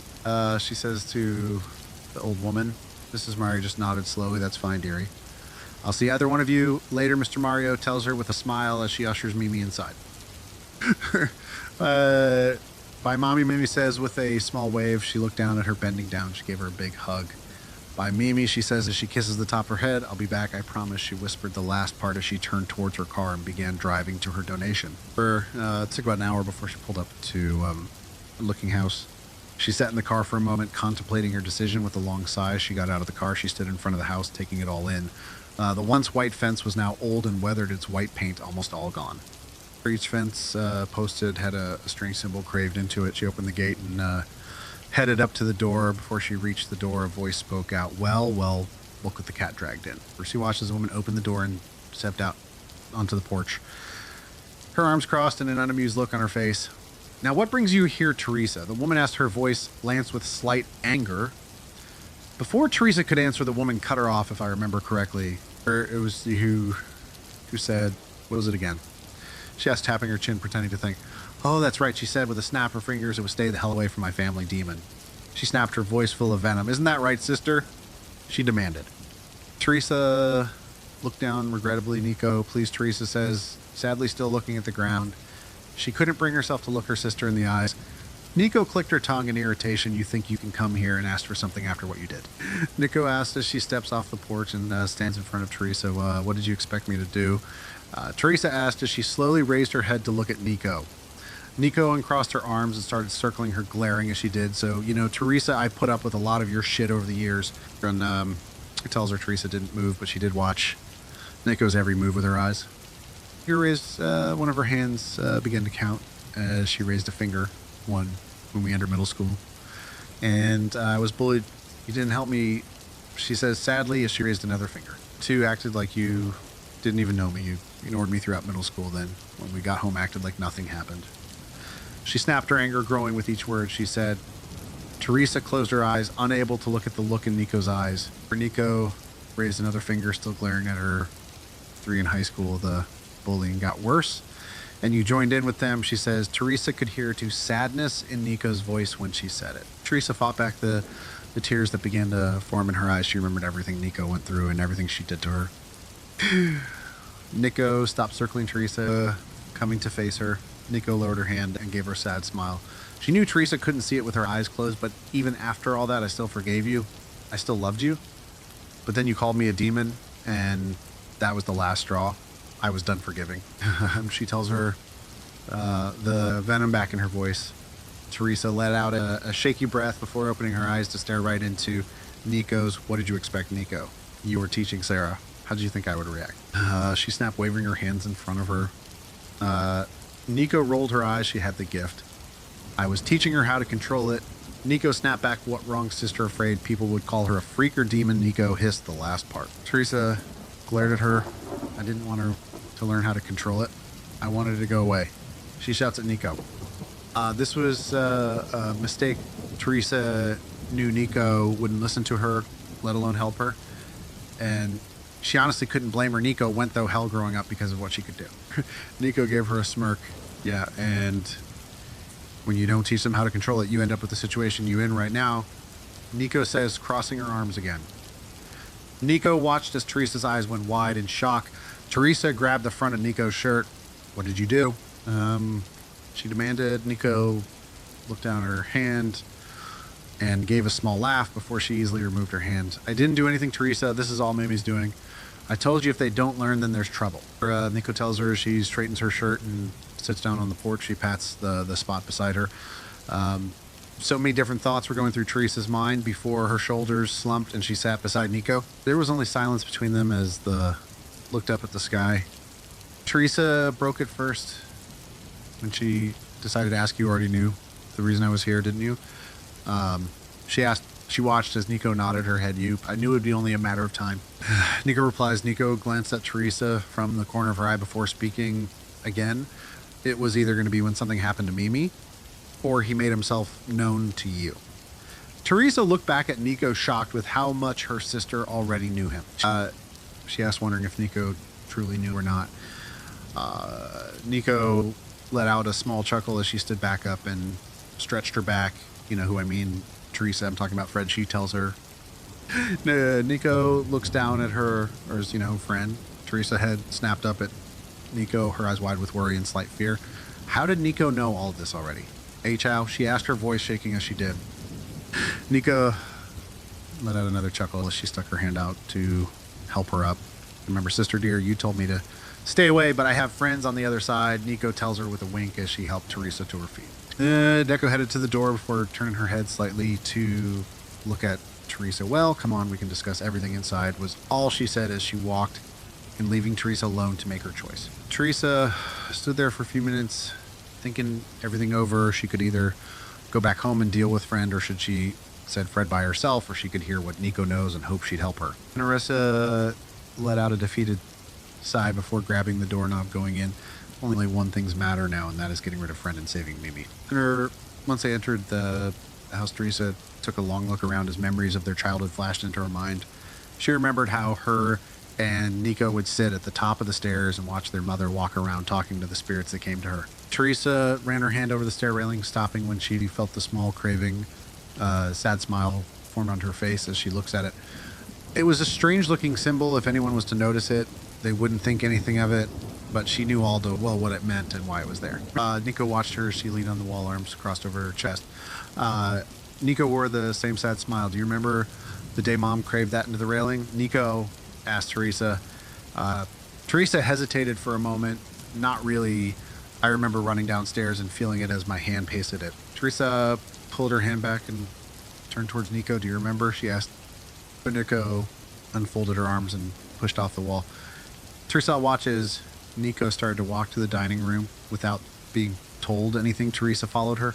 Nico walked to the table that sat in the middle of the room and pulled out one of the chairs. Nico gestured with her hand for Teresa to take a seat, still not saying a word. You could just say, take a seat, Teresa says with a sigh as she pulls the other chair out and sits down. Erica placed her arms on the table, resting her chin on her hands. She gave Teresa a serious look. This wasn't something Teresa was used to seeing on her sister's face. Nico's was always so carefree and never serious before she could ask Nico about it. Nico asked something first. Have you seen Friend yet? Teresa gave her a strange look at least twice. Why? She asked. What did he look like? Nico asked, not answering Teresa's question. She still had that serious look on her face. Teresa sat back in the chair and closed her eyes, trying to recall how he looked. Tall, skinny, long black hair, long sharp claw-like nails, and solid black eyes and sharp teeth. She replied as she opens her eyes to look back at Nico. Nico gave her a sad look before lifting her head off her hands. Nico rubbed the back of her neck as she let out a frustrated sigh. Well, guess we should start from the beginning, Nico says. Teresa sat up straight at hearing this. Finally, Nico was going to tell her everything she knew about Friend and maybe even help her get rid of him. Or at least she hoped Nico would help, if not for her, then at least for Mimi's sake. Well, first thing is his name is Frederick Day. He was murdered in the late 50s, early 60s. Nico began. Teresa's eyes went wide in shock and fear her sweet baby. Mimi was playing with a killer. He was caught and hanged for his crimes. Nico continued before Teresa cut her off. Who did he kill and how many? She asked, her shaking as she did. Nico gave her a look. Teresa, does that really matter? She began but was cut off again. Yes, it does. Teresa tells her strongly. Nico gave her another look. Fine. But remember, you asked. I was just going to skip it. Nico tells her. Teresa only nodded. Fred was very smart and twisted man. All his victims were families. He would befriend the children of the family that had the misfortune of being his. And Teresa sat there in shock. So many thoughts running through her mind. She shook her head to try and clear it before she brought her attention back to Nico. Nico watched Teresa's reaction and waited a moment before she continued. He told the children he was their friend and that they should call him Friend. He told them not to tell their parents because he wanted it to be a surprise when they met him. Teresa gave Nico an odd look as if Nico could read her mind. She answered her unasked question. He used the children to bring their parents to him. Once they did, he would torture the parents for days to a week before killing them. As he did all this, he would make the children watch, telling them that they were the cause of their parents' death. Once he seen that the child was broken completely, he then killed them as well. Teresa let out a shocked gasp as she covered her mouth with her hand. That was just horrible. Making a child watch something like that would obviously break their psyche. Then he took their life as well. Nico gave Teresa, so I looked the number of deaths that were found out about was 100 to 200. No one is sure if there is more or not. They could only get a rough number from him before he was hanged. Nico finished, hoping this was enough for Teresa. Nico knew more details about the murders, but she didn't think Teresa could handle all of it. How did he get caught? She heard Teresa ask in a small, shaky voice. Nico rubbed the back of her neck again. He thought he was unstoppable, but his last target was his downfall. He befriended the child, but unlike the others, this child told his parents about Friend and everything he said and where his playhouse was. Nico told her with a small, triumphant smile, and of course they called the police. There was no trial or investigation. Once the police found him in his playhouse, that was all they needed. They kept him alive for a week, trying to get all they could out of him. Once they figured out he wasn't going to tell them anymore, they killed him, and that was the end of him. Nico finished telling her. Teresa still had so many questions, so she figured she'd just ask, where was he killed? Nico stares at her for a moment. He was hanged on the nice big tree in your backyard, Nico answered hesitantly. Teresa stands up fast, eyes wide, in shock. Is that why? Is around Mimi? Because she plays around that tree? She ran her hand over her hair. She starts to freak out. Nico shakes her head no. Just being around the tree wouldn't be enough to do it. Nico tells her, but the way she said it told Teresa Nico either had an idea how it happened or she already knew how. Teresa crossed her arms over her chest and gave Nico a stern look. You know how this happened, don't you, Nico? She asked strongly. Yes and no, Nico replies. Teresa's stern look turned into a glare, meaning, is all she said. Nico let out A long, frustrated sigh before she glared back at Teresa, meaning Mimi probably found something that he's connected to. Nico says, before she stands turning her back to Teresa and walking towards a bookshelf, pulling a book out, plus your past with friend, probably didn't help, Teresa heard Nico say before she turned facing Teresa again and walked back to the table, placing the book. Teresa gave her a strange look. What do you mean by past with him? Teresa demanded. Nico raised an eyebrow at her. Why do you think Mom craved that symbol on the stairs, Teresa? Nico asked. And all Teresa did was shrug her shoulders. Nico finally realized what happened all those years ago and why Teresa's personality had changed so drastically. When they were kids, their mother did something to her. Nico just hoped this wouldn't break Teresa's psyche. Teresa used to be able to see friend, Nico says slowly. Teresa stood there frozen in shock, only one thing going through her mind. Why couldn't she remember any of this? Teresa and Nico sat in silence for what felt like hours, but was only a few minutes. So many thoughts were going through Teresa's head. Teresa ran a shaky hand, though, her hair trying to clam her thoughts. Nico watched Teresa, her eyes held sadness in them for her sister. She never thought there could have been reason Teresa changed so much in school. Nico knew that if they wanted to save Mimi and put an end to friend once, and for all, they were going to have to get to the bottom of whatever their mother did to Teresa to make her forget. Nico ran her hands on her face and let out a frustrated sigh. Of course, all of this would have something to do with their mother. Nico figured the best place to start is with how much Teresa remembered. Teresa, what do you remember from our childhood? She asked. Teresa gave her a strange look before thinking about it. What did she remember? Nico watched her carefully. If their mother did do something to Teresa, if they pushed too far and fast, it could cause Teresa a lot of mental pain, and that's the last thing Nico wants for her. I remember watching Mom walking around talking to the spirits. Teresa said, making air quotes when she said spirits, because she always thought it was something Nico and their mother made up. Teresa continued, also remember school, all the horrible things I said did to you. Teresa looked at Nico, her eyes full of regret for all the pain she caused to her. Teresa doesn't know how or way Nico is helping her after everything she's done, but again, Nico always was there for Teresa no matter what, or even after Teresa kicked her out of her house and made it so Nico could never see what family she had left again. But it looks like Nico's been watching them all this time, since she already knows everything that is going on with Mimi. Thinking about Mimi made Teresa think back to something Nico said when she first arrived. I have friends on the other side. Never mind. Nico, what did you mean when you said my friends on the other side? Teresa asked. Nico gave her a small smile. You told me to stay away from your family, but you need to remember you and your kids are my family too, which means I was going to make sure you all were safe. So I had someone from the other side watch over y'all, and they did until friend came along. He was stronger than the one I had watching over you. Nico tells her like it was no big deal. Teresa couldn't believe it even after everything. Nico still made sure they were safe. Nico reached her hand out and pulled the forgotten book towards her, slowly opening it before turning a few pages. When she found the page she wanted, she turned it around and pushed it to Teresa. Teresa glanced down at the book to see it was a photo album. The photo staring up at her was of Nico and herself. Candles were lit around them and they were playing with something. Upon closer inspection, she could see it was a Ouija board. Teresa was shocked. When did they play with Ouija board? Teresa started flipping thought the album, looking at all the photos. They were all of Nico and her doing something that had to do with spirits, magic, or charms. Teresa stared at the album, trying to remember when any of this happened. She had no memory of any of it. Teresa sat up straight and gave Nico a confused look. Nico, in return, gave her a sympathetic look. I wondered if she did something to you. Now I know I'm right, Nico tells her sadly. What do you mean? Nico, when did all this happen? Why can't I remember any of it? And who did something to me? Teresa asked, scared. She began to shake. She felt like part of her past was taken from her, and she doesn't even know when it happened. Nico watched Teresa shake before slowly standing up and walking behind her, and did something she hasn't done in years. Teresa stopped shaking when she felt Nico's arm wrap around her. In a tight hug, Teresa felt something she hasn't felt in years. She felt safe in her sister's embrace. Teresa felt something wet land on her face. I'm sorry, Teresa. I'm so sorry. I never noticed, she heard Nico say quietly as she continued to slowly cry. Teresa brought her hand up and grabbed Nico's arm, holding it there as tears slowly fell down her own face. Teresa thought back as far as she could, but the earliest memory she can remember is the day that symbol was carved into the stairs banister. Anything before that is just a blur. Teresa tightened her grip of Nico's arm, before releasing a shaky breath.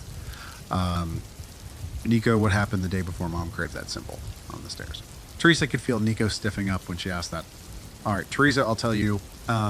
Nico said as she lets go of Teresa and walks back to her chair, sitting back down. Nico and Teresa shared a look before Nico started lighting candles that were on the table. But if we're going to have this discussion, then we need someone else too. Nico tells her as she finishes lighting the candles. Teresa gave her a confused look, who she asked, wondering who else would know about her past. Nico gave her a serious look before answering Mom. Teresa gave Nico an odd look. I'm sorry, Nico, I must have misheard you. Did you just say Mom? Teresa asked jokingly, thinking Nico was kidding. Nico gave a small nod as her answer as she closed her eyes to try and concentrate. Teresa fell back in her chair, letting out a little laugh. You mean the mom that's been dead for a decade? And do tell sister how we're going to do that. As she asked Nico, skeptical. Nico let out a loud sigh as she opened one eye to glare at Teresa. If you would stop talking and be quiet, I will summon her here, Nico replied as she closed her eye again. Or should I say, I'll try. I don't know if she will or not. Nico said, added the last part fast. Teresa caught it though and sat up straight in her chair, glaring back at Nico. And what do you mean by that? Teresa asked, crossing her arms over her chest. I thought you could talk and summon the dead with no problem. You didn't seem to have an issue sending something to my house. So why now? Teresa snapped, getting angry with how much time she is wasting on all of this. Nico's eyes shot open as she slammed her hands on the table, standing up fast, glaring back at Teresa. Don't you dare get that tone with me. Teresa, this isn't my fault. If you want to blame anyone, blame our mother. And IQ shouted back at her, and I can talk to anyone and anything, but if they don't want to come, I can't do anything to stop. Teresa has never seen the look that was in Nico's eyes at that moment. She slowly sat back, trying to make herself seem smaller. Nico noticed this and slumped her shoulders and slowly sat back done, releasing a frustrated sigh. Teresa, like, I understand you're angry and scared, but you can't take it out on me. Teresa gave a small nod as she tried to clam herself down. I'm not thrilled. Having to summon Mom, trust me, she's the last person I want to talk to, dead or alive, but I don't know what she did to you, and if I try to hard or do something wrong in regaining your memories, it can break your psyche, and that's the last thing I want to do to you. Nico says, hanging her head low, Teresa could hear the worry in Nico's voice as spoke. Teresa thought about what all Nico just said. She wondered, what would happen if they didn't get their mom there? What will happen if we break my psyche? Nico's head shoot up, the worry ever present in her eyes. You'll go mad, Teresa. She replies, it's not worth it. If we can't get Mom here, we won't push you. I can deal with friend without your memories. Teresa could see the fear in Nico's eyes, even after everything. Nico still cares so much for her. And that hurt Teresa more than the lost memories. Teresa looked down at her hands folded in her lap, trying to figure everything out. But something was bugging her. Why was Nico so angry at their mother and so worried that she wouldn't come? Last time she's seen both of them, they got along just fine. So what would change to make Nico so angry and against talking to someone that she looked up to for so long? Teresa brought her attention back to Nico to see she had her eyes closed and was concentrated again. Teresa swallowed hard. It was now or never to ask before something worse happened. She cleared her throat. Nico, was all she got as an answer. What happened with you and Mom? When I left, you both got along just fine. What changed? Teresa asked hesitantly. Teresa watched as Nico stiffed up again before opening her eyes again to give her a look. That red, are you serious right now? Teresa nodded fast, ready to find out everything. Nico ran a hand though her hair and let out another sign, something she's been doing a lot. Teresa noted, look, says, I don't want to destroy the image you have of Mom, but when she got sick, she changed. She wasn't the woman we grew up with. She did things I had to deal with and fix after her death. Things that have probably shortened my life, Nico tells her sadly. Teresa's eyes went wide with shock. What do you mean, Nico? Teresa asked, worried. I mean, she started cursing, people summoning things that shouldn't have been brought back to our world, making deals she couldn't keep. It took me months after her death to clean it all up, and I'm not sure I even got everything. And honestly, wouldn't surprise me if she's not the reason friend popped back up. Teresa couldn't believe what she was hearing was their mother really capable of doing something like that. Why would she do that, Nico? Nico shrugged her shoulders. I honestly don't know. But after everything I made sure she couldn't come back here by herself after her death. I did the same for your house too, Nico says as she sits upright in her chair. Nico laid her hands on the table looking at Teresa. Are you ready, Teresa? She asked.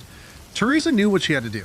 She pulled her own hands up and put them in Nico's hands, slowly nodding, ready for answered and hoping that their mother would come.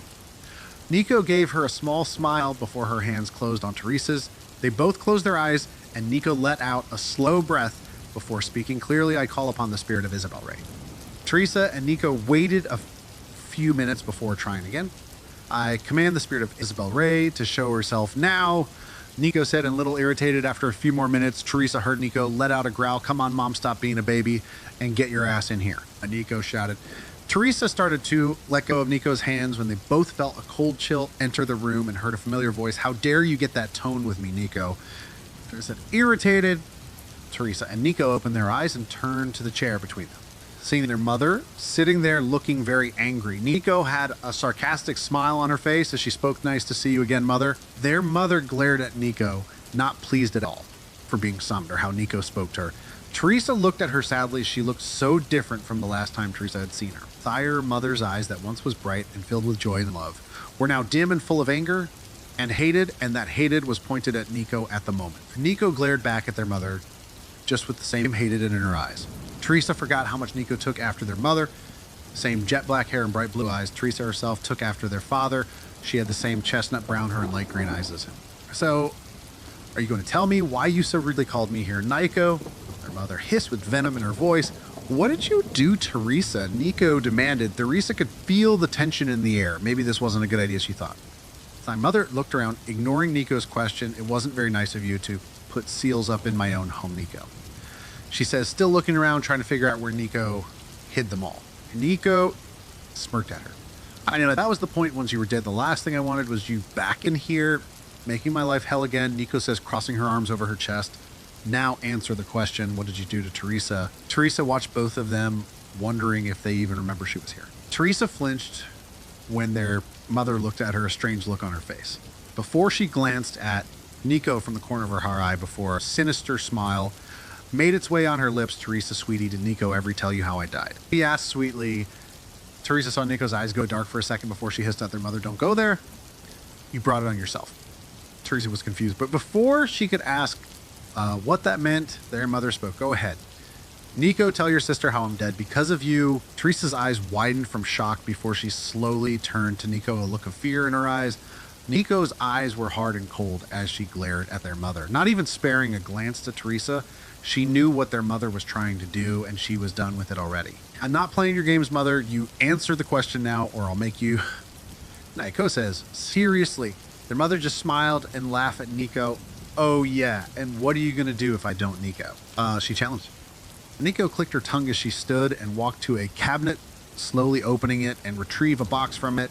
As Nico reached the table, she sat the box down, allowing Teresa and their mother to get a good look at the top of it. It had another strange symbol on it that Teresa couldn't figure out. She glanced at their mother to see a slight look of fear on her face.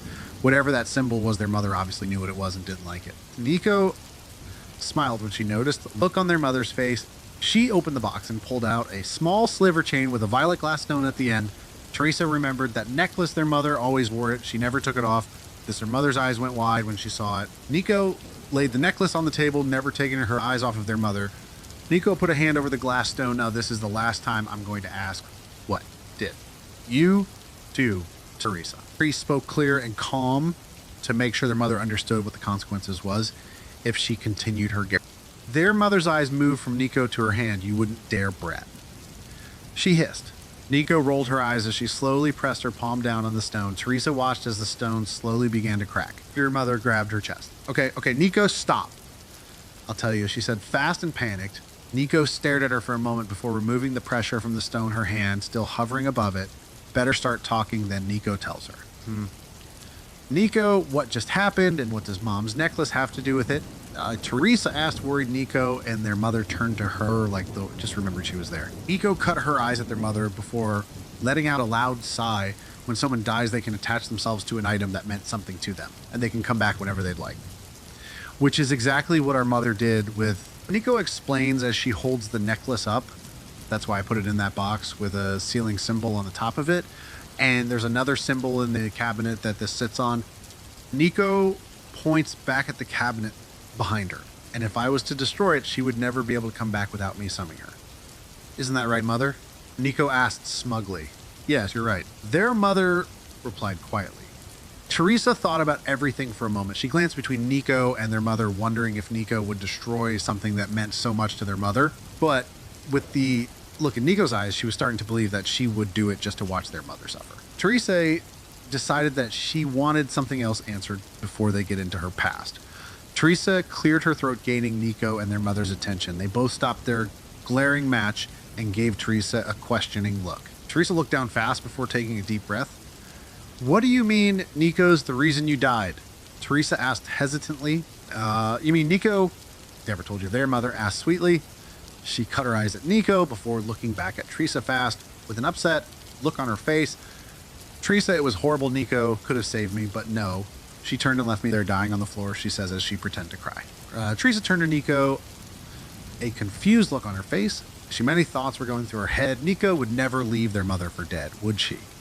Nico didn't spare Teresa a glance as she continued to glare at their mother, who in return just smiled sweetly back at her. Nico knew what she was doing. She was trying to play them. She was hoping she could get Teresa to turn on Nico and start a fight and forget the reason they brought their mother then in the first place. Nico cracked her knuckles before raising her right hand over the glass stone, letting it hover over it for a moment. Nico made sure their mother was watching before she slammed her hand down. Fast stop. Their mother shouted.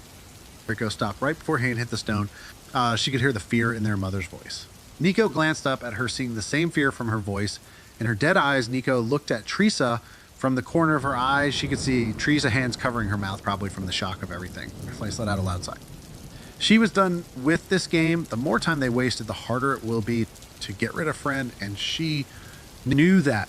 She needed to end this and end it fast. Enough, mother. You made that mess yourself, but you are right. I did leave you there to... Nico says, crossing her arms over her chest. Teresa stared at Nico in shock. You left her. She asked Nico, her voice shaking a bit. Nico rubbed her eyes and frustrated before looking Teresa in the eyes. Teresa listened. When Mom got brain cancer, she lost it. She made a deal with a demon that if she freed 13 of his demon's followers, he would cure her. Nico says, pointing at their mother. Teresa tilted her head to the side at their mother, memory popping up in her mind of her always telling Nico and Teresa what they must never do. But you told us to never make deals. She asked in disbelief. Nico snickered, gaining Teresa's attention. Go ahead, mother. Tell Teresa what all you did. Nico says their mother sat straight back against her chair, keeping her mouth shut tight. Nico leaned over the table a bit, smirking at her. Oh, you don't want to talk about it now? As she asked, still smirking at her, Nico sat back up. That's fine, I'll tell her. And when I'm done, you're going to tell us what you do to Teresa, Nico tells her sternly. Nico turned towards Teresa, reaching her hand out, laying it on her arm, gaining Teresa's full attention. Nico let out a sigh. I remember it real, she says, thinking back to that day 10 years ago. Nico walked up the steps on the pouch grocery and hands a smile on her face. As she reached out, grabbing the doorknob, turning it before stepping in the door and kicking it shut. Nico turned around, letting out a loud gasp, dropping all the grocery on the floor. In front of her was her mother laying on the floor, looking up at someone Nico thought she'd never see in their house. Nico's eyes were wide as she took in its appearance. To anyone else, it would look like a very handsome man, but Nico could see what he really was. It looked almost like a shadow, but it had glowing crimson eyes, sharp teeth, and long claws. Nico hesitantly walked towards her mother, her eyes never leaving the shadow-like creature. And Mom, what's going on? She asked, as she bent down to help her mother to her feet. The creature tilted its head to the side, an amused smile on its face by the look in your eyes. I'm going to say you have the gift like your mother, am I right? Asked. Nico slowly nodded her head as she kept her eyes locked with the creature's. Nico was pulled from her stare down with it when her mother grabbed her arm, frantically mumbling something under her breath. Nico bent down to try and hear her mother better. She listened carefully as her mother began to mumble again. Nico's eyes went wide when she finally was able to understand her mother, WW1. She asked, her voice shaking as she spoke. The creature smiled wickedly as it watched Nico slowly let go of her mother and back up a bit. Nico's body shook a bit. You're kidding, right? She asked her mother, hopping that it was a lie. Nico watched in horror as her mother shook her head. Fast a smile plastered on her face. The whole time, isn't it great, Nico? He can cure me, her mother said, happily looking at the creature before turning back to Nico to speak again. And all I have to do is release more things like him? Are you crazy? Nico yelled. Here, mother rolled her eyes at this, a small price to pay. Besides, it doesn't come back at me, she says proudly. Just then, it clicked in Nico's mind how she did it all. A sickening feeling formed in her stomach from the realization. Eriko's hands went over her mouth as her body began to shake. Horrible. Lie, you bet attaching these things to the people who come here, aren't you? She asked her mother in horror. Nico couldn't believe it as she watched her mother's smile grow bigger. She looked insane. Actually, Nico was started to believe she was. Yes, I have, but you see there was a small catch to it. All she tells Nico as she laughs. Nico glared at them both and... what is that? She hissed. Her mother glanced at the creature and let out a long sigh. Well, you see, I had 1 month to let out 14 of his followers. She tells Nico as she points at the creature. That was all Nico replied. Her mother walked up to her and grabbed her hands and ears, looking at her hopeful in the eyes. And today is the end of the month, and I only let out 13 of them, she tells her. Krista raised an eyebrow at her. She didn't like where this was going at all. And if I don't let out all of them, he'll kill me. So be a good girl and let me attach the last one to you. She says, like, it was the most simply thing in the world, like attaching a balloon to a child's wrist. Nico shoved her mother away fast. The look of disbelief and betrayal on her face. Are you serious? She shouts as she heads towards the door fast. Once there, Nico turned halfway to glare at her mother and the creature, or should she say demon. You don't even care about the damage you've done. And to make it worse, you want to use me as a pawn, your own daughter, she yells back at them. Her mother reached her arm out at Nico, if I don't do this, kill me. She yells back. Nico grabbed the doorknob, yanking it open fast. She gave them both one more glance. You are already dying. You brought this on yourself, mother. I won't be a part of this. Nico says as she slams the door closed behind her. As Nico ran to her car, she heard her mother let out a blood-curdling scream. Nico closed her eyes tight as she fell to her knees. The tears fell down her face. She had no choice, she told herself repeatedly as she sat there crying. After sitting there for an hour, Nico stood up on shaky legs as she walked back into the house. She slowly opened the door and peered inside. There on the floor lied her mother's unmoving body. Nico let out a shaky breath as she grabbed the phone to call the police. To anyone else, it will look like the cancer finally won, but Nico knew the truth and she'd take that with her to the grave. She had to remember to call Frieza after it's all cleaned up. She might hate Nico, but she still had the right to know about their mother. After hanging up on the police, Nico began to look for her mother's book that held all the information on everyone she's seen. When Nico finally located it, she glared at it, her mother, and that demon might be gone. But now Nico has to clean it all up. She just hopes she's strong enough to do it on her own. Nico could hear the sirens as they approach. This is going to be a big pain. This would be a lot easier if you didn't lose your gift, Tresha. She says to herself as she goes to open the door for the police. Teresa sat straight up in her chair. She had so many emotions running through her. Shocked from what all she just heard. Angry at her mother for doing something so stupid. Betrayal at Nico for never telling her the truth of their mother's death. And hated at herself for all the things she did and said to Nico all those years ago. As Teresa was lost in thought, Nico and their mother started to argue again. You're seriously blaming me for this. Nico hissed at their mother. She rolls her eyes and lets out a small chuckle, and who else is to blame for my death? Nico let out a bitter laugh at their mother's question. Oh, I don't know. Nico shrugged before pointed a figure at her, maybe yourself. She snapped. Their mother glared at Nico again. Teresa would have done it. This brought Teresa out of her thoughts. She turned to their mother, fast mouth hanging open in utter shock that she would ever say something like that. Teresa quickly looked at Nico to see her reaction. Nico, on the other hand, was silent before standing up and glaring at their mother, with more hated than Teresa had ever seen in her eyes. I've had enough of your stupid games and pity party. Nico shouts, moving from the table and headed to the bookshelf. Their mother's eyes flicked to the table, real quirk looking for something I wouldn't get your undead hopes up, they heard Nico say as she held her hand above her head, showing the glass purple stone hanging from her fingers. Teresa heard their mother let out a low growl before looking away from Nico.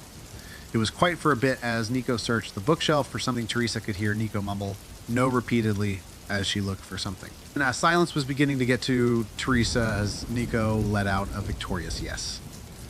And pulled a book from the very top shelf. She walked back to the table and slammed the book down in front of their mother and sliding it towards her now. You're going to fix whatever it was you did to Teresa. Teresa could hear the demand in Nico's voice as she spoke, and from the look their mother had, she heard it too. Nico sat back down in her chair waiting for their mother to do it. Their mother looked down at the book. She didn't even have to read the cover to know what it was. It is a book on sealing spells and potions. She knew what Nico wanted. A wicked smile formed on her face before she looked back at her two daughters. I don't think I will, she tells them smugly. Both daughters had a different expression. Teresa's eyes were wide-mouthed, slightly open from shock at their mother's behavior. Nico narrowed her eyes and clenched her jaw. Of course she would make this difficult. You can't undo it? Teresa asked hesitantly. She needed this, whatever broken, so she could help save Mimi. Their mother looked Teresa dead in the eyes, and the look she had made chills running up Teresa's spine. Oh no, I can undo it. I just don't want to, she tells them in a matter-of-fact tone. But why? Teresa asked. It's simple. She doesn't want to because she wants us to suffer. Nico tells her, isn't that right, mother? She asked as she clicks her tongue. Their mother thought about it for a moment before answering, well, not Teresa, but you.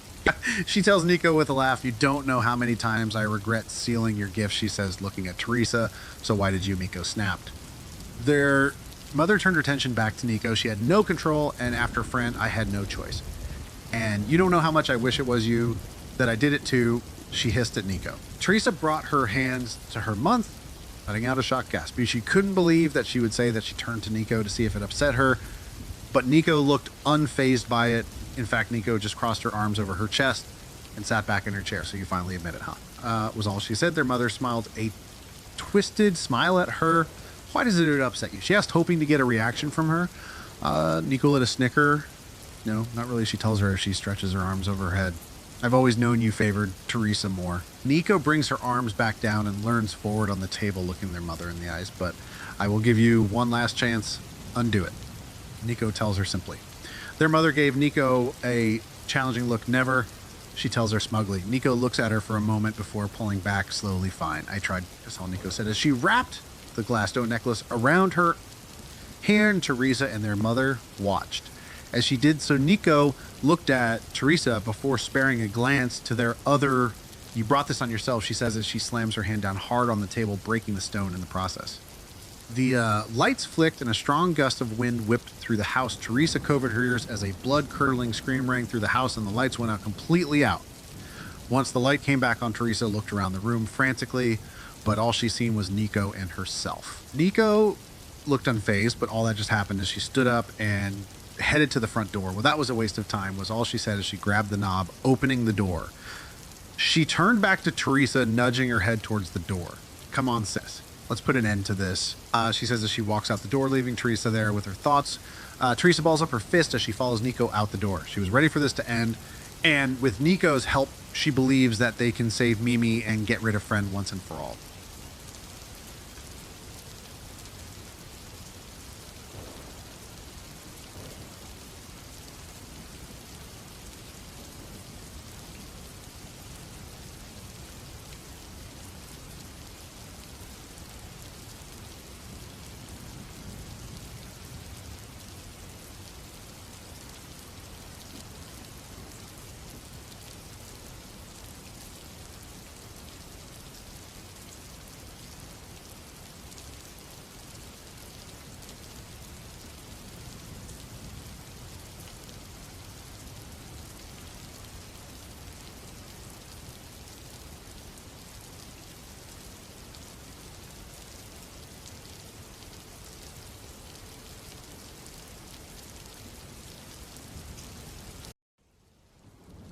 Hi, like and subscribe for the more true horror stories. Story 1. The house sat empty at the top of the hill. Its security lights were a beacon in the night, like a lighthouse alone in the mist, warning ships away from the kiss of sharp shores. The closest neighbor was further away than a man could throw a rock, a fact that didn't appear to be a coincidence. Inside its smooth walls, gray hardwood spread out across an expansive, single floor. The leather furniture decorating the space looked like someone's idea of a futuristic catcher's mitt and felt half as cozy, chosen, as was the case for much of the house, for color more than comfort. Doubly so for the tank of tropical fish that shimmered against the far accent wall. Its 40-odd gallons of water sparkled in the dark, cared for by a professional who came out to the house on alternating Tuesdays. overhead spotlights clicked to life. They were triggered by the abrupt opening of the heavy front door. A burst of cool air was followed into the house by Douglas, the owner. He shut the door just as quickly as it had swung open, his gray, unblinking eyes flecked with bits of blue. 3 hard clacks, and the door was locked. 4 beeps, and the alarm system was activated. In the kitchen, Douglas stood at the refrigerator and poured himself a glass of water, drinking it down in one gulp, then did the same with the scotch. He was thirsty and had been for some time. His nerves were on fire and needed extinguishing. After another scotch, this one over ice, he drew the blinds and ran the shower until the mirror couldn't be seen. Then he undressed and stepped in. Under the hot water, Douglas kneaded his sore neck like a baker working a tough batch of dough. 3 days now, it had been stiff.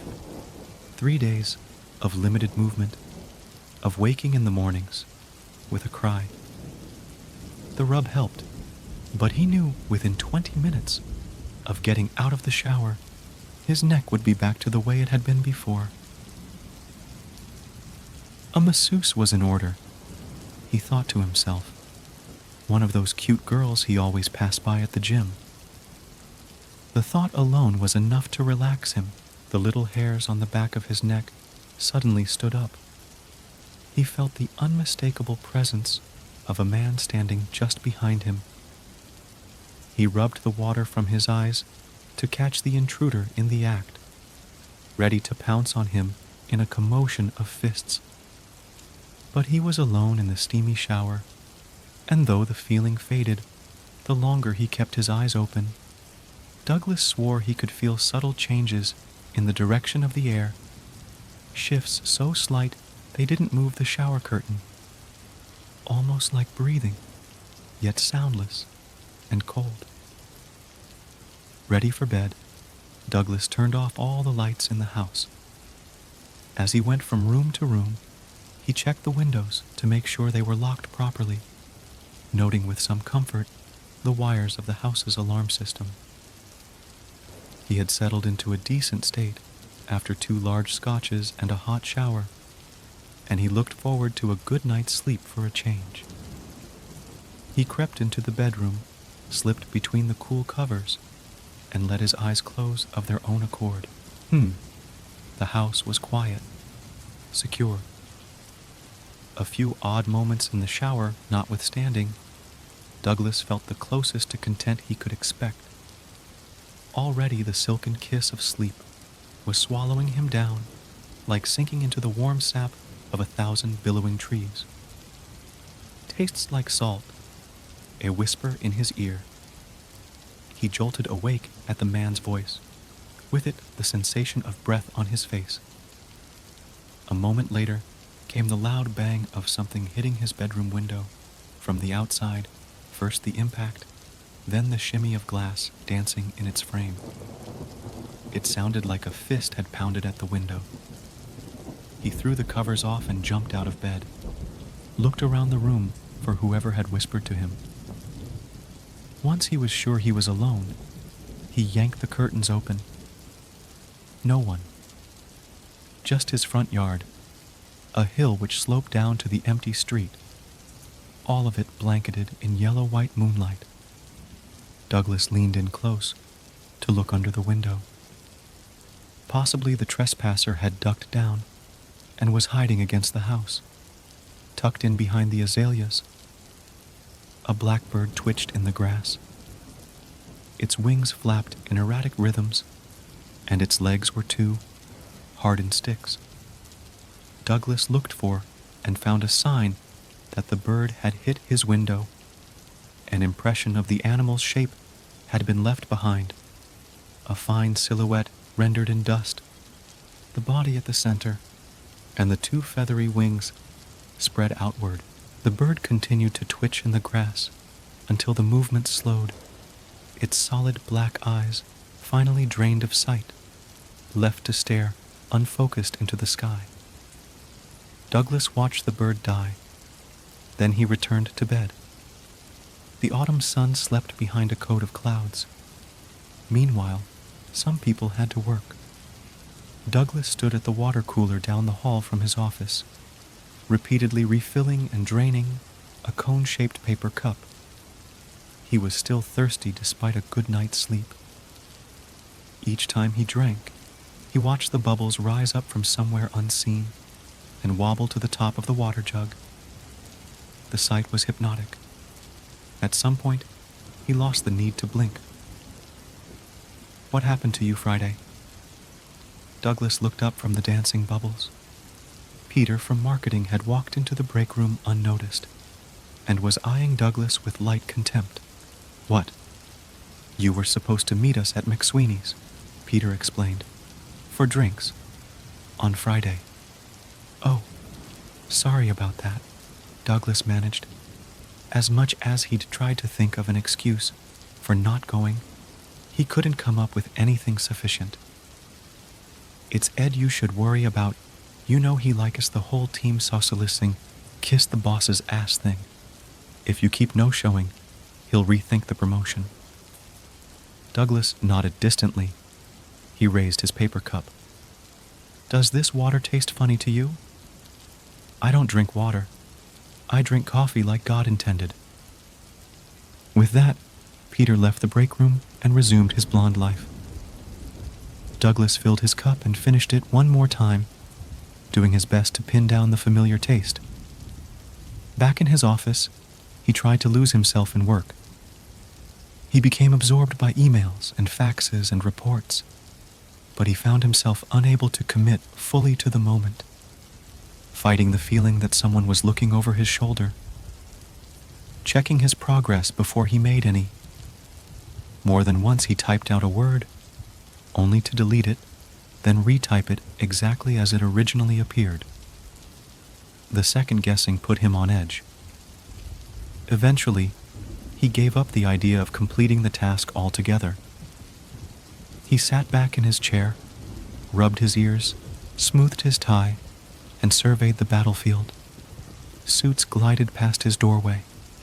Somewhere down the hall, a fluorescent bulb sounded out its electric death rattle. On his desk, facing the empty chair opposite him, was a nameplate some grateful client had bought him a few years back. He rarely looked at it anymore, as was the case for any non-functional object that sat on his desk for more than a month. He leaned forward and spun the nameplate to read the inscription. The thin strip of horizontal metal was engraved with his name, Douglas, first name only, and underneath it, in smaller font, it gave the origin of the name. From the Scottish surname Dubglas, it read, meaning dark river. Douglas grimaced. He put the nameplate back where he'd found it, this time face down. 2 hours later, after further failed attempts to accomplish something, he left for the day. As he crossed the parking lot, one of his co-workers had her back against her red import with a cigarette burning between her lips. "Hey, Doug, you got a new car?" "It's Douglas, and it's a loaner," he replied, not bothering to explain himself any further. She watched him pull out of the parking lot and toward the setting sun. She took another long drag of peppermint smoke and wondered what Ed ever saw in him. Douglas drove. Occasionally he chewed his thumbnail or checked the radio for a good song, but every sound that came out of the speakers grated on him until he decided he no longer liked music. Meanwhile, the dealership mechanic's voice echoed in his crowded head. "That must have been some deer," the man had said, rubbing his greasy palms together as he inspected the damage. A flash of scared eyes crossed Douglas's memory. Deep points of tear-pooled black. He had said nothing to the man, simply left him to his work. As the night kicked in like a bad pill, he drove past the river which interweaved through the large stretch of land outside the city. It had always served as a checkpoint in his commute, one of the telltale signs of leaving the throngs behind, those streets packed with the rude and the uncaring. Now it signaled something else entirely. The light of 1,000 stars above was snuffed out in its cold waters. He put his foot down on the accelerator and tried to pass the river without making eye contact. A few minutes later, he entered the tunnel which cut beneath the river. It was a hole in the earth, 1,300 feet long and 80 feet below the water's surface. The passage was made of steel arches, sprayed with concrete, and covered by brick. And though it did much for the city and its people, it was a generally unappreciated addition to its history. The tunnel's public perception had been marred early on when a portion of it flooded during construction, killing 3 men and injuring another. The accident caused a political outcry when it came to light that the company building it had cut corners in order to win the cheapest bid. Although that incident had occurred many years earlier, long before Douglas was born, he shared a distaste for that part of his commute. He had never in his life enjoyed being underground, believed it to be unnatural, and he defended the stance to anyone who would hear it. There were signs up today warning of construction, a common sight, and sure enough, as he rounded the bend at the halfway point, he spied flashing lights reflected against the wall, followed by beastly yellow and white vehicles, and finally, men in reflective vests. One of the larger men held up a sign to the drivers, which read "Slow," letting the cars slip past one at a time as he glanced mechanically over his shoulder at one of the construction vehicles backing into place. Just as Douglas was about to make his own pass, the man flipped the sign around to say, "Stop." "Come on," Douglas sighed. The heavy man made his way to the side of the car and signaled for Douglas to lower the window. "Only take a minute," the man declared. "You can't let me past?" He bunched up his thick face and blew out air. "That's what the last guy said, and the guy before that, and the guy before that. What if I gave you $20? A shrug. "Sorry, bud. Tunnel's got to be fixed. Eventually someone suffers." He turned and reclaimed his spot, watching the vehicle back up as he half-heartedly held up his sign. In the rear view, Douglas noticed there wasn't a single car behind him. He and he alone would have to wait for life to resume. He settled into his seat and watched his tax dollars work against him, though he refused to put the car into park. Somehow, it meant giving up. A minute later, he gave up. He put the car into park and checked his phone. No service. 30 seconds after that, the lights went out. A loud buzz echoed through the tunnel. A buildup of static turned inside out and amplified. Then the 2 strips of white lights on either wall near the ceiling snuffed out. The construction crew's generators followed suit, plunging the tunnel and everyone in it into a black as thick as paint. Men shouted in the shadows, and Douglas felt his stomach drop down into his pelvis, his fear of a living grave come true. The complete darkness only lasted a few seconds.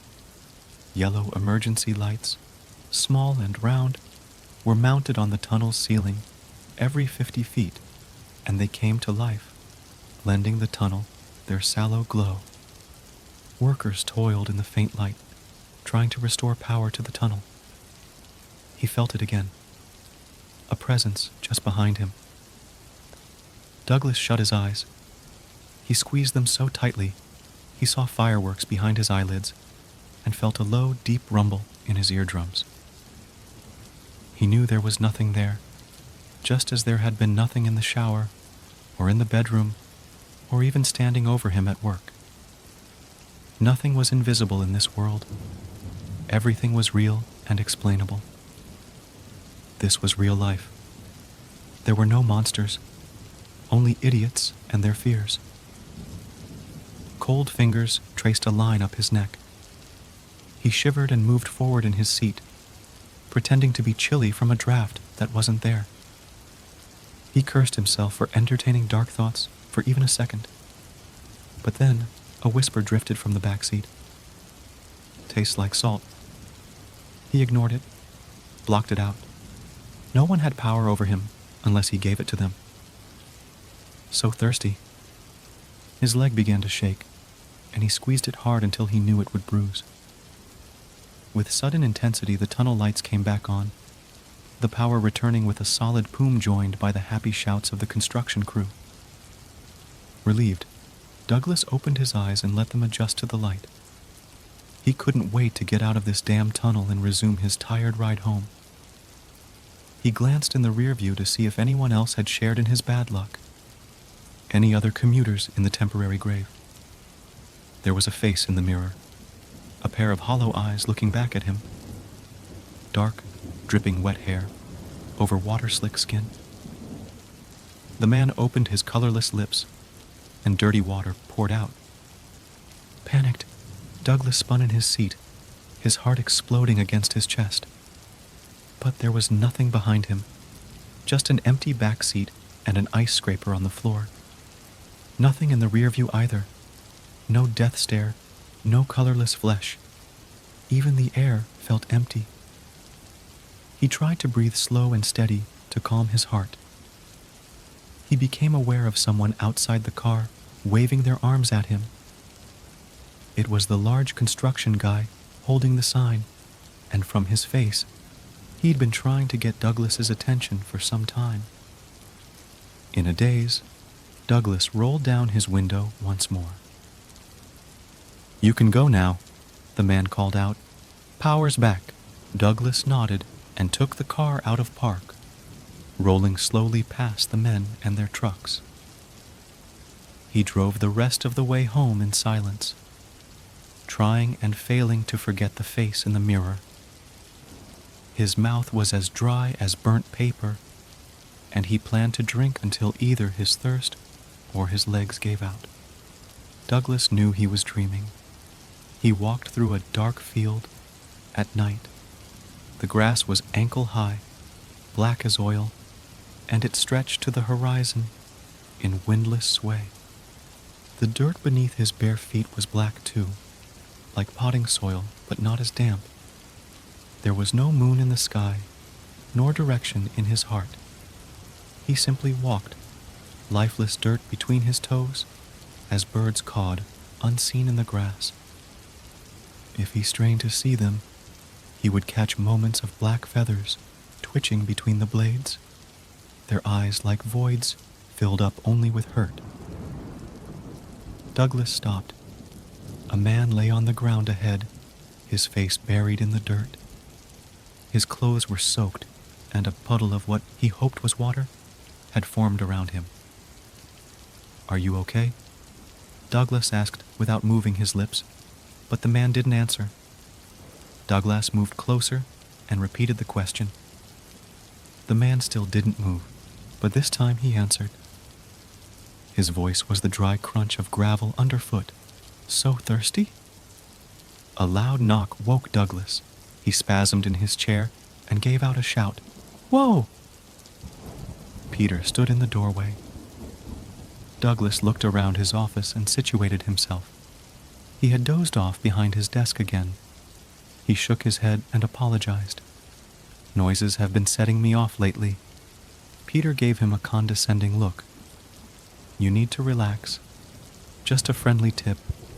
No one likes a guy who gets stressed easily. Especially Ed." He peeked down the hallway to see if anyone else had witnessed the incident. Especially Ed. Douglas rubbed his heavy eyes. "I think I need to get away for a bit. Hit the reset button." Peter stepped into the office and lowered his voice. "Are you crazy? You can't go on vacation right now. Not with everything going on. I know. Peter paused to scratch his nose. Then he smiled. What? What is it? Peter nodded. I know just the thing.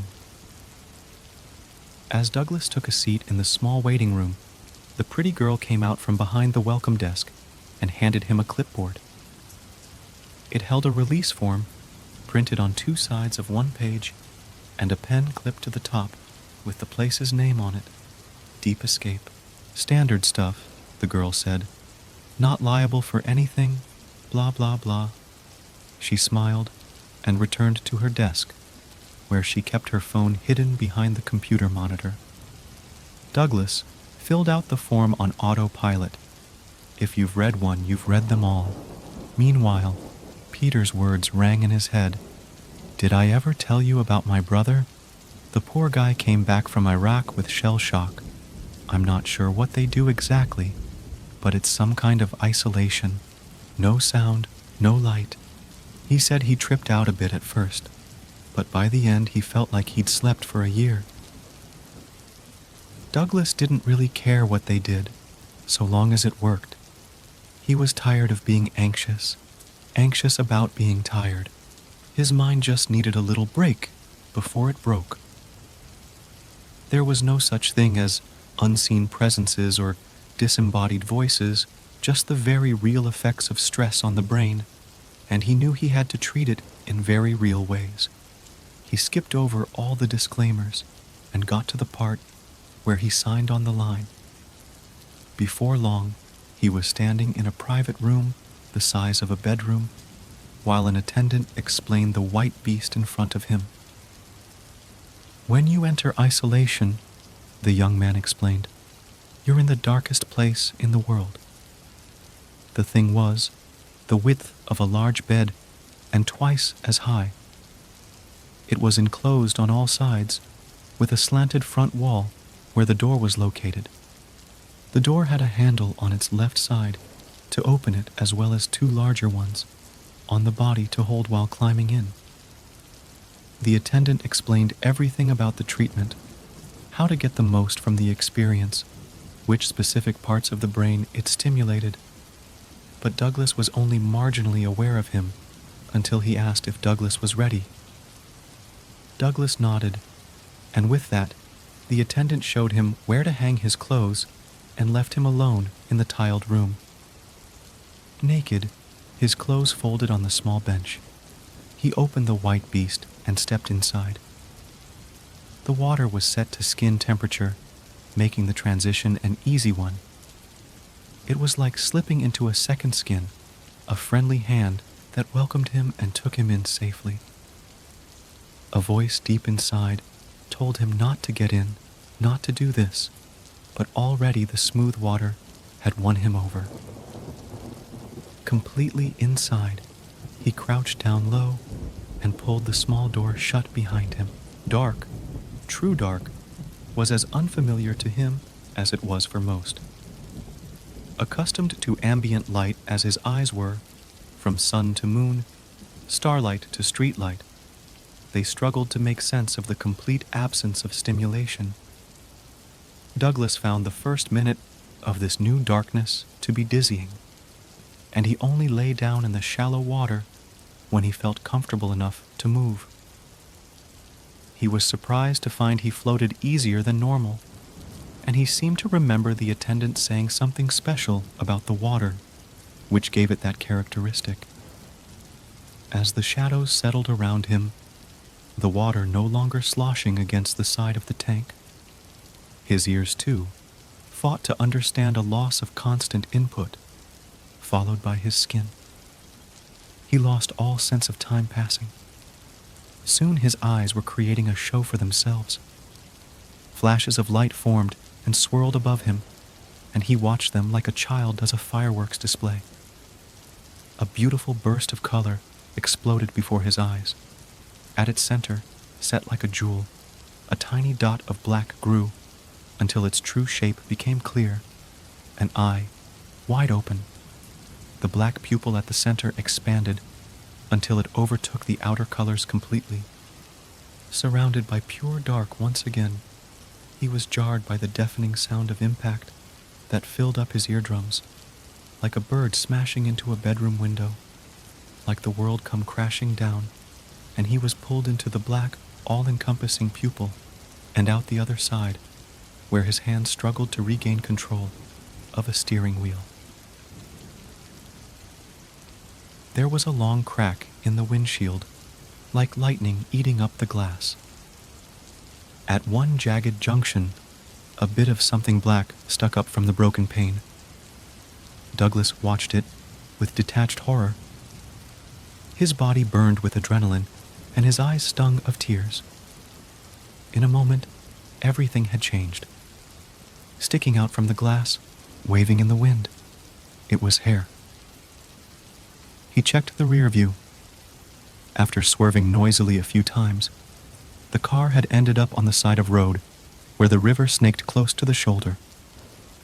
There were no other cars on the road, normal for this time of night. He put the car into park, turned the key, and slowly got out. His legs felt uneven, his body unfit for walking, and he came around the front of the car expecting the worst. The man breathed. Relax. It's okay. Hodge, help. Holding the man's head, he asked, How? Advertisements, call. His voice cut out painfully. Each word took tremendous effort. Police. Douglas closed his eyes. After taking a quick shower at home, he had poured himself a drink to relax before he went back out to McSweeney's. If he called the police now? Call. I already called them, Douglas said. We have to sit and wait for them. They told me to wait. The man in his arms began to cough. Douglas asked what he needed. I'm thirsty. Douglas looked over his shoulder and saw how close they were to the edge of the river. The water churned past small, smoothed rocks. He tried to lay the man's head back down on the grass, but he couldn't find a way to do it. That didn't cause the man to scream out in agony. Instead, he carefully dragged him backward, grunting and sweating to the river, until his legs were submerged in it. With one hand he cradled the man's bleeding head from dipping into the river, and with the other he scooped up cold water and fed it to him. It tastes like salt, the man complained. It didn't make sense at all. Douglas tried it himself, but tasted only water. It's a river, he said. It's fresh water. It tastes like salt, the man repeated. He took another sip, looked up at Douglas as he struggled to take a breath. When?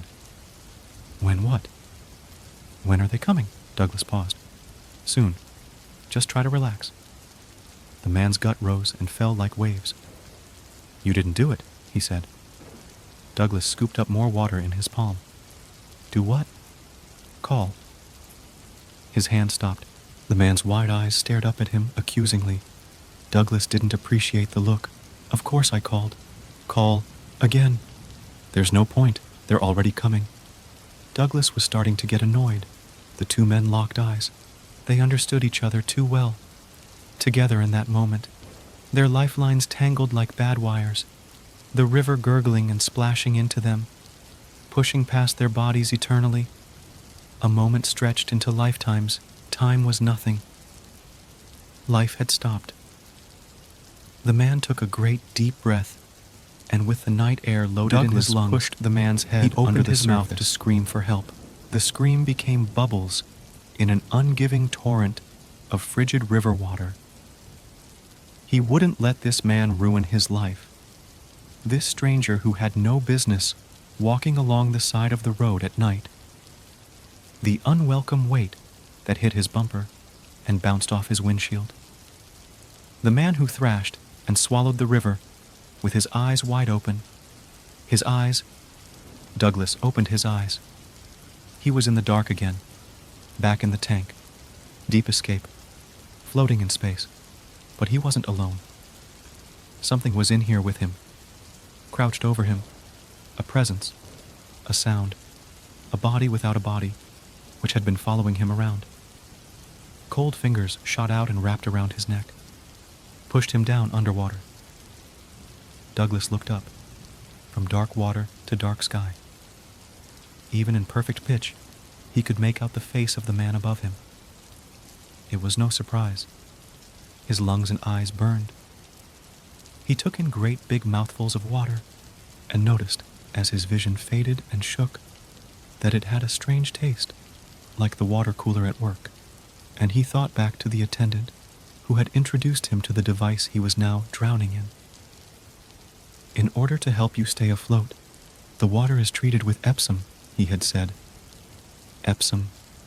Salt. It tasted like salt. Tight fingers squeezed his throat shut. They turned his vision black, blacker than the water, the dark river that swallowed him down. You're in the darkest place in the world. Not yet, but soon. All that was left was to give up. Like and subscribe for the more true horror stories. Story 2. I still dream about the ocean, waves capped with foam, the whispered poetry of high tide, pools filled with brine-crusted treasures. I dream about storms and faces. A roar of thunder wakes me to a cold sweat and an empty room, and I try to fall back asleep. I try to dream of something else, but the sea never fails to roll into my mind and drown my thoughts until another storm brews. My uncle and I lived on a private beach in South Carolina for a long time, and I fell in love with the scenery almost immediately. For the first couple of months, I was enrolled in a nearby public school, but sitting still wasn't really something I was good at. The world was so much bigger than the four walls of that classroom. The anxiety of a world passing me by, a brand of worry normally reserved for 20-somethings or prematurely balding men in their 40s, overwhelmed me to such a degree that I was taken out of school altogether. To my dismay, though, the time that I had previously spent in the classroom was not replaced with excursions on the Atlantic. When I asked why I couldn't at least ride with him, my uncle would just say that fishing boats were dangerous even without kids running around. So, I wandered through my days alone, barefoot on the winding shores of the Atlantic. The portion of the beach where our little bungalow rested was technically private, but the occasional pedestrian would ghost their way onto the sand, unbothered or unaware of their trespassing. From the attic window, I would watch them, men, women, and the occasional teenager. I wondered where they came from and where they were going once they left, and I would try to muster some courage from time to time to talk to them. I always stopped short at the door, though. I always felt like I would be bothering them. One evening, after Uncle had left, I spied some lights over by the dune behind us. In the grass and reeds, a boy and a girl sat talking in the glow of a lantern. They were young, but the two drank from the same type of beer cans that we had in our fridge. My heart slipped its paces excitedly. I scurried into the kitchen and snapped one of the frosty cylinders from its plastic collar. Returning to my window, I perched myself on a couch cushion upon the floor and opened my drink. When I spied a glance back to the couple, I noticed they had stripped off all their clothes and discarded them onto the sand. They rolled on top of one another in ways that seemed so alien to me at the time, and I felt a guilty fear wriggling in my chest. Tears warped my vision as I placed the can to my mouth. The smell was almost as foul as the taste, but I'm not one to let things spoil. I finished the contents and averted my eyes to my feet, only to find myself wandering a peek back to the dune. When they finished, they laid there for a long while, naked in each other's arms. That longing, that compulsion to make myself known, struck me harder than it ever had before. I was heavy inside, like my heart was full of pebbles. The two left after an hour or so, and I whisked out of the house and up the dune once their light had faded completely into the distance. The dry, scrubby grass around their spot had been flattened in an almost perfect circle. There, amidst their abandoned cans and foil wrappers that sported the words ultra thin, I hugged my knees to my chin and stared at the moon. I felt like one of the gulls or small seabirds that scuttle through the tides and build their nests in the very same grasses. I was bigger than them, though, and so much smaller. It was that night that I first dreamed of the sea. I stood on the shoreline, watching the waves roll stars into coiling swells of sidereal glitter. The breeze caught the crests of the water and threw mist into the air and onto my face. From the water breached a figure dressed in a fine black suit. His flesh was swollen and pale, and open fissures left from nibbling fish speckled his face and hands. A strange, starfish-like creature slept between his teeth. The body drifted up the beach until the crown of his head rested right at my toes, and I wondered where he had come from. I woke up the next morning on the front porch, yawning as the sun squinted just above the horizon. 3 yards from the house, about halfway up the beach, lay the suited man. The sea breeze slipped a string of my hair between my pursed lips, and I stood to my feet. The beach was empty, save for the man and I. After a slow approach, I stood over him for a long while and stared into his cloudy eyes. I thought that he must have been a nice person before. He looked that way at least. One would think that such a thing would stink more, but this was surprisingly not the case. He smelled of scaled fish, or maybe snow crab, which is not an entirely unpleasant aroma to some. The musk saturated his clothes like cologne. I sat beside him and watched the sun grow into a full, luminous orb. The light was warm against my skin, and shutting my eyes, I slipped my hand into his for just a while. Sweat was beginning to grow on my nose when I finally opened my eyes, and I watched as a hermit crab tittered from his pants pocket. Patting sand from my legs, I headed inside for a drink. Once my glass was full, I stood at the side window and watched the man some more. I wanted to keep him there, honestly. Let him sleep for as long as he liked. I fully intended to, but a flight of gulls had found him and had begun pecking at the buttons on his coat. Rushing out, I shooed away the birds. A couple of the stubborn ones waited until I was right up on them before fluttering a safe distance away. The pack stayed close enough to swoop in again, just in case I left him unattended. They are a bothersome kind. Obviously, he wasn't safe to be left alone. His shoes scooped into the sand like trowels as I tried to drag him farther up the beach until they both popped off, glossy toes peeking out from the sand.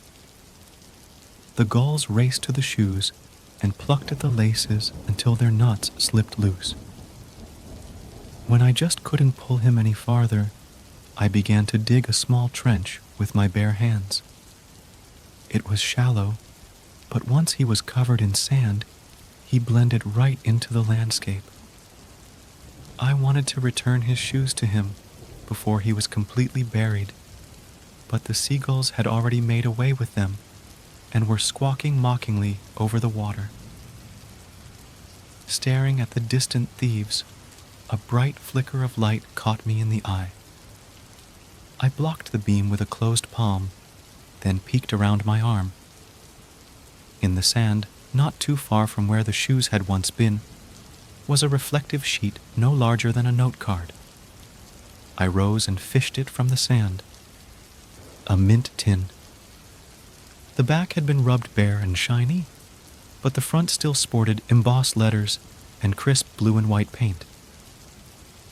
Curiously strong, the tin announced, and I opened it like an oyster shucker looking for pearls. There were, of course, no pearls. There was nothing but a few dots of rust. But that was fine enough.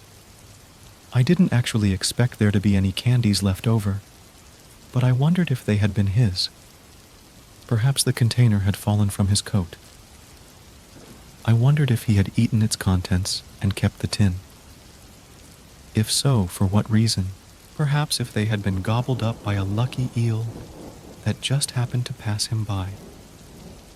It was also entirely possible that it had not been his at all and had settled on the beach during high tide. They were all fun thoughts, but I chose to settle on the first. I also chose to keep the tin for safekeeping. I never expected to fill it up so quickly, and I dreamed of the sea every night after that. Sometimes I dreamed of men and women far off the coast, drifting in open waters. I dreamed of great creatures with gleaming, bulbous eyes, watching them bob along the surface just above.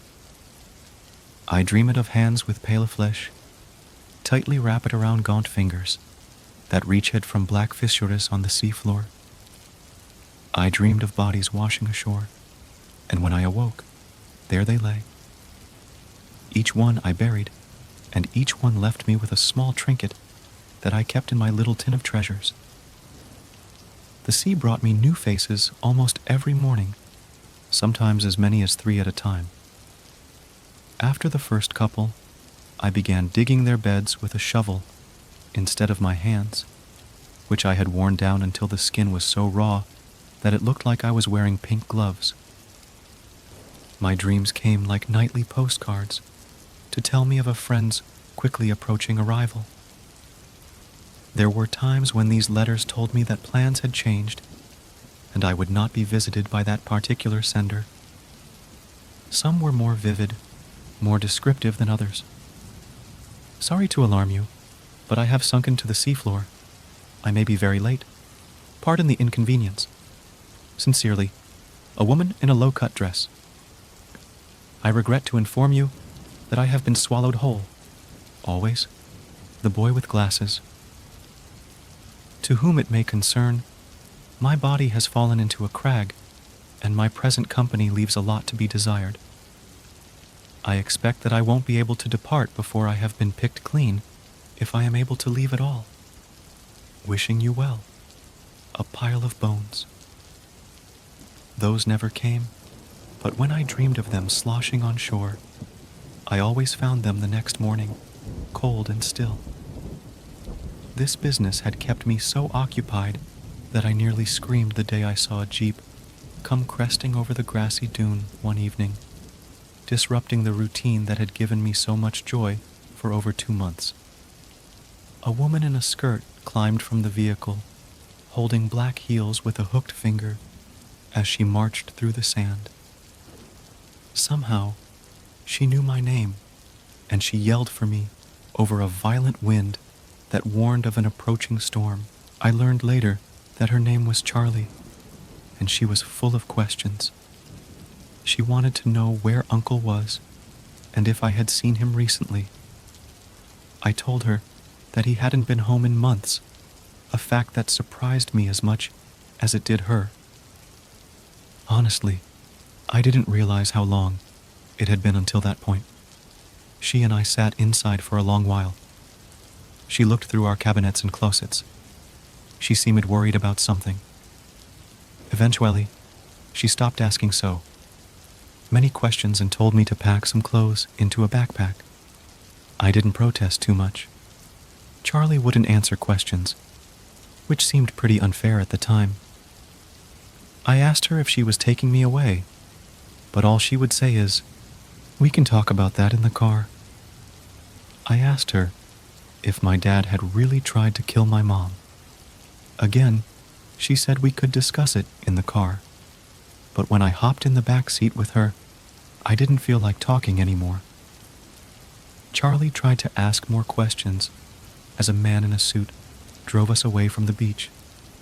She would try to touch my head or my hand, but I shrank away. At some point on our drive, I fell asleep with my cheek pressed against the window glass, and I had a dream. This time, I dreamed of wind, angry wind, wind that clawed across the beach with invisible talons. It splashed from the water and tore off the roof from the bungalow. It pounced down onto the dune and peeled away sand like sheets from a bed. The longer the storm raged, the more it revealed on the beach, wiping away the earthen lids on 100 shallow graves. Rogue waves climbed into the air before crashing down, greedily grabbing the bodies as it receded. Then, as another pillar of water fell upon the shore, the sea gave up one last gift. A familiar likeness, dressed in yellow, rubber waders rolled along the beach like a rag doll. The force of the wave buried his head completely into the sand. Another wave crashed against the body, and the neck snapped as his torso rolled in the wake. I woke up at that moment to a clatter. I was lying in an empty room on a couch, padded with stiff cushions. Buzzing fluorescent light flickered above, and a heavy rain roared outside, cascading over several small windows beside me. I craned my neck to find a rusted mint tin lying open on the floor, its contents littering the area around me. I scooped up the treasures and placed them one by one back into their chest. When it was full again, I closed it, held it tightly to my chest, and shut my eyes. I didn't know if I would be able to fall asleep again, but soon I could hear the cries of gulls.